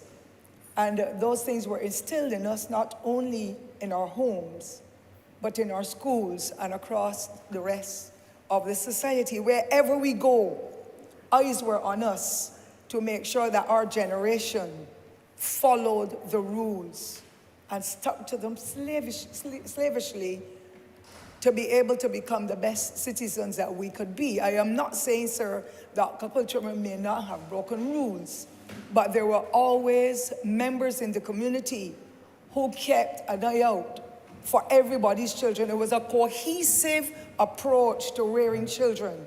And there were not families with one child or two, as you know, Mr. Speaker, sir. There were families with 8 and 10 and 15 and 17 children, and were born and raised in the starkest position of poverty. But the training, the extended family, and I keep referring to the extended family all the time, it seems as though we have thrown that whole concept that would have been an integral part of history through the window. And now we're into the nuclear families, and we're getting a lot of problems because we're not passing on the values and the mores and the traditions to them in the way. And it says, therefore, that it still takes a whole village to raise one child. And unless we have that whole approach, and then when they say village, I don't want anybody to believe that I mean just a village somewhere in St. Thomas or St. Andrew or St. Lucie, but a village meaning the community where people live and work and worship and all of that. And therefore, the honourable member touched my heart with a number of things he has said because he spoke about employment. But I want to step back a little bit to what I saw happening between 1994 and 2008. And I thought it was an extremely progressive step where the then government focused on building communities. So the late Right Honourable Member for St. Peter, as Prime Minister, would have made sure that the Youth Affairs Department was properly structured, because unless we target the youth and ensure that the youth make sure that they follow procedure and that they're meaningfully engaged, we would have been doing what we call, sir, spinning top in mud. And so that department ensured that those children or young people who were to write the common entrance, that all of a sudden the common entrance is the best thing after sliced bread when it comes to persons taking a day from work and running the children all over. And it has to be this high school or the one in the middle. And people are stigmatizing and destroying a good concept towards free education for all. And therefore, what I saw the Youth Affairs Department do was to come with the Youth Development Project, where young people got an opportunity every weekend to go somewhere and play some game, whether it be the northern group playing against the southern group in football, basketball, and other activities, because unless we can get our young people using up their energies, and we see what's happening with them and diabetes and all that, unless we can get them using up their good energies and the camaraderie that is necessary, it will take away some of the anger. Because when a guy can come along and he's a late developer, let me say, but he's shining in football, basketball, and any other sport, he becomes now, his personality is uplifted, and he knows that he's recognized. And people kept saying, boy, you're going to go places, boy, you can go to the States and join the team, but they can bring back success. And we know, we even have young men, sir, who may not have been so bright, but they have become the best jockeys in Barbados, and they have been uplifted as a result of what they have been capable of doing, right and far beyond what we talk about when we look at the academic development. And all of a sudden, everybody used to go to one or two prestigious schools in this country when they were at the common entrance. But we are not looking, sir, to see that once there was an exhibition called the Industrial Arts Exhibition that was sponsored by the lumber company. And the schools that excelled every time, Mr. Speaker, for 25 consecutive years were what we call the comprehensive school, or the newer secondary schools now. St. Leonard's, Grantley Adams, St. Lucy's Secondary, Ellerslie, Princess Margaret. I think there were about 6 or so of those schools, and those young men shone. They were late developers in the sense that they did not score so many marks in the common entrance, but I know so many thousands of people who wrote what we used to call the screening test that never got to school because there was one. And therefore, why are we now pigeonholing our young people and not giving them the opportunity and the scope for them to excel in the area where they have the strength and the knowledge to be able to be the best artisan, the best artist, the best person to be able to, the best poet, the best performer in culture, and so on. We are now destroying that platform that was set for us when we talked about free education, because we're looking at it now in different layers, where you're down there, so you're a late developer, you're there, you're a high flyer. That is what is destroying our society, in my understanding and my estimation, for what I've seen in the system. And when we trample those whom we believe are late developers and not provide programs for them to be able to excel, that is where we are getting a lot of the problems. And so I am saying, our society needs to step back and see every child as an important individual that can make a contribution at any level. Mr. Speaker, when I have problems with my pipes, I don't even know wrench in the way that I should. But I have to call a plumber to fix that pipe, and I'm in misery if I can't get it fixed because the water is being wasted, it's wetting up the floor. All these things are happening. So the valuing of every individual with the knowledge and skills that they have is important, but we have turned away from that. And a lot of our children are not receiving the benefits in the system that they should. How could a government of the past, Mr. Speaker, shut down a school like Alma Parish School, where the late developers were, and those children, Mr. Speaker, would go to St. Peter every day. And once a week, there was a program called the School to Work program. So when we saw those who wanted to be bakers, those who wanted to be hairdressers and cosmetologists and all that, those boys who wanted to become plumbers and boat builders and so, the programs were put in place. to be able to strengthen those children and that they could shine, because I can't build any boat, I can hardly bake, I can hardly do any hair. But when I saw what was turned out for Alma Paris and now St. George Secondary, where the program was taken to that school after the principal from Alma Paris was transferred, and I know that those young men and women are out of trouble. They didn't have to be the brightest, but they were able to reason. They were able to set up their own little businesses and to be meaningfully employed. The honorable member for St. Michael South made the point about the guys who have got employment now. Yes, they're cleaning the streets, but we know people who work in the agricultural belt, cutting the sugar cane, planting the yams, bringing hay to carry it to the plantation house, and they were able to build houses. They were able to educate their children. They had a plot of land they could feed their children at the end of the week and didn't have to go anywhere to buy, and the children helped with the planting. They were able to rear a few pigs and sheep and cows and become independent. And all of a sudden, we are pigeonholing people and categorizing them in different ways to make them feel that they're less human and that their contribution is unvaluable. I think that culture has to be changed. Now, Mr. Speaker, when I saw what happened with the Project Oasis, that project that saw the government then giving instructions to the principal at the SJPI, and of course the skills training, do not make these young people write any entrance exam. If you're giving it to them in English or you're giving it to them to math, sometimes they can't cope. However, they had that innate ability to be able to do a skill. And we saw thousands of young people go to the BCC, to the hospitality unit, and they turned out to be the best waitresses. And they went to the Polytechnic and the best of barbers, the best of those persons who will work in the restaurants, mixing the drinks and so, don't remember the name you called them. They turned out to be the best cosmetologists.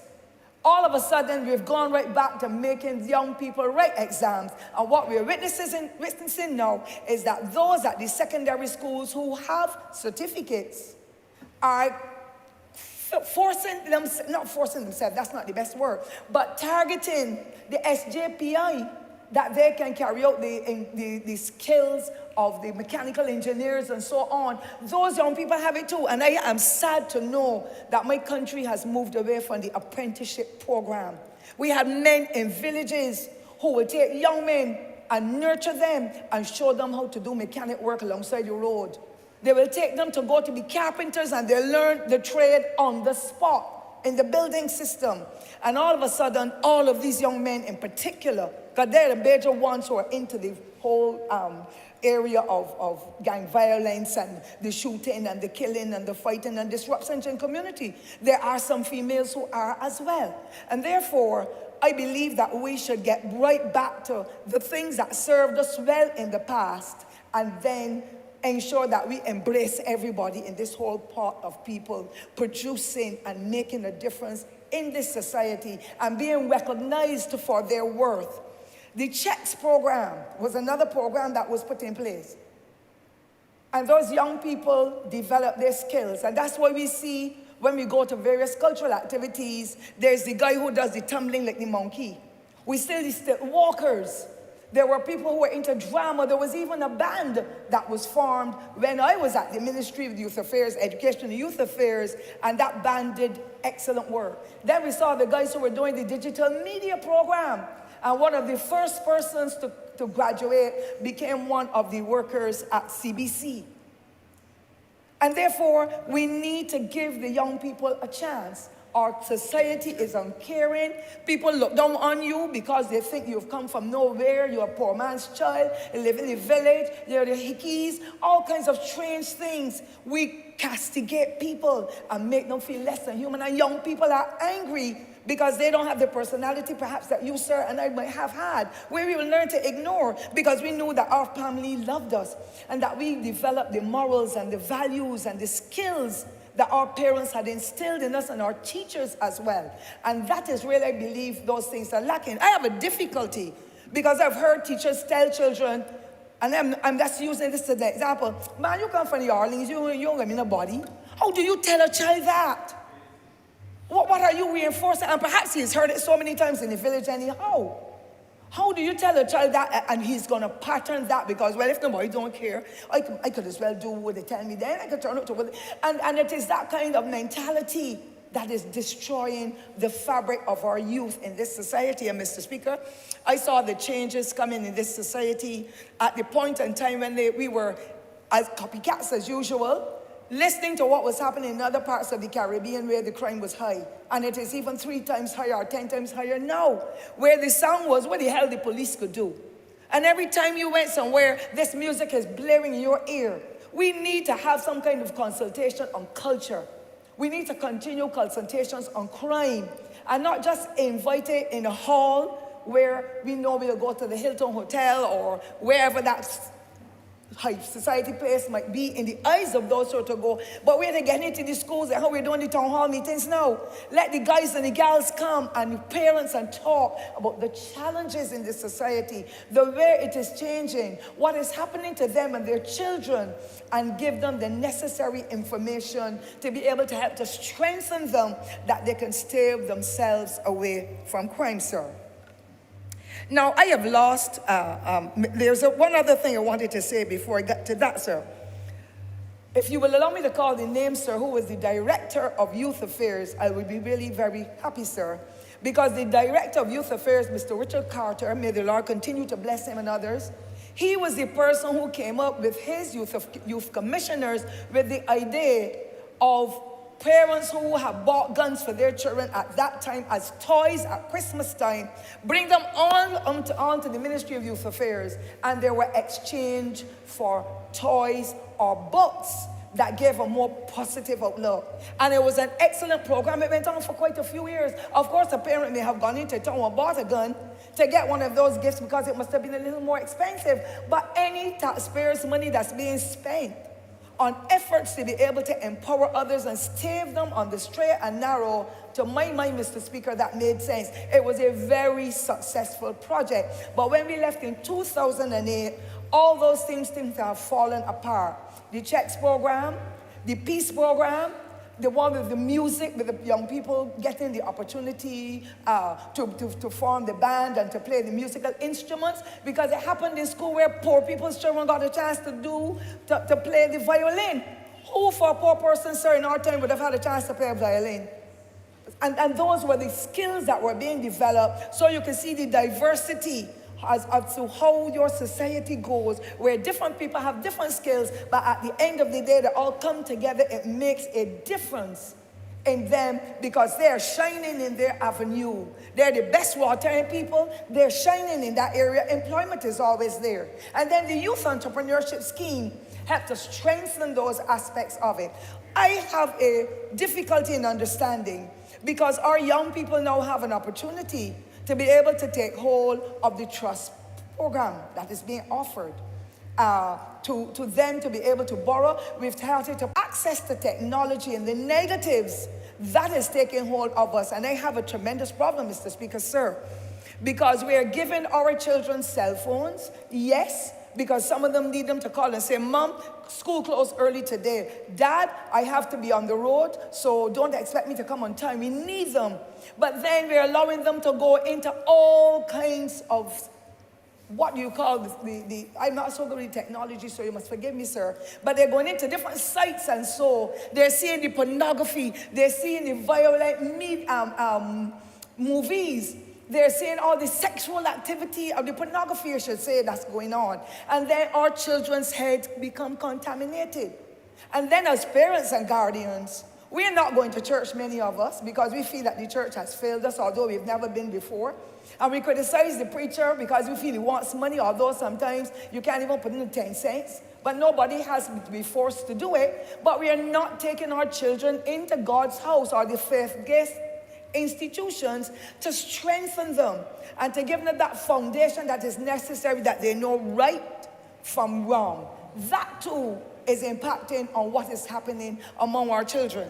And the worst thing in the world, as I said, Mr. Speaker, is for households now to be managed by women alone And fathers are not there, or male figures are not there to help to strengthen, particularly our boys. Mr. Speaker, you know, we in this society generally treat our boys different from girls. I saw it in the classroom, so I know it. Where the girls would come in at the beginning of the school year, bubbles in the hair, little earrings in the ears, the nicest of uniforms and shoes and all that. And when the boys come, some of them didn't even have a haircut.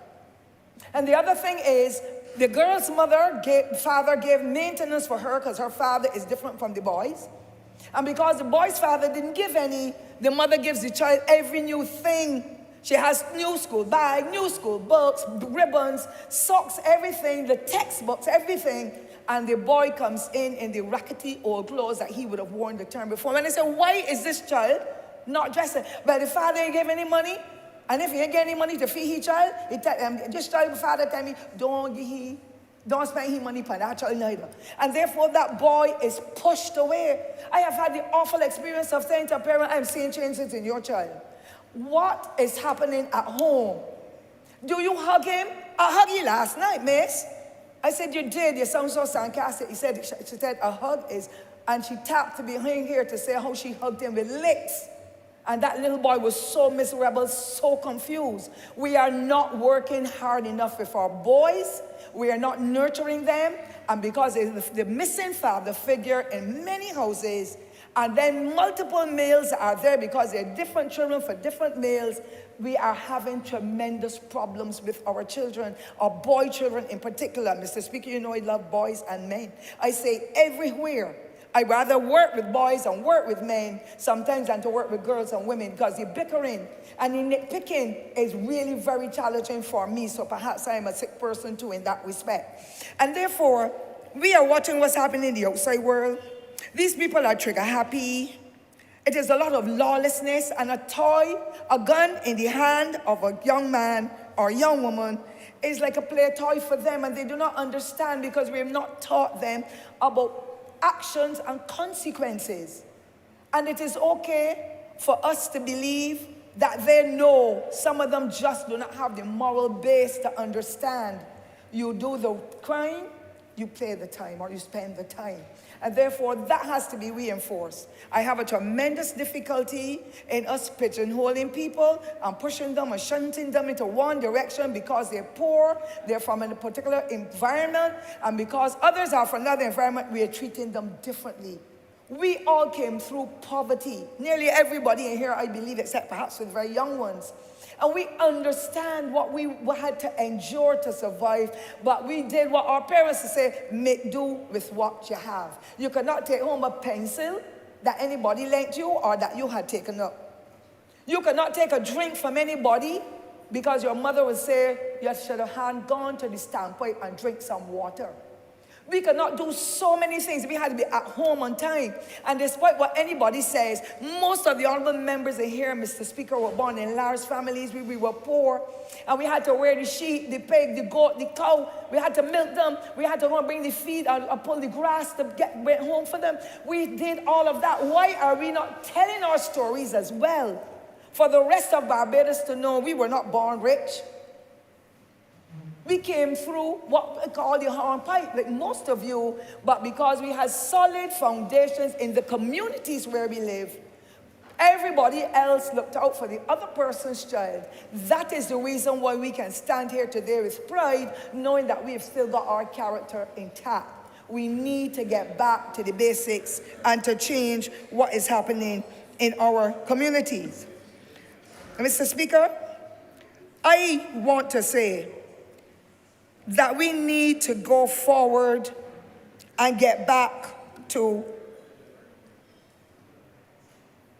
identify those persons who are late developers and give them a chance to get into the polytechnic without that entrance exam again.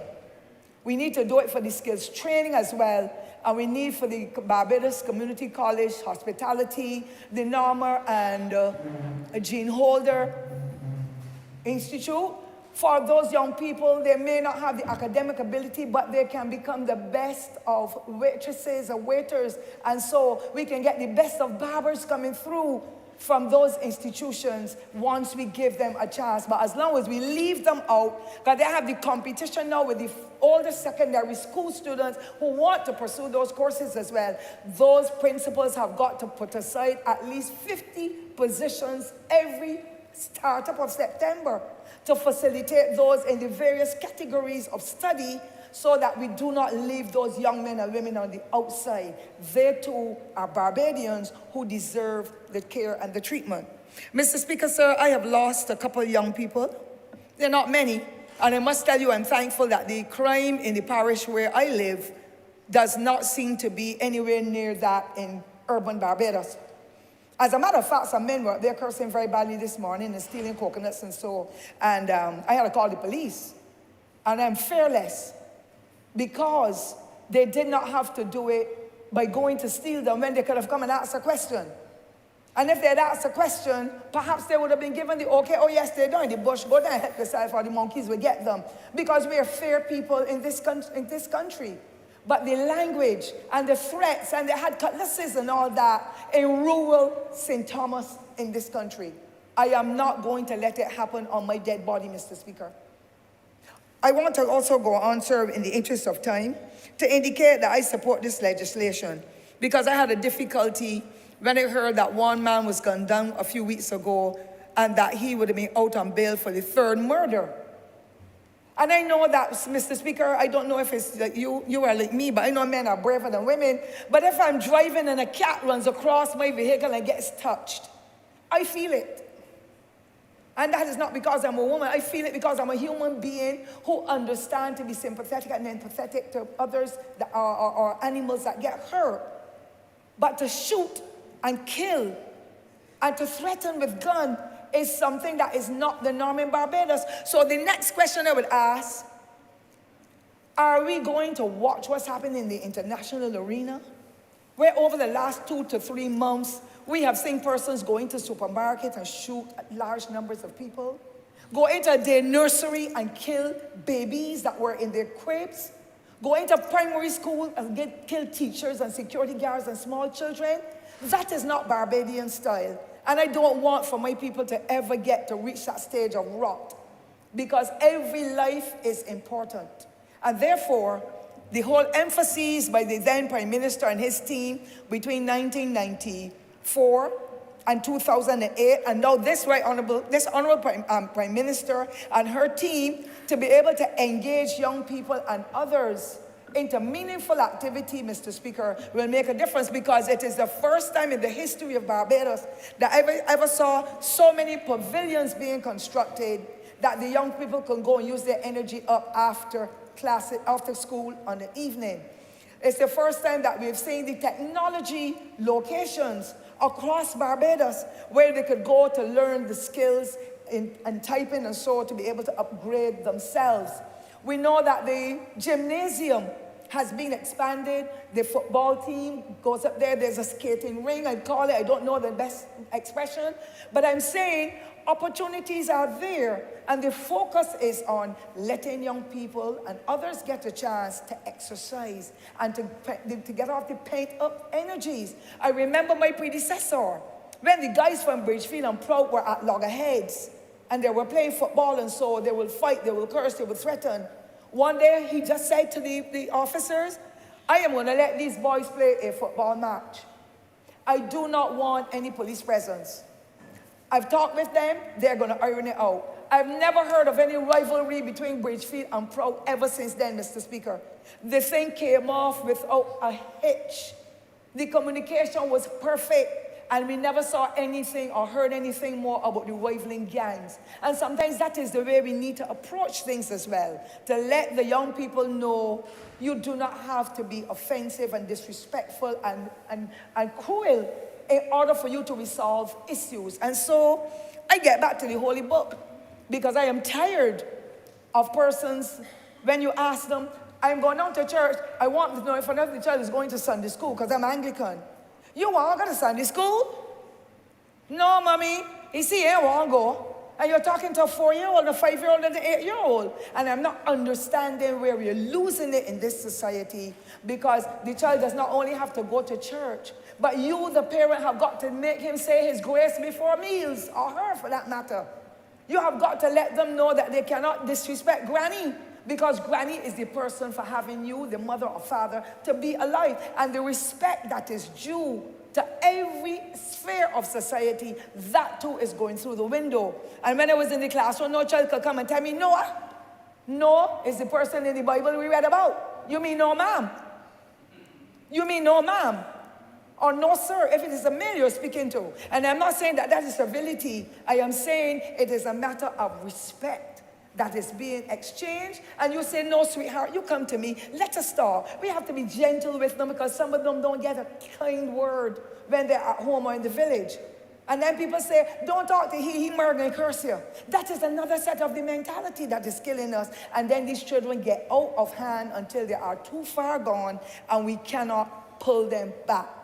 Mr. Speaker, I support this amendment 1,000%, because I'm going to tell you, Mr. Speaker, I have a difficulty in hearing what the young men tell you when they're arguing. They're telling the others, they don't tell me. Man, I think man, it's only 16, man, I could shoot you, man, I ain't going to get 10 years. And when I come back out at 26 years, man, I still young. I can still get a girlfriend, I can still get any girls like the fellas, tattoo, teardrop, pants dropping off. The most expensive shoes that never work anywhere yet. A fussy car. All kinds of the jewelry. A whole lot of materialistic gains seems to be what our young people are focusing on. And it hurts even more when they go home to parents who don't ask them, where did you get the chain? I don't care how old they are. Where did you get that? If you're not working, that makes it even worse, Mr. Speaker. Where did you get that chain? How did you get that gold cap? What are you doing with that tattoo in your face? As a matter of fact, Mr. Speaker, let my grandson come home with one. Come home with one and the teardrop going to get taken out from all your eyes and you're going to cry for the rest of the year because you can scrape it off. That is my mentality. You come in here and you fit into the standards that are in this household. And you go to school and I'm coming to find out, how is this child doing? You don't have to be rich, because my mother didn't have to go anywhere near the school at all. She did what she had to do at home to make sure that we followed the rules. And we had a lamp, and you had to do homework. Now children have electricity, a reading lamp, a computer. We need, as adults, not to destroy children by beating them, because I don't believe in the corporal punishment in the way some people do it. But we need to sit with them and help them to read. Show them how they should do whatever. We don't have to show them the homework. Let them know this man is the same human being as you, but he is an adult, so you have to say and respect him. You have to speak to him in a manner that you show there is a difference, but you're cordial about what you are doing. So this legislation I am happy about, Mr. Speaker, because it is unfortunate that the way things are going now, it is hurtful. But let me close, because I know it's only almost time for me to conclude. Where the negative influences and the gullible way that we look at resources, we want money, we want the fussy things, that is what is taking a hold of us. We have adults in this society, Mr. Speaker, I can't blame all the young children, who are just grabbing at the almighty dollar. And they're the ones who are supplying our children with all those things that will pollute their minds and their bodies. Drugs is a very serious crime. A lot of parents don't seem to understand what it's about, and that's why I'm hurting, because I attended a session last year with the Honourable Minister, then Minister, who is now the Minister of Public Works and Transport. And it hurt me, Mr. Speaker. There were only about 7 PTAs that attended the gymnasium that were functional. One that blessed my heart was that one with those children who have disabilities. That was a really very strong PTA, and they put forward their comments and so about COVID and how they plan to do it and all that. But very few of our secondary schools or our primary schools, and there are about 72, very few of them is functioning, or are functioning for that matter. And therefore, if you don't have the linkages between school and the home and community, for me, that is another tremendous challenge that we are going to be facing. Our youth need role models. And as I would have said other places, the bus driver was a role model. When he said, step back in the bus, you step back. But now we have some ragamuffins in the transport system who have the music blaring in the morning, the nastiest of sounds. Who is doing something about it? What is the Transport Authority doing about it? One almost destroyed me recently, about 2 weeks ago. Rocking the cradle in the heavy rains coming down through Jackson. Children's hands out, their heads out, they're screaming. Where are we going? Those drivers should be role models for the children who are there. They are loose cannons the way they're doing it, Mr. Speaker. And unless we have decent people who understand development, human development, working with our children hand in hand, whether it be in the bus, whether they're on the road, whether they're in the supermarket, whether in the classroom, in the church, in the community club, we need to have more role models that our children can pattern, or that they can help to shape our children to become the best citizens that they can be. There is a sad loss in that respect as I speak, Mr. Speaker. These crimes that we are witnessing are so frightening, Mr. Speaker. They are heinous, heartless, cruel, inhumane, horrible, everything else that you could think about. And if a person could come and do 3 murders, then you understand that that person doesn't have any heart. To know that I want to live, because when they pow, I'm going to run. Because you're not giving somebody else a chance to pow. You don't want that, really. But how do you do that and go home and sleep? How do you do that and go home to a girlfriend or to a mother or to your own children and stay in there until the police have to come and find you a week, 2 weeks, 3 weeks later? And you can tell when your children do wrong, Mr. Speaker.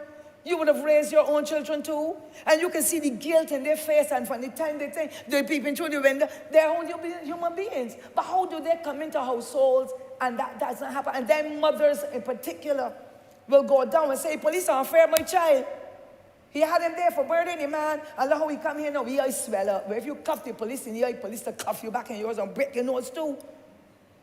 Because it means that you are not respecting the police officers, and I love them, Mr. Speaker, to the bone. Because without them, we would not be able to survive. Your Honourable has 2 more minutes. Thank you, Mr. Speaker. I want to conclude. We need to target our schools, particularly our secondary schools. The gangs are showing their faces again there.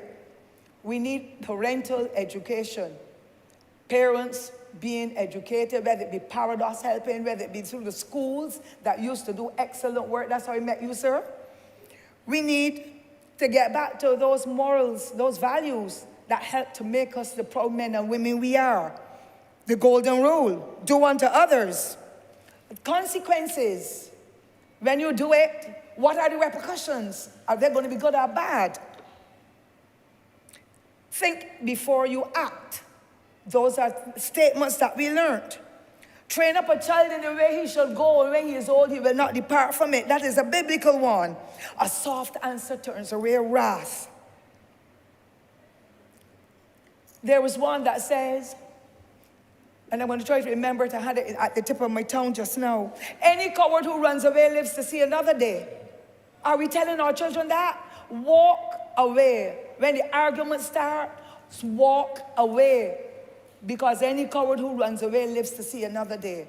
I believe, Mr. Speaker, sir, that we can get back to where we were before.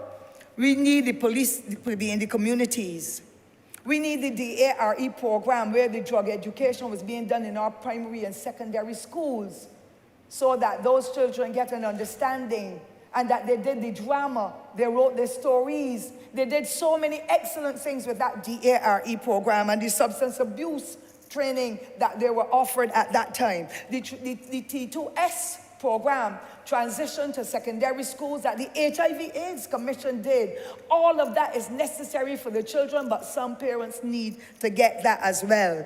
And of course, I would want to ask for an amnesty to happen again, because those who don't bring in their firearms and they are found, I would love for them to be able to be put in prison for a long time. Because some prisoners are up there, Mr. Speaker, sitting and eating. I'm not telling you they're 3 square meals. But the day when I went with the church and I went in, with my ID card alone, I can't carry anything else, and the gate clicked behind me. Every time I went in the room, I heard click. I said, Lord Jesus, suppose there's an earthquake, how am I going to get out from here? And then to go and kill and go up there, and shoot and go up there, and steal and go up there all the time, repeat all the time. What is the prison doing? And I know that there were programs where they did mahogany, and people that they were able to sell the produce or the items. They grew vegetables. Are they working the farms? Those who are the trustees. And the final one is we have the NCC workers, and we have the MTW workers that came in from the ASH program. So cleaning, those who are the trustees, they must come out and help clean too, because the taxpayers are paying for them to go into prison and come back out and bail, go into prison, and we are feeding them. They're not making any contribution to this society, but except developing an element of fear, an element of all kinds of negative things in our people, and it is causing Barbados' name to look bad in the international arena. We have no right with all those murders in our country, and we are a tourism country, oriented country, but we are Barbadians, and we have to live here when the tourists go back. I ask God to help us, Mr. Speaker, as a people, that it will stymie that whole element of negative behavior, the shooting, the killing, the carjacking and all that, and that we go on a new path, a new trajectory, where we get back to basics, and families help families. Government continue to work with families. Let us get into the games, the activities on evenings, the skills training, and everything else that will turn us around from that negative approach and strengthen or empower those who have challenges as the days go by. I wish to thank you, Mr. Speaker. Sir, I don't want to overstep my time any longer. Honourable for Christchurch, East Central. Thank you so very much, Mr. Speaker. I rise to support these amendments to the Firearms Act. And based on all the contributions that I've heard so far, Mr. Speaker, it is clear that not just is the comprehensive approach that is required to respond to the situation that confronts this country, but I want to urge Barbadians to this evening, sir, to appreciate that as much as a government can put in place to be able to respond to providing resources for the Barbados Police Service, for the social workers, for the educational institutions, the health institutions, the social workers, and all of that, sir. At the end of the day, all of us, what we do tonight, what we do tomorrow, what we do on Sunday, sir, all of that is connected.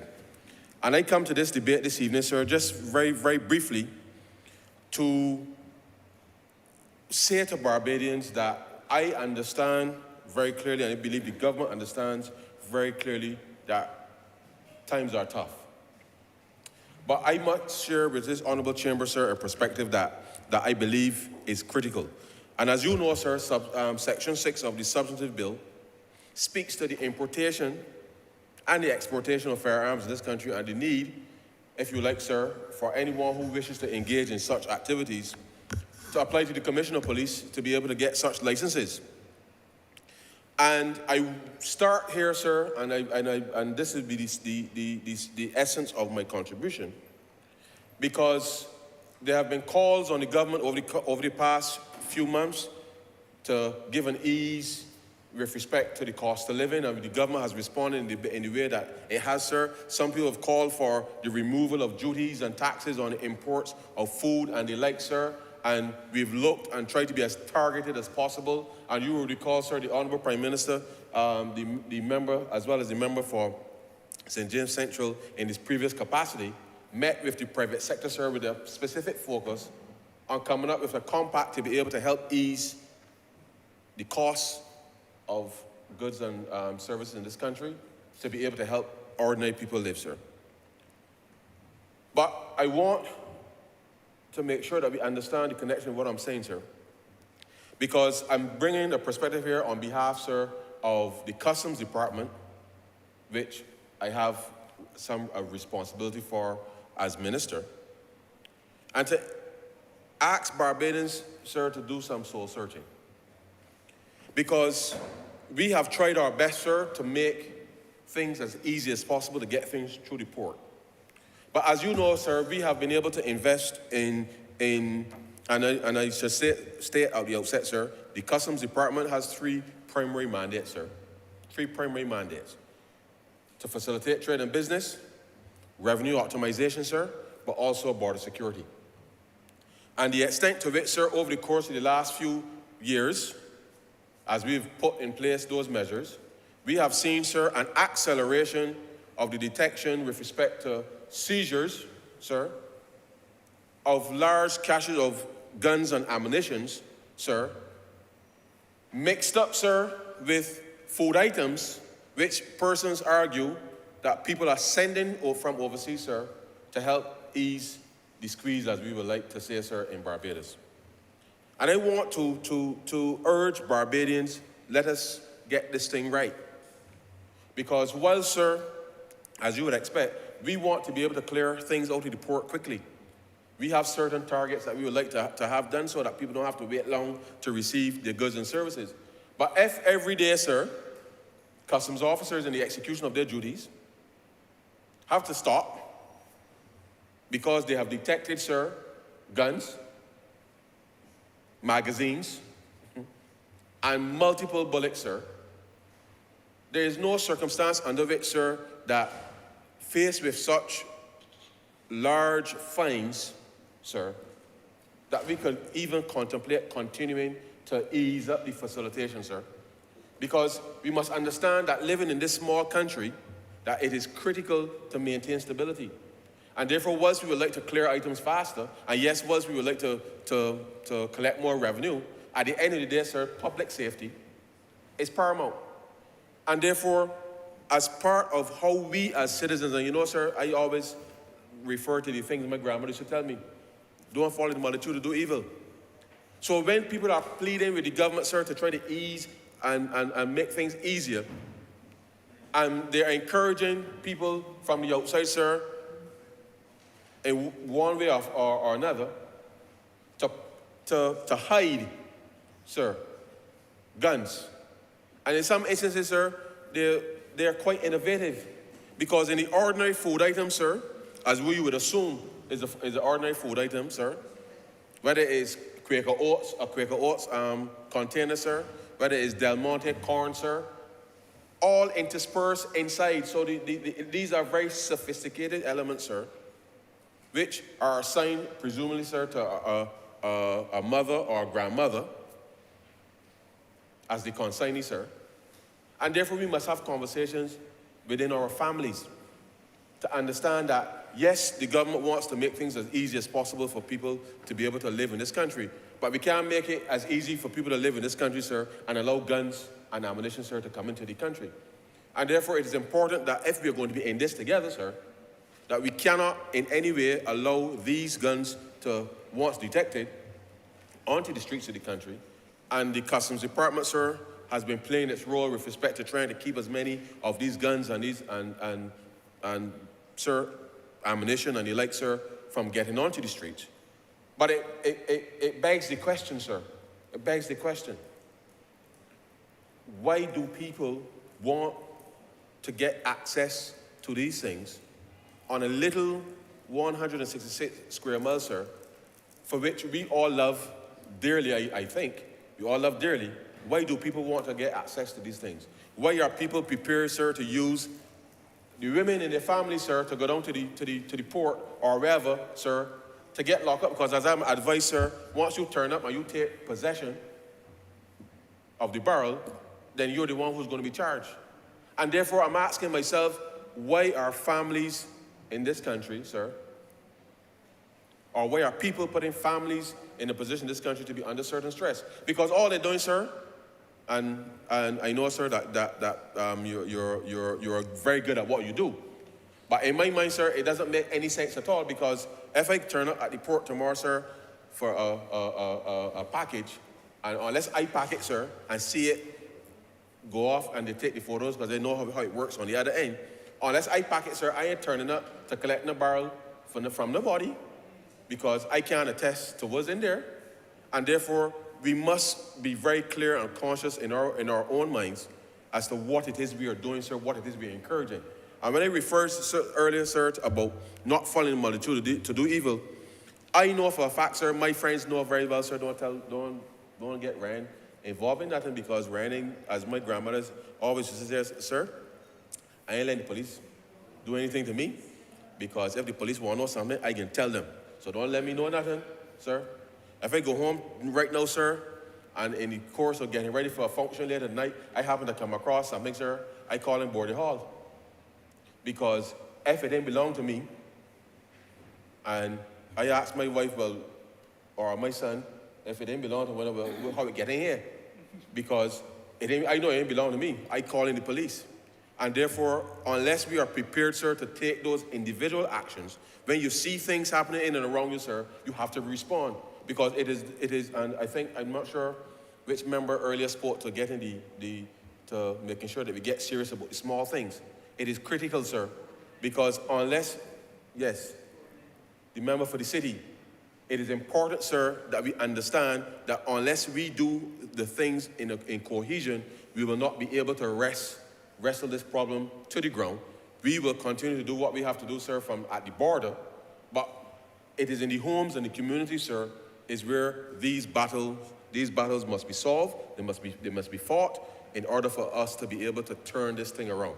The truth is, sir, the one thing that could potentially derail any recovery is an escalation, sir, as you know, in these crimes. And public safety, sir, public safety, all of us, whether we're going for a Sunday drive, sir, whether we're going out and jostling, sir, when the evening comes. Yeah, jostling. We used to jostle back in the day.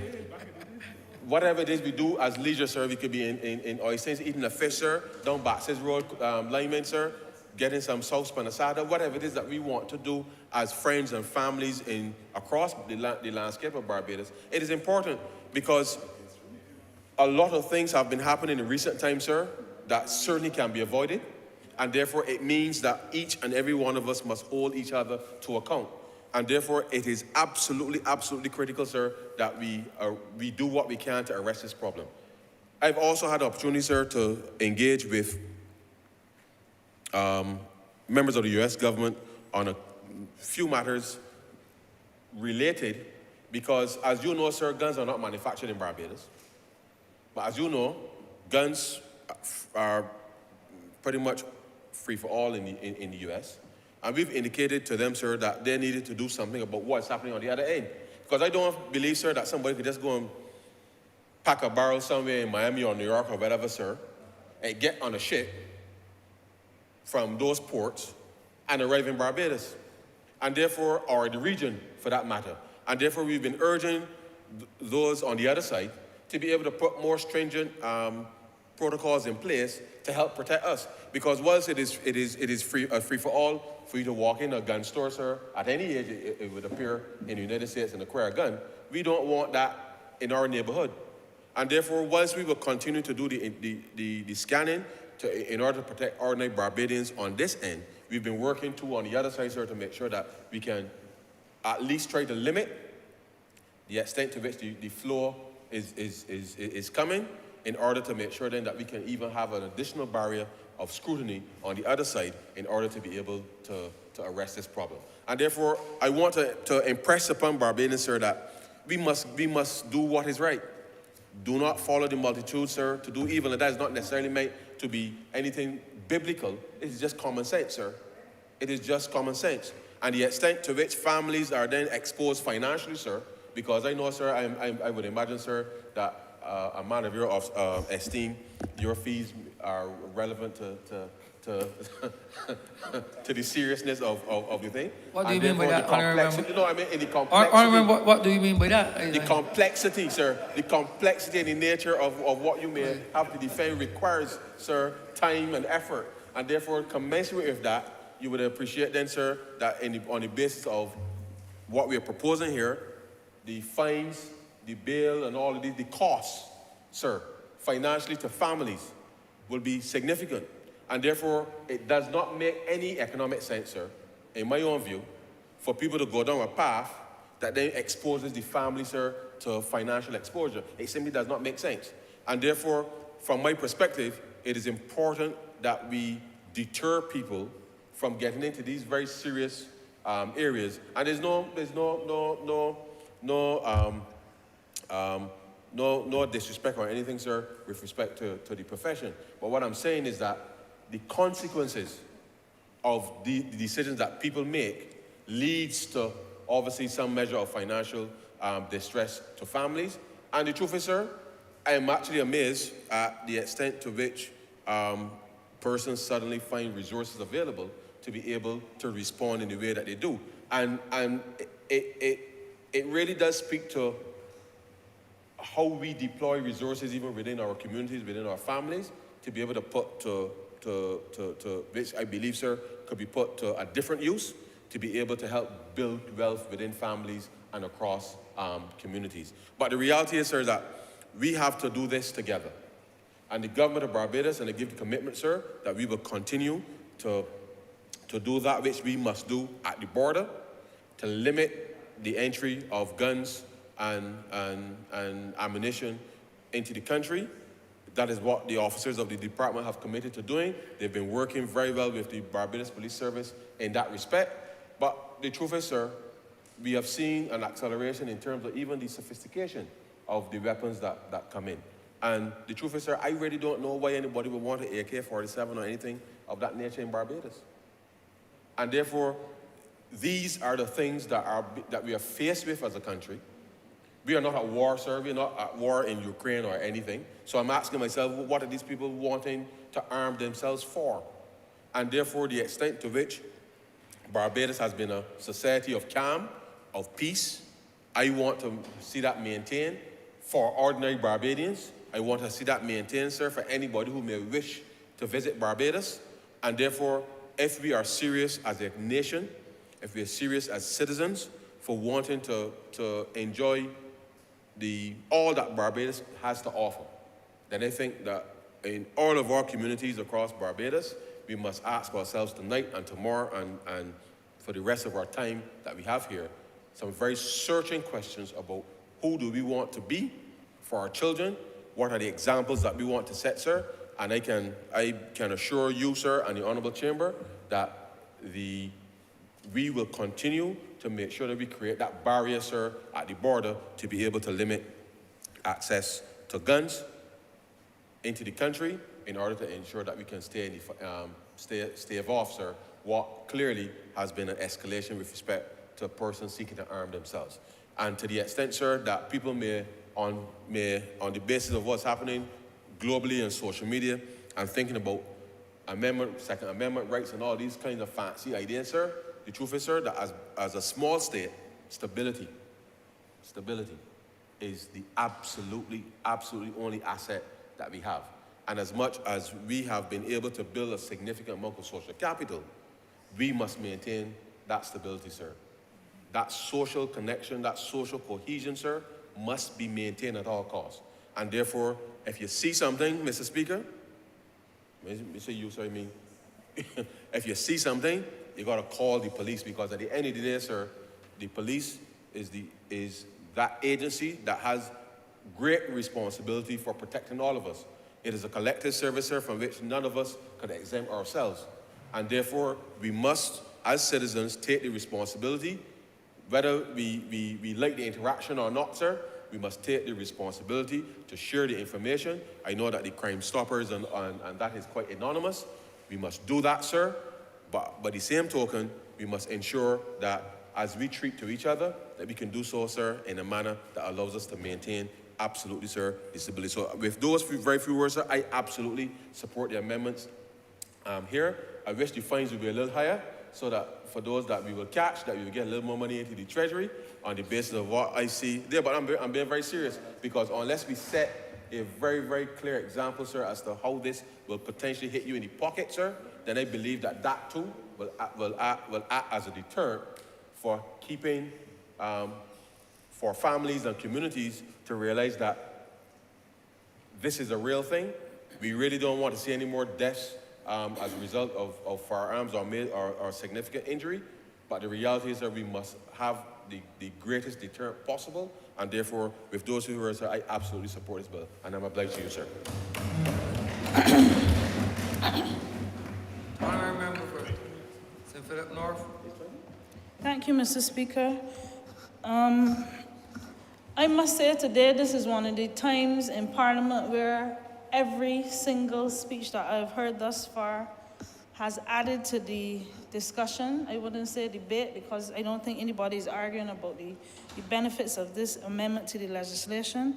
But I want to say up front that I appreciate every member's contribution thus far. And that makes it a little more difficult to bring up the rear here, but it might be a matter of repetition, so please forgive me.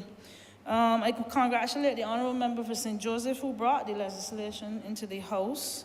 And he began by saying that the country is safe. And the legislation really and truly makes me feel better about that, but I can say I'm not sure.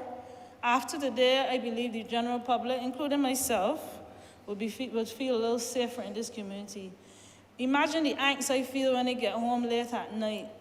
Between getting out my car and getting into my house, I get a measure of palpitations, worried that somebody might be hiding around the corner, because we have heard stories, and it has indeed come home for our constituencies in St. Philip North. The Honourable Member, in St. Philip, the Honourable Member for St. Philip West, and that of St. Philip South. This is new in a sense to St. Philip. We have never seen in my lifetime, that as far as I can remember, the spate of gun-related crimes and murders that we're seeing now. I am, however,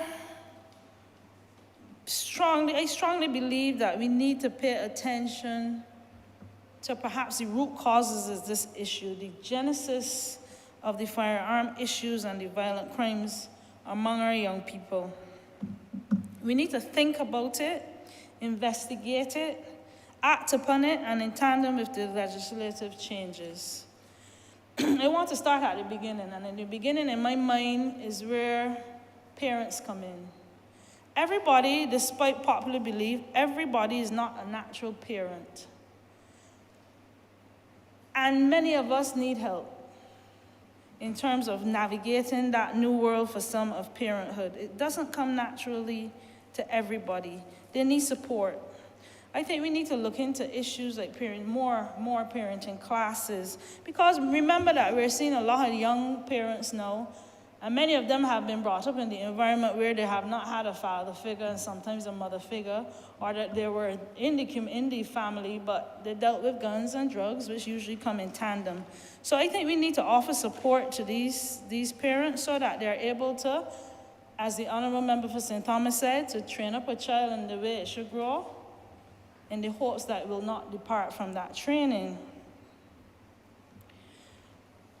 Beyond that, and this leads me into the school environment, remember that teachers and other auxiliary staff of the school environment see these issues 5 days a week, sometimes more with the new WhatsApp groups. They get the unfortunate circumstance of seeing children coming from home, even in the primary school setting, that are literally high from marijuana use, that can literally tell you what type of guns, I don't even know guns, the father had this morning and what he's planning to do with it this evening.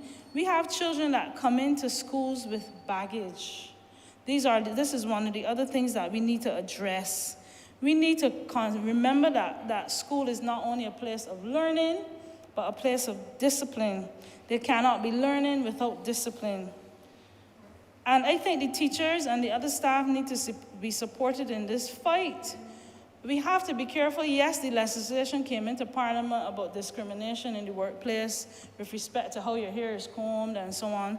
But I think we still have to bear in mind and hold on to some of the so-called days of the past, the better, quote-unquote, days of the past, when we instilled in our children, in my time, though I might be a little younger, in my head at least, in my time, the thought of going to, the Honourable Member beside me is questioning my youth. Anyhow, in my time, they thought of going to school without your hair combed, without your uniform in place, without your press pin not in place was unheard of. My brother couldn't get up one morning and decide like doing my cornrows for my hair, not in my father's house. It can happen. And while we need to let children express themselves, there has to be a limit to this expression. In other words, we need to guide them where we want them, and when they reach to the age, they can decide.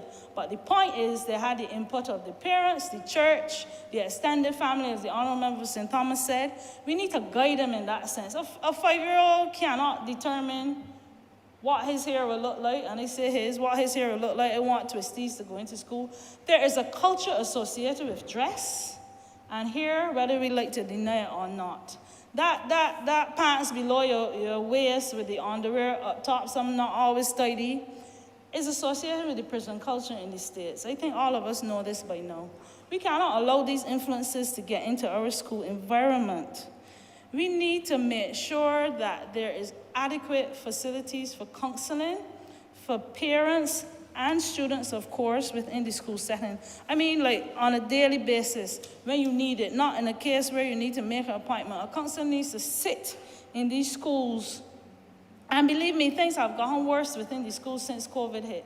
Children some of them have forgotten, and some of them never knew how to interact with children because they were shut up. So they can't interact with others. I think teachers are now seeing an elevation of the fighting in schools, so they're now readjusting, and I think there needs to be some help in that area to help these children to actually readjust. We need to check ourselves as adults, as employers, as teachers, as lawyers, doctors, whatever, and as members of parliament, and how we carry out our day-to-day business, what examples we set, what we are willing to tolerate in our schools and in our workplaces. And the way we dress is exemplary. We need to send something to the population that this is how we carry out business. That we did not start in this house, for instance. We started, like everybody else, at 10 years old, as the Honourable Member for Christchurch South said. We did not come here as we are. We were guided along a particular path. Our parents and teachers instructed us. We worked hard, we got here. The thought 20 years ago was not about weapons and making money from weapons and shooting people. I can't even kill a chicken, it hurts my heart. But people are now killing people like they're stamping ants. No kind of heart, no kind of soul is considered, and as one of the honourable members said, prison is not looked at anymore as a place for punishment. It's looked at as another vacation home for some, and this is what we need to buttress the prisons to make it actually seem like a prison. Not to be cruel, but to put measures in place that you don't want to revisit it by any measure. And I'm happy with the legislation, especially with the issue with not making sentences concurrent. You do 5 years and 5 years and 5 years, and however that adds up, I'm a proponent of that, and I congratulate the legislation with respect to that part.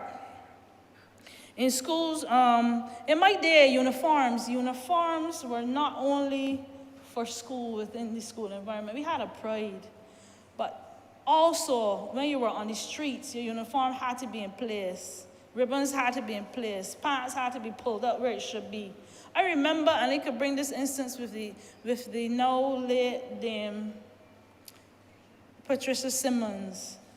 There was a competition on the radio, nobody could see, when one of our students won what you call a walk-up competition. It was on the radio.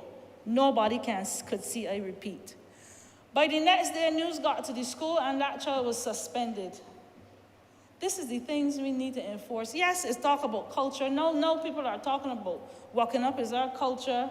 And I join with the Honourable Member for Christchurch South, who spoke about, and he didn't say outright, but I will do so now, the proposed bashment competition for our younger souls. And it was one of the things that pushed it was that this is our culture. I beg to differ. Bashment soca is not our culture in the way we are seeing it now. And I'm grateful and I'm glad that there were few, I think only one applicant, and that competition was scratched, and I stand by that.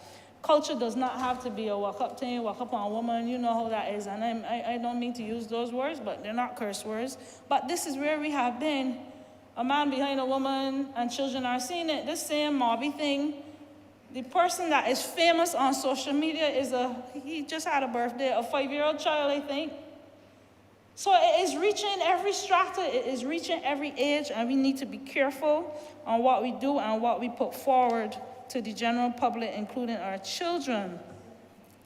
And notwithstanding, everything is multi-sectoral. Everything affects everything in our country. So there is nary a sector that is not affected or immune to the effects of the indiscipline and the instances of crime in our communities. The health sector, for instance, the honourable member for the city was quite right when he said that it is a burden on our healthcare system. The public has recently, maybe a little longer than recently, been incensed on the delays in elective surgeries in the Queen Elizabeth Hospital. And he was right in saying that when emergency cases come in, gunshot wounds, stab wounds, and everything, elective cases are pushed back to accommodate these instances where oftentimes it's life or death. So apart from that, they put a burden on the theater, they put a burden on the bed capacity that we have at the hospital, medication. And let me mention here that some of the victims are innocent within all of this, but not many are.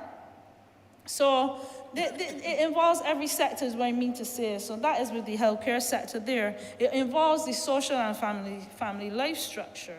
When you lose a father, which is usually a father, but mothers are now becoming involved. It affects how the child grows up. There are no role models, however bad or good.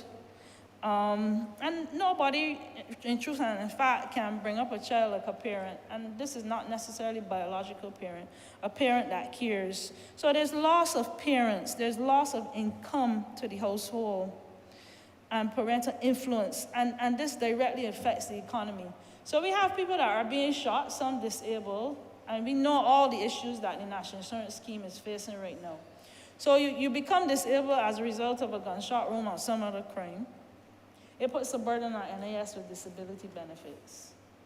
When you die, whether it's bad or good, it puts another burden on the NAS because now the minor children who are still in school have to be supported. Something as small that you might think of as the funeral grant, that adds up. Everything adds up on the social system and the economic system with respect to that in our community. It affects the tourism sector. Not a tourist comes to Barbados without checking, especially on social media. Social media is one of the most powerful tools. I gave birth to my daughter almost 10 years ago, and I got a WhatsApp as it got on the ward telling me what the sex of the child, how she was delivered, and the time she was delivered, and they were only out by 2 minutes. And that was from England. Social media is a powerful tool. Tourists go through Facebook and Instagram to see what is happening in Barbados. When our people put somebody that's dying on the street on social media and passing it on WhatsApp, this impacts on the tourism sector and other sectors tremendously. We need the tourist dollar for all it is worth, whether it is low or high at this point in time. We need the tourist dollar, and I'm sure the honourable members for Christchurch East Central is agreeing with me as it is. But I want to offer, I don't know if there are solutions, but just a little guide to what I'm thinking. Many members in here mentioned the awesomeness of the police force that we have in Barbados. But there's hardly a week that I come in here or a day go to work where some police officer approaches me that they're working hard, and I'm happy to see, I think I heard the Attorney General addressing it recently with respect to remuneration. But there is a force-wide consensus that their salaries need to be looked at. But apart from salaries, I met a young gentleman, well, I knew him from before from my constituency. I had the pleasure of being in the company, even the night at this time of the Honourable Member for Christchurch South. And one of the young police officers was literally concerned for his life. And he asked me to bring up the possibilities. I don't know how true, but they seem to be having difficulties with these police officers being issued personal firearms. This is the gentleman that deals with the, what do you call it, crime bosses, so to speak, in Barbados. He sees them every day. Chances are some exist and live where he lives. And he hardly sleeps at night for fear of his young family, his wife and young child. So these are things we need to revisit. As my neighbor beside me here said, it was you. We need to outfit the we need to outfit the, I think it was the Honourable Member for St. Michael South. Yes. We need to make sure the police force is equipped. You can't go to a gunfight with a knife. You're wasting time. So look into these officers who deal with this thing on a day-to-day basis. It's all right for us to sit down in here and watch it on TV. They deal with it live and direct. See if we can outfit them with firearms. I remember if they are afraid and they are trained, imagine somebody like me. I remember after maybe the first election, one of the gang members called me and demanded money, and I was scared stiff for a week. I reported it to the police. Well, all my windows are glass, and a bullet could stand up to glass. It's not bulletproof. And I had to put an invention there.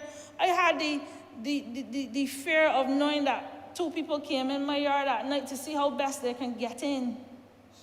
So imagine a police officer that sees these people every day, and then they're undercover in Barbados. They know the faces. Make sure the police officers are equipped to protect themselves and their families along with us. That is very, very important. Give me a sec to find my way. Okay, with respect to discipline, over the last year, there has been a lot of focus on the government industrial schools and so on. I think we need to have a look at alternatives, so to speak, or at least to strengthen the system. Look at things like putting, instead of that measure of incarceration, group homes, residential centers, childcare institutions, and save the correctional part of it for the more serious crimes. I had the pleasure of looking not too long ago and seeing that the Honourable Member St. Thomas mentioned doing away with the wandering legislation. Most people that wander have internal issues, whether it be in the home, at school. It's just a cry for help. And they really don't deserve incarceration to that measure. So we need to look at that as well. The wandering laws. Children just need adequate help. By wherever means it comes from, whether it be social, whether it be school, whether it be from us. Many of them cry out for help in that way. And we need to understand that. You, Honourable Mr. Speaker, know this better than I do. The blocks. And all of you in this room know how I feel about the blocks. And let me categorize the blocks, because last time I got a cussing for it. Blocks meaning the criminally minded people that gather in a particular area in the community, so everybody's clear. I agree, I still mean that they need to go, but I agree with the Honourable Member who spoke before me, a few speeches before me, that said it's good to take them off the block, but we need to find places to fill the gap. And I am satisfied that we are trying as a government to do so with many of the programs, but keep it moving and keep it active and keep it all inclusive. I agree with that. It was said earlier that, and I agree to some extent, that we need to know how the block is thinking, maybe go on the block and so on. And I will admit here that I am sometimes uncomfortable. I see the block from a different angle from a lot of people. I'm not sure how many people in here sees it. I see the block when I have to put in sutures on somebody that just got stabbed. I see the block when I have to refer a gunshot wound to the hospital. And 5 gang members sit in my office waiting to see what's happened. And I look out my window and this is real. And another 5 from the opposing gang standing up across the road. This is my view of the block. And this is my reason for saying time to be rid of them, find something, encourage them to get into something useful and meaningful and productive in our society. Children are watching, and I am very conscious that mine is watching me where I go and how I do it, including in this house, and I'm sure many members in here are doing the same thing. So I won't keep you long. In wrapping up, I support the legislation, hands down, 100%, as the honourable member said, 1,000%. But we still have to be mindful of the reasons. We need to dig down and figure out these reasons. Because without digging down and fixing the reasons, people would just go to prison, spend the time, and come out, and the cycle continues. The cycle has to be broken. And this is a good time to start with this legislation. The cycle has to be broken. The honourable member for St. George South, I leave here with some food for thought. Spoke about someone being paid $4,000 for a murder. And I leave this with you this evening, if it's still evening. I leave this with you. Who is paying the $4,000? They got head to the snake. And it can't only be, usually people that are very successful, quote unquote, in crime are the most intelligent people and well-to-do people. I am not seeing them in the court system easily. I'm leaving that with you. Who is paying the $4,000 to get these men on the street? Who is paying to get the guns in here? And don't tell me it's in a little small block, boy. I don't even believe that. The investigations need to be further than they are. Right now, it's like a salamander. We cut off a little leg, it will grow back. You need to get to the head of this beast. However long it takes, for the safety of our country. In all seriousness, for the safety of our country. People are scared. I am scared. Many of us in here, whether we admit it, are scared. Police officers are scared. We can't keep our children in the house all the time. All of us had our play days, so to speak, play days. When we got to go to a party, you're frightened as hell or heaven, whichever, to let your child leave home to sleep over, which was a common thing in my time. Scared as hell. Or heaven, let me put that, like one song like that. But I leave those few words with you to ponder on like Mary. And thank you so much for your time, Mr. Honourable Speaker.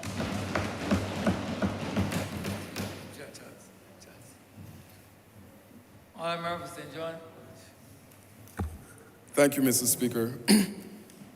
I too rise this evening to support this bill. Before I start, Mr. Speaker, I want to wish all of the constituents of St. John traveling mercies, because we're going on that journey together.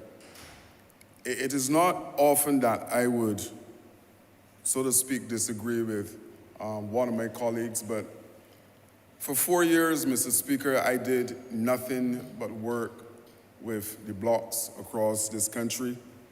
And in my view, it is a social construct that all of the blocks in this country are negative, and that all of the blocks in this country are engaged in crime.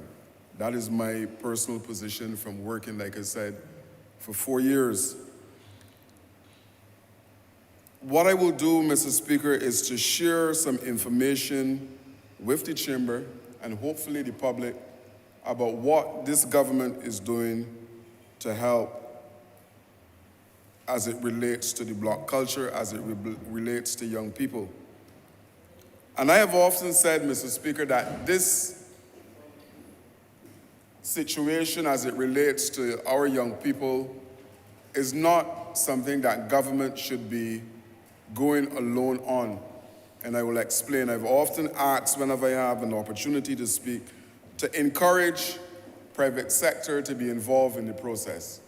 And we have situations, Mr. Speaker, and I'll give you an example. We have situations in sports where our youngsters, some of the same youngsters who may be on the blocks, are involved in sports at a level where they're representing our country abroad. And I have mentioned before cases where those youngsters are playing, for example, football, and they're concerned about their jobs when they come back. Now, they're not working there on the blocks, but the skill sets are of such that they can play for the national team, and they're playing overseas. but then their jobs are threatened. And you're asking then these youngsters, some of them who are working, they find themselves on the blocks, and maybe if they're not strong-minded or their will is not strong enough, they can go in a negative way. And let me give you an example, Mr. Speaker. We have a situation where one of our national teams just represented Barbados off island.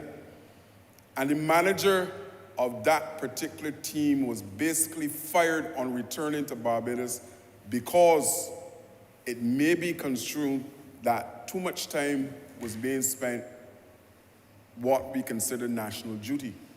And I'm suggesting that these things are wrong, and these are some of the things that impact our young people. How could you be engaged in national duty when you're representing country only to return to be practically fired? But that is the situation as it is, and I hope that we can deal with that. And I'm talking about one of the big entities in this country. But to speak a little bit, Mr. Speaker, about those persons on the blocks, and yes, by and large, it is a subculture because they have their own thing going on the block in terms of how they treat. Even the language is different. Mr. Speaker, since going to the ministry, I have reconstituted the same block committee that I was a part of for so many years, working with those youngsters. And I've said before that it is a good time to be a young person in Barbados because of the many opportunities that are afforded to our young people through the Ministry of Youth and other ministries that are doing things as it relates to moving them forward, the Ministry of Culture. And I've heard mention of this thing called Calmanomics. And I want to say this evening, Mr. Speaker, that there's reason to believe that there's some truth to it, because the last 4 years of this government did more than 10 years of the last administration as it relates to our young people. So I have a grouping, and every single one in this chamber will get a call from the chairman of the block committee as it relates to their intervention on the blocks across this country. And we're providing these youngsters with an opportunity to enter SJPI, Palm Marine, Barbados Vocational Training Board, to source training that persons who have 4 and 6 CXCs that are entering these institutions. The block committee is providing an opportunity for those youngsters on the blocks to go and source the same training as those persons with the qualification bar to get into these particular programs. Mr. Speaker, I have one of the officers that are working in an intimate way with the prison system to reintegrate those persons who are in the target age up to 29, to provide them with a second chance back into society through the same training program that we call the Next Step Initiative.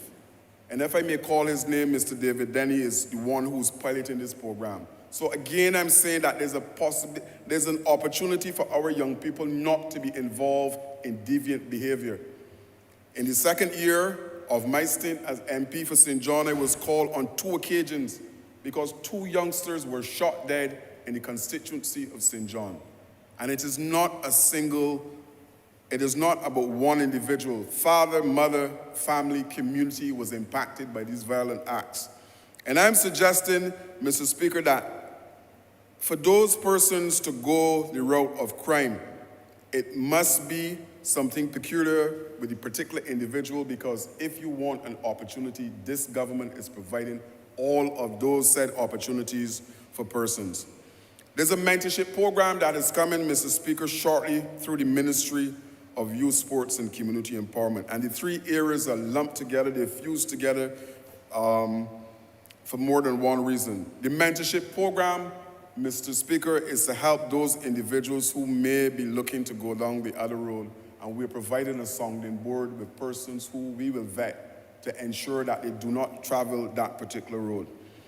We're looking to engage and to have a hotline in place, because the truth is that not only as a result of COVID, but mental health is a critical and an important area that we need to hit a target we need to touch. And from that reason, we are engaging in having the hotline. I heard the Honourable Member for Christchurch South mention that 10 years ago, a lot of these youngsters would have been 10 years as well. And we are embarking on a national project. I would have had discussions with my colleague Minister of Education to start a project in the primary school called Moving On. And I need to speak about these things today because colleagues will be aware, but the general public may not be aware and figure that government is not doing anything as it relates to our young people. The Moving On project, Mr. Speaker, is slated to impact those youngsters who are doing the 11+ exam, because after 11+, there's some downtime in the system. And we are providing quality individuals to go into the school system to deliver areas like leadership, conflict resolution, anger management. These are the type of elements of Moving On.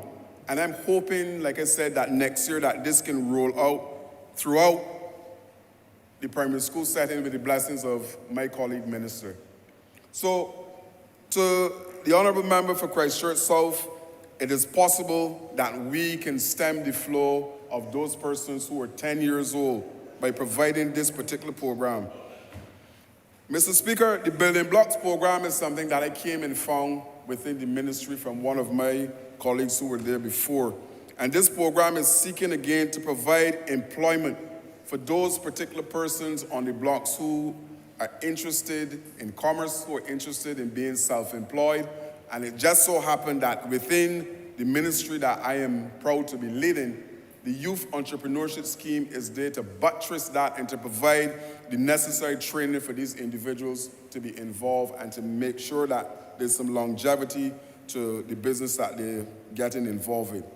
Mr. Speaker, that same block committee that I spoke of, we're carrying out a survey on the blocks to ascertain exactly what it is that those youngsters who are congregating on the blocks across this country want to get involved in. And some of the things that are immediately coming to light is that some of those youngsters on the blocks want to get involved in farming. Again, I have reached out to my colleague Minister of Agriculture to provide land for those youngsters who want to engage. And this will not be a situation where that we're giving them land or giving them a kiosk and then leaving them alone, as I mentioned before. We will continue to do tracking. We will continue to hold their hands to ensure that success is the end result at the end of the day. Mr. Speaker, music is one of the things that the guys on the blocks want to get involved in. To that end, we are looking to engage and we are looking to see if we can have some steel pans and some tutors to be involved in the process in terms of the training on the blocks. There's a festival every year, I believe. There's also an opportunity for these youngsters, if they're proficient in terms of the steel pan, to find work maybe in the hotel sector, to have concerts that they can have some money coming through the shoot. Mr. Speaker, I have asked since going to the ministry that every single youth officer, every single one, make sure that one new community group is formed. Why? Because I know from working in the same ministry that there's a need for structured activity in the evening at community level. And hence, if we can have clubs where youngsters can come and learn some skills and be disciplined in a structured environment, then I think it will serve us well down the road. There's an employability program, Mr. Speaker, that is in high demand at the ministry, where we're looking and we're taking unemployed persons and going through a whole training process for the world of work. Now, I've mentioned at the top of this piece that I have asked private sector to come on board, and I want to salute those persons from the private sector who would have embraced the program and are now employing those persons who are coming through this particular training program wholesale. So, Mr. Speaker, I wanted to come in at the back end of this bill to highlight and to showcase some of the things that are happening through the ministry in relation to our young people, to highlight some of the projects that are coming on stream that will benefit those persons who we deem to be operating outside of mainstream society.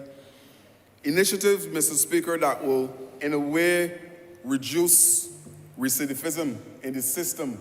Because I know, and I know you know, that in most cases, a lot of our youngsters, what they need is a second chance.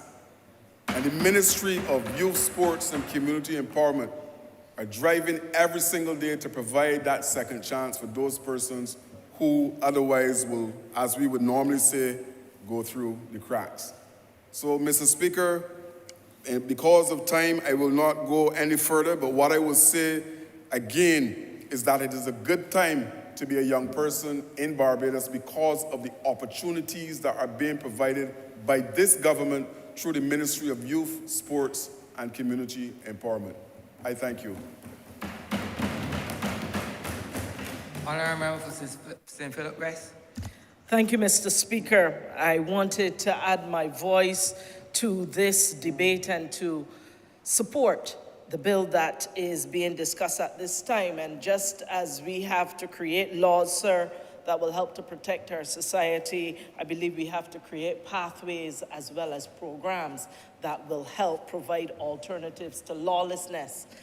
Mr. Speaker, we look to education and to the school system, as many of my colleagues have said earlier, to play our part in helping prepare our young persons to follow different pathways than to crime, and to be able to help them to live a productive and useful life where they're able to do so lawfully. You will recall, sir, that the civics program was introduced in schools just in September gone, and part of the reason for reintroducing that program, sir, was to help some of our young people understand the role that they have to play in society, the productive role, the constructive role, the law-abiding role. And in fact, that program runs all the way from primary to secondary. And you would have welcomed a group recently on Tuesday, just gone by, their civics program for class 2 students right here. And we're able to hear from some of them how this kind of program is impacting the way they see themselves in society in Barbados. And it is not just programs like that, sir. The teachers have to be a very active and important part of guiding the process. Teachers have traditionally been important to the school system, important to our social development, important to supporting our students. And we are seeing teachers stepping up in a significant way to be able to do that, and I'll speak a little bit about that later. Sir, we all know that children live what they learn. They live what they learn.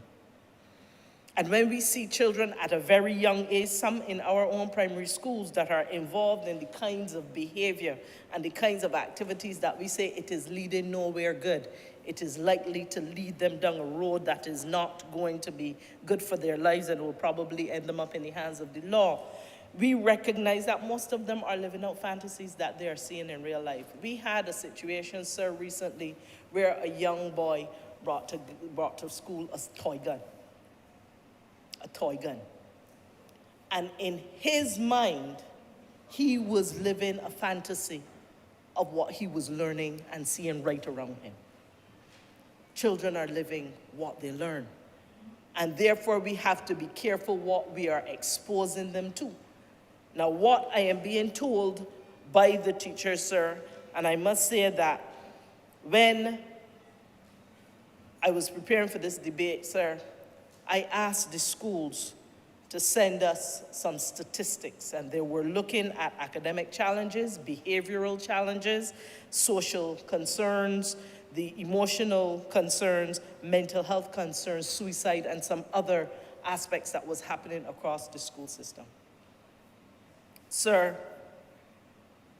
what was interesting about the statistics that I saw, and we are still gathering them and still putting them together, sir, is the increase in the number of girls who are actually presenting with behavioral issues and significant aggressions.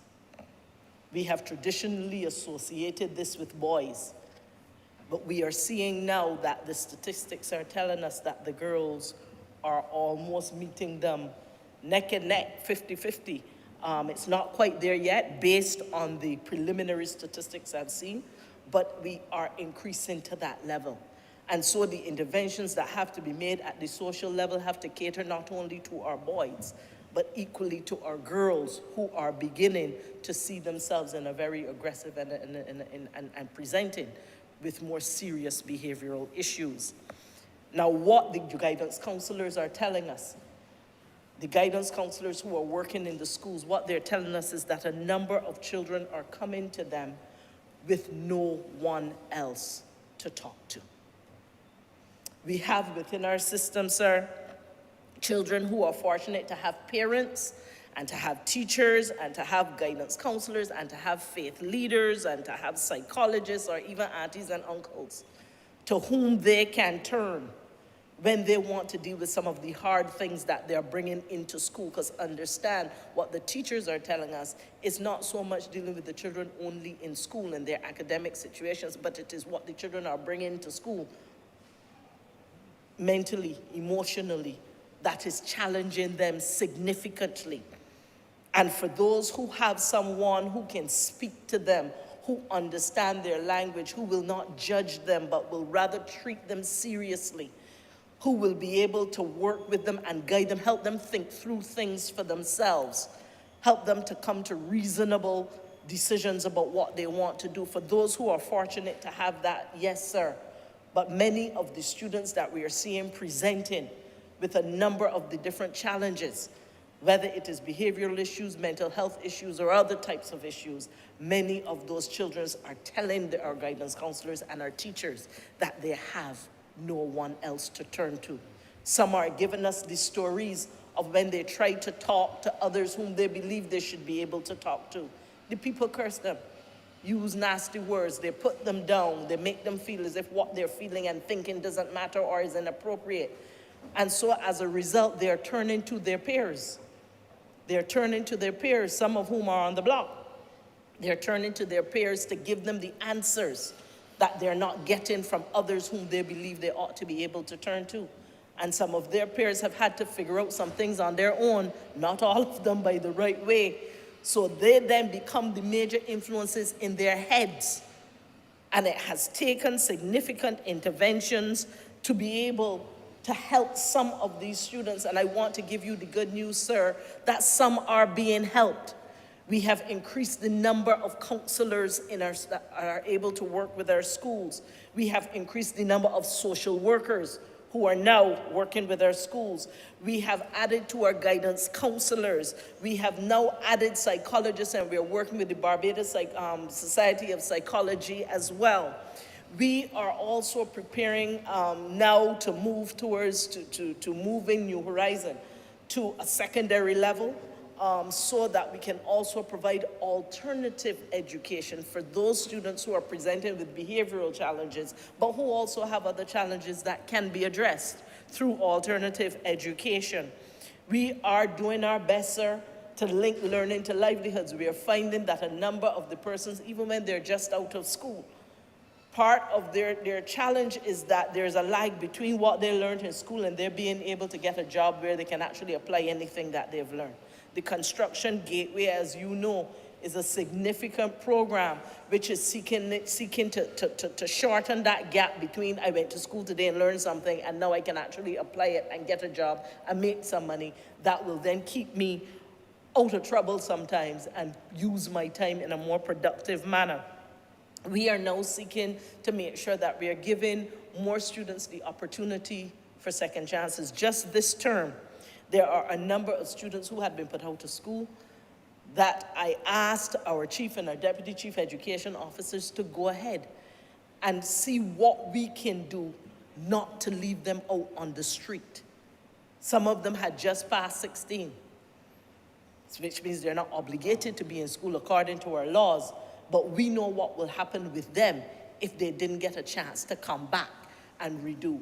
And you would be surprised, sir, by the number of young people. I had 3 of them that I met in my office, sir, who were able to say, look, they understand, they realized that they made some mistakes, and all they really wanted was a second chance. And I think that we have to be, in Ministry of Education, we have to be a government with heart when it comes to how we are treating those children who may have made some mistakes about how they behave as well as their academics, paying attention to their academics and making sure that we provide a place for them.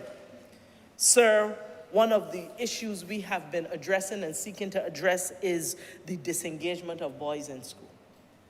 And that has been one, in other words, they're just not interested, they're not paying attention, and many of them are getting into trouble, and some of them are being asked to leave school simply because there is, it is not conducive for them to be in this situation. Sir, that is very sad. And what we have sought to do now, as we are talking to more of them and trying to understand, much of it is that what they're interested in is not being taught in schools. You heard a number of our colleagues earlier speak to the fact that we tend to focus very much on academics, math and the English and the academic side, but there are many people who have different intelligences. There are many of them who are exceptionally good with their hands. There are some who are exceptionally good at mechanical engineering and mechanics and industrial arts and those kinds of programs, and we don't have enough of those programs to be able to channel them into, to create that pathway for them to be able to do the things that interest them. We are finding that a number now, as we are bringing robotics and coding into school, we're finding an exceptional interest. I received a video the other day from some young men at St. Leonard's Boys School having a ball, being fully engaged, being active and actually enjoying the work that they're doing. So I'm saying, sir, that the curricula that we put in place have to be the kind of curricula that also speaks to the interests of these children, and we are therefore able to create pathways for them to go forward. Sir, not only is it a matter of putting the kind of social supports in place at schools such as I've described earlier, it's not just only putting the programs in place that will help support teachers and principals now in being able to respond to some of these, because oftentimes the teacher is the first responder before you even get to the guidance counselor or you get to the others.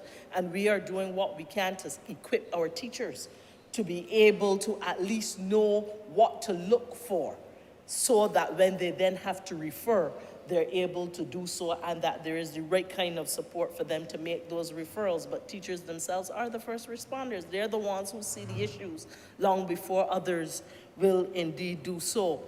We are also, sir, working with the ministry responsible for youth and sport to make sure that the aggressions that we are seeing in schools, a lot of children need to work off some excess energy to create the kinds of activities within schools that will allow both boys and girls to get physical in a constructive way through sport.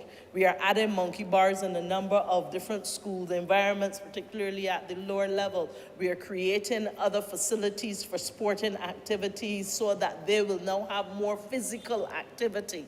We are finding new and interesting ways of bringing new sports into the school space.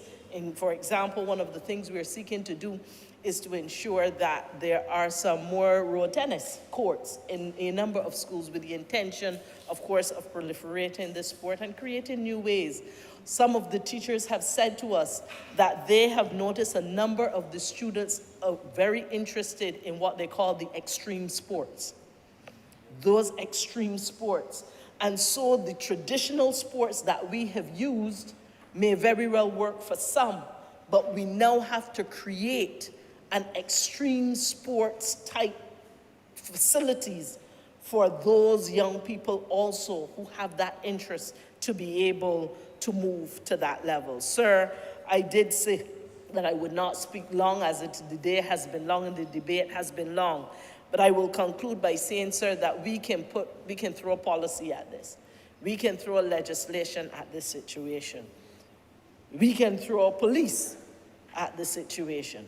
But the bottom line is that we have to make sure that we have people, we have programs, and we are indeed focused on giving them a new sense of purpose through our education and our schooling system. With these few words, Mr. Chair, Mr. Speaker.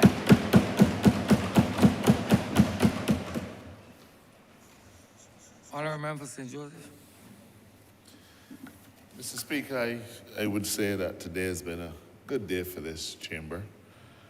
We've had the opportunity to fairly thoroughly ventilate the many aspects of an issue that is of burning concern for Barbadians.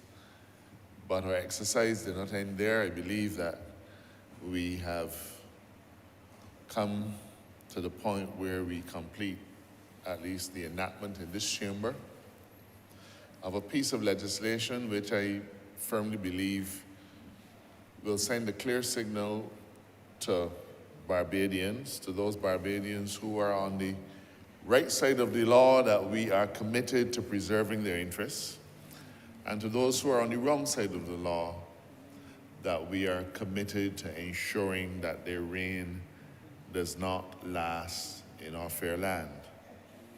Mr. Speaker, this is not an exercise that will yield dividends overnight. I think it is important that all Barbadians understand this. This has been a development that has been many years in the making, and my colleagues have, each one of them, pointed to instances going way back where we began to see the cracks in our society opening up. They have all pointed in one way or another to personal circumstances and situations that demonstrate how closely connected they are to the issues that affect Barbadians. In fact, Mr. Speaker, on more than one occasion during this chamber, during this debate, the passion and fervor of my colleagues moved me to a place of great emotion and sometimes tears. Mr. Speaker, we are a government that is not afraid to tackle the many issues that we face. Ours has been the misfortune, though, of having to tackle them all pretty much at the same time. But that is perhaps the yardstick by which this administration will be measured. Our willingness and our capacity to handle things on multiple fronts, all of which, when resolved, will redound to the benefit of our nation. We are a new republic, and with that move towards republicanism, something that we will celebrate the first anniversary of in just about a month's time, we have recommitted ourselves, each of us, to helping to lift Barbados out of difficult times and difficult places. This is just another one of them. We will not be daunted by the size of the effort. Rather, sir, the size of the effort will cause us to redouble our energies and our commitment to seeing this situation wrestle to the ground. I thank my colleagues for their fervent support, and I know that your constituents thank you for standing in the breach on their behalf and for representing their interests, not just in terms of words, but perhaps more importantly, by giving your imprimatur to this piece of legislation. Mr. Speaker, I again ask that this bill be read a second time. Question is that the bill be read a second time. All those honourable members in favour, please say aye. Those against, please say no. We think the ayes have it. Mr. Speaker, I beg to move that you do not leave the chair and that this House resolve itself into committee for further consideration of this bill. The question is that the Speaker do not leave the chair and the House resolve itself into committee for further consideration of this bill. All those honourable members in favour, please say aye. Those against, please say no. We think the ayes have it. One.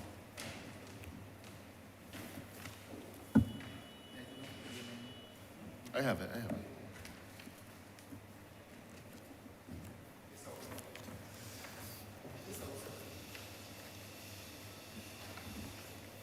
This House is now in committee Clause 1.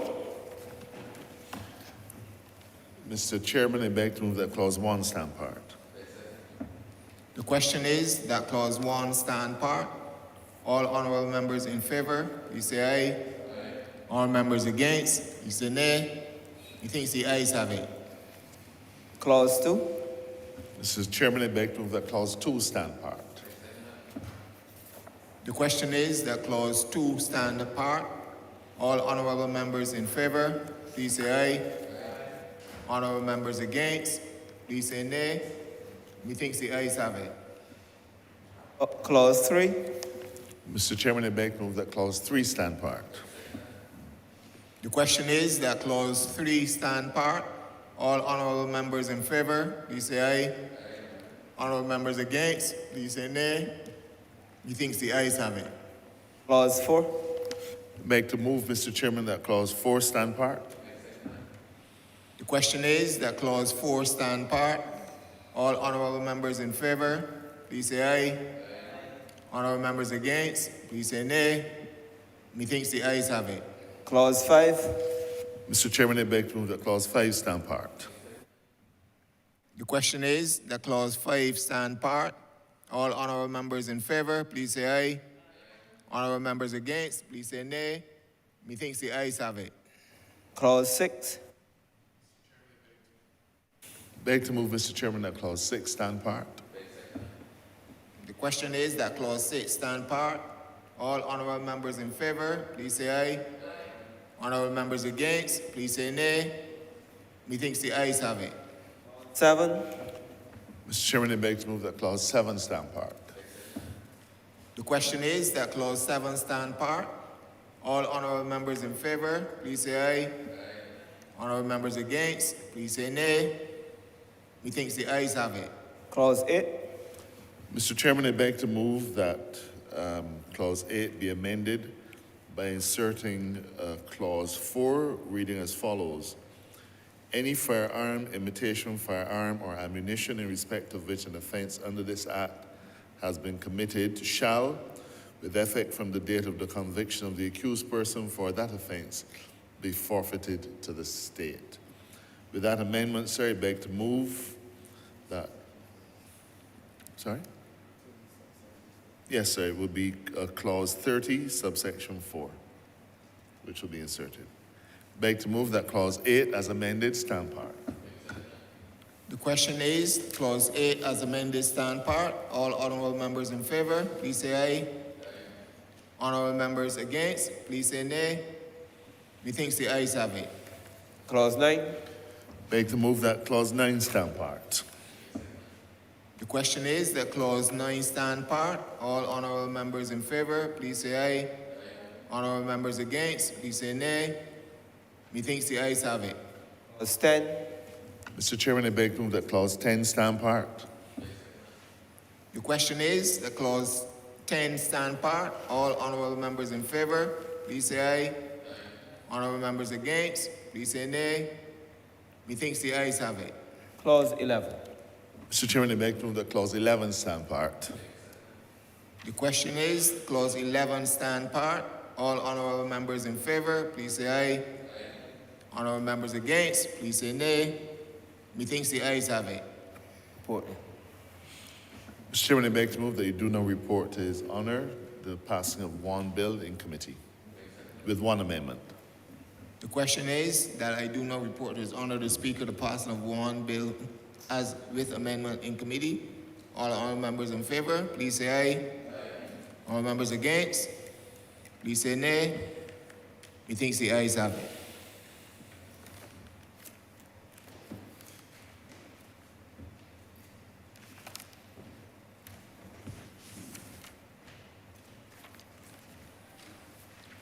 Chairman of committees has reported the passing of one bill with amendment in committee. Mr. Speaker, I beg to move that this bill be read a third time. The question is that the aforementioned bill be read a third time. All those honourable members in favour, please say aye. Those against, please say no.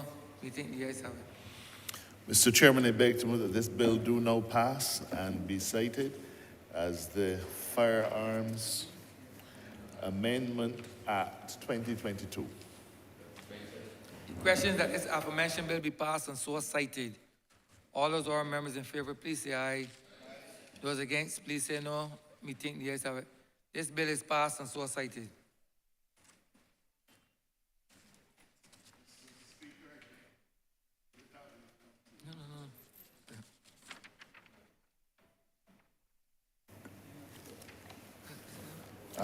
Recommit. The Speaker, recommittal of papers. Honourable Member Christchurch East Central.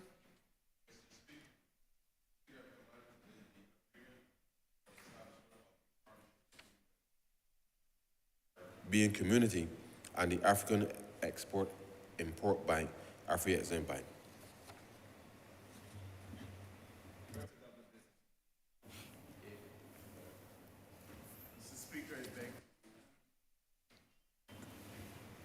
We need high tech, sir.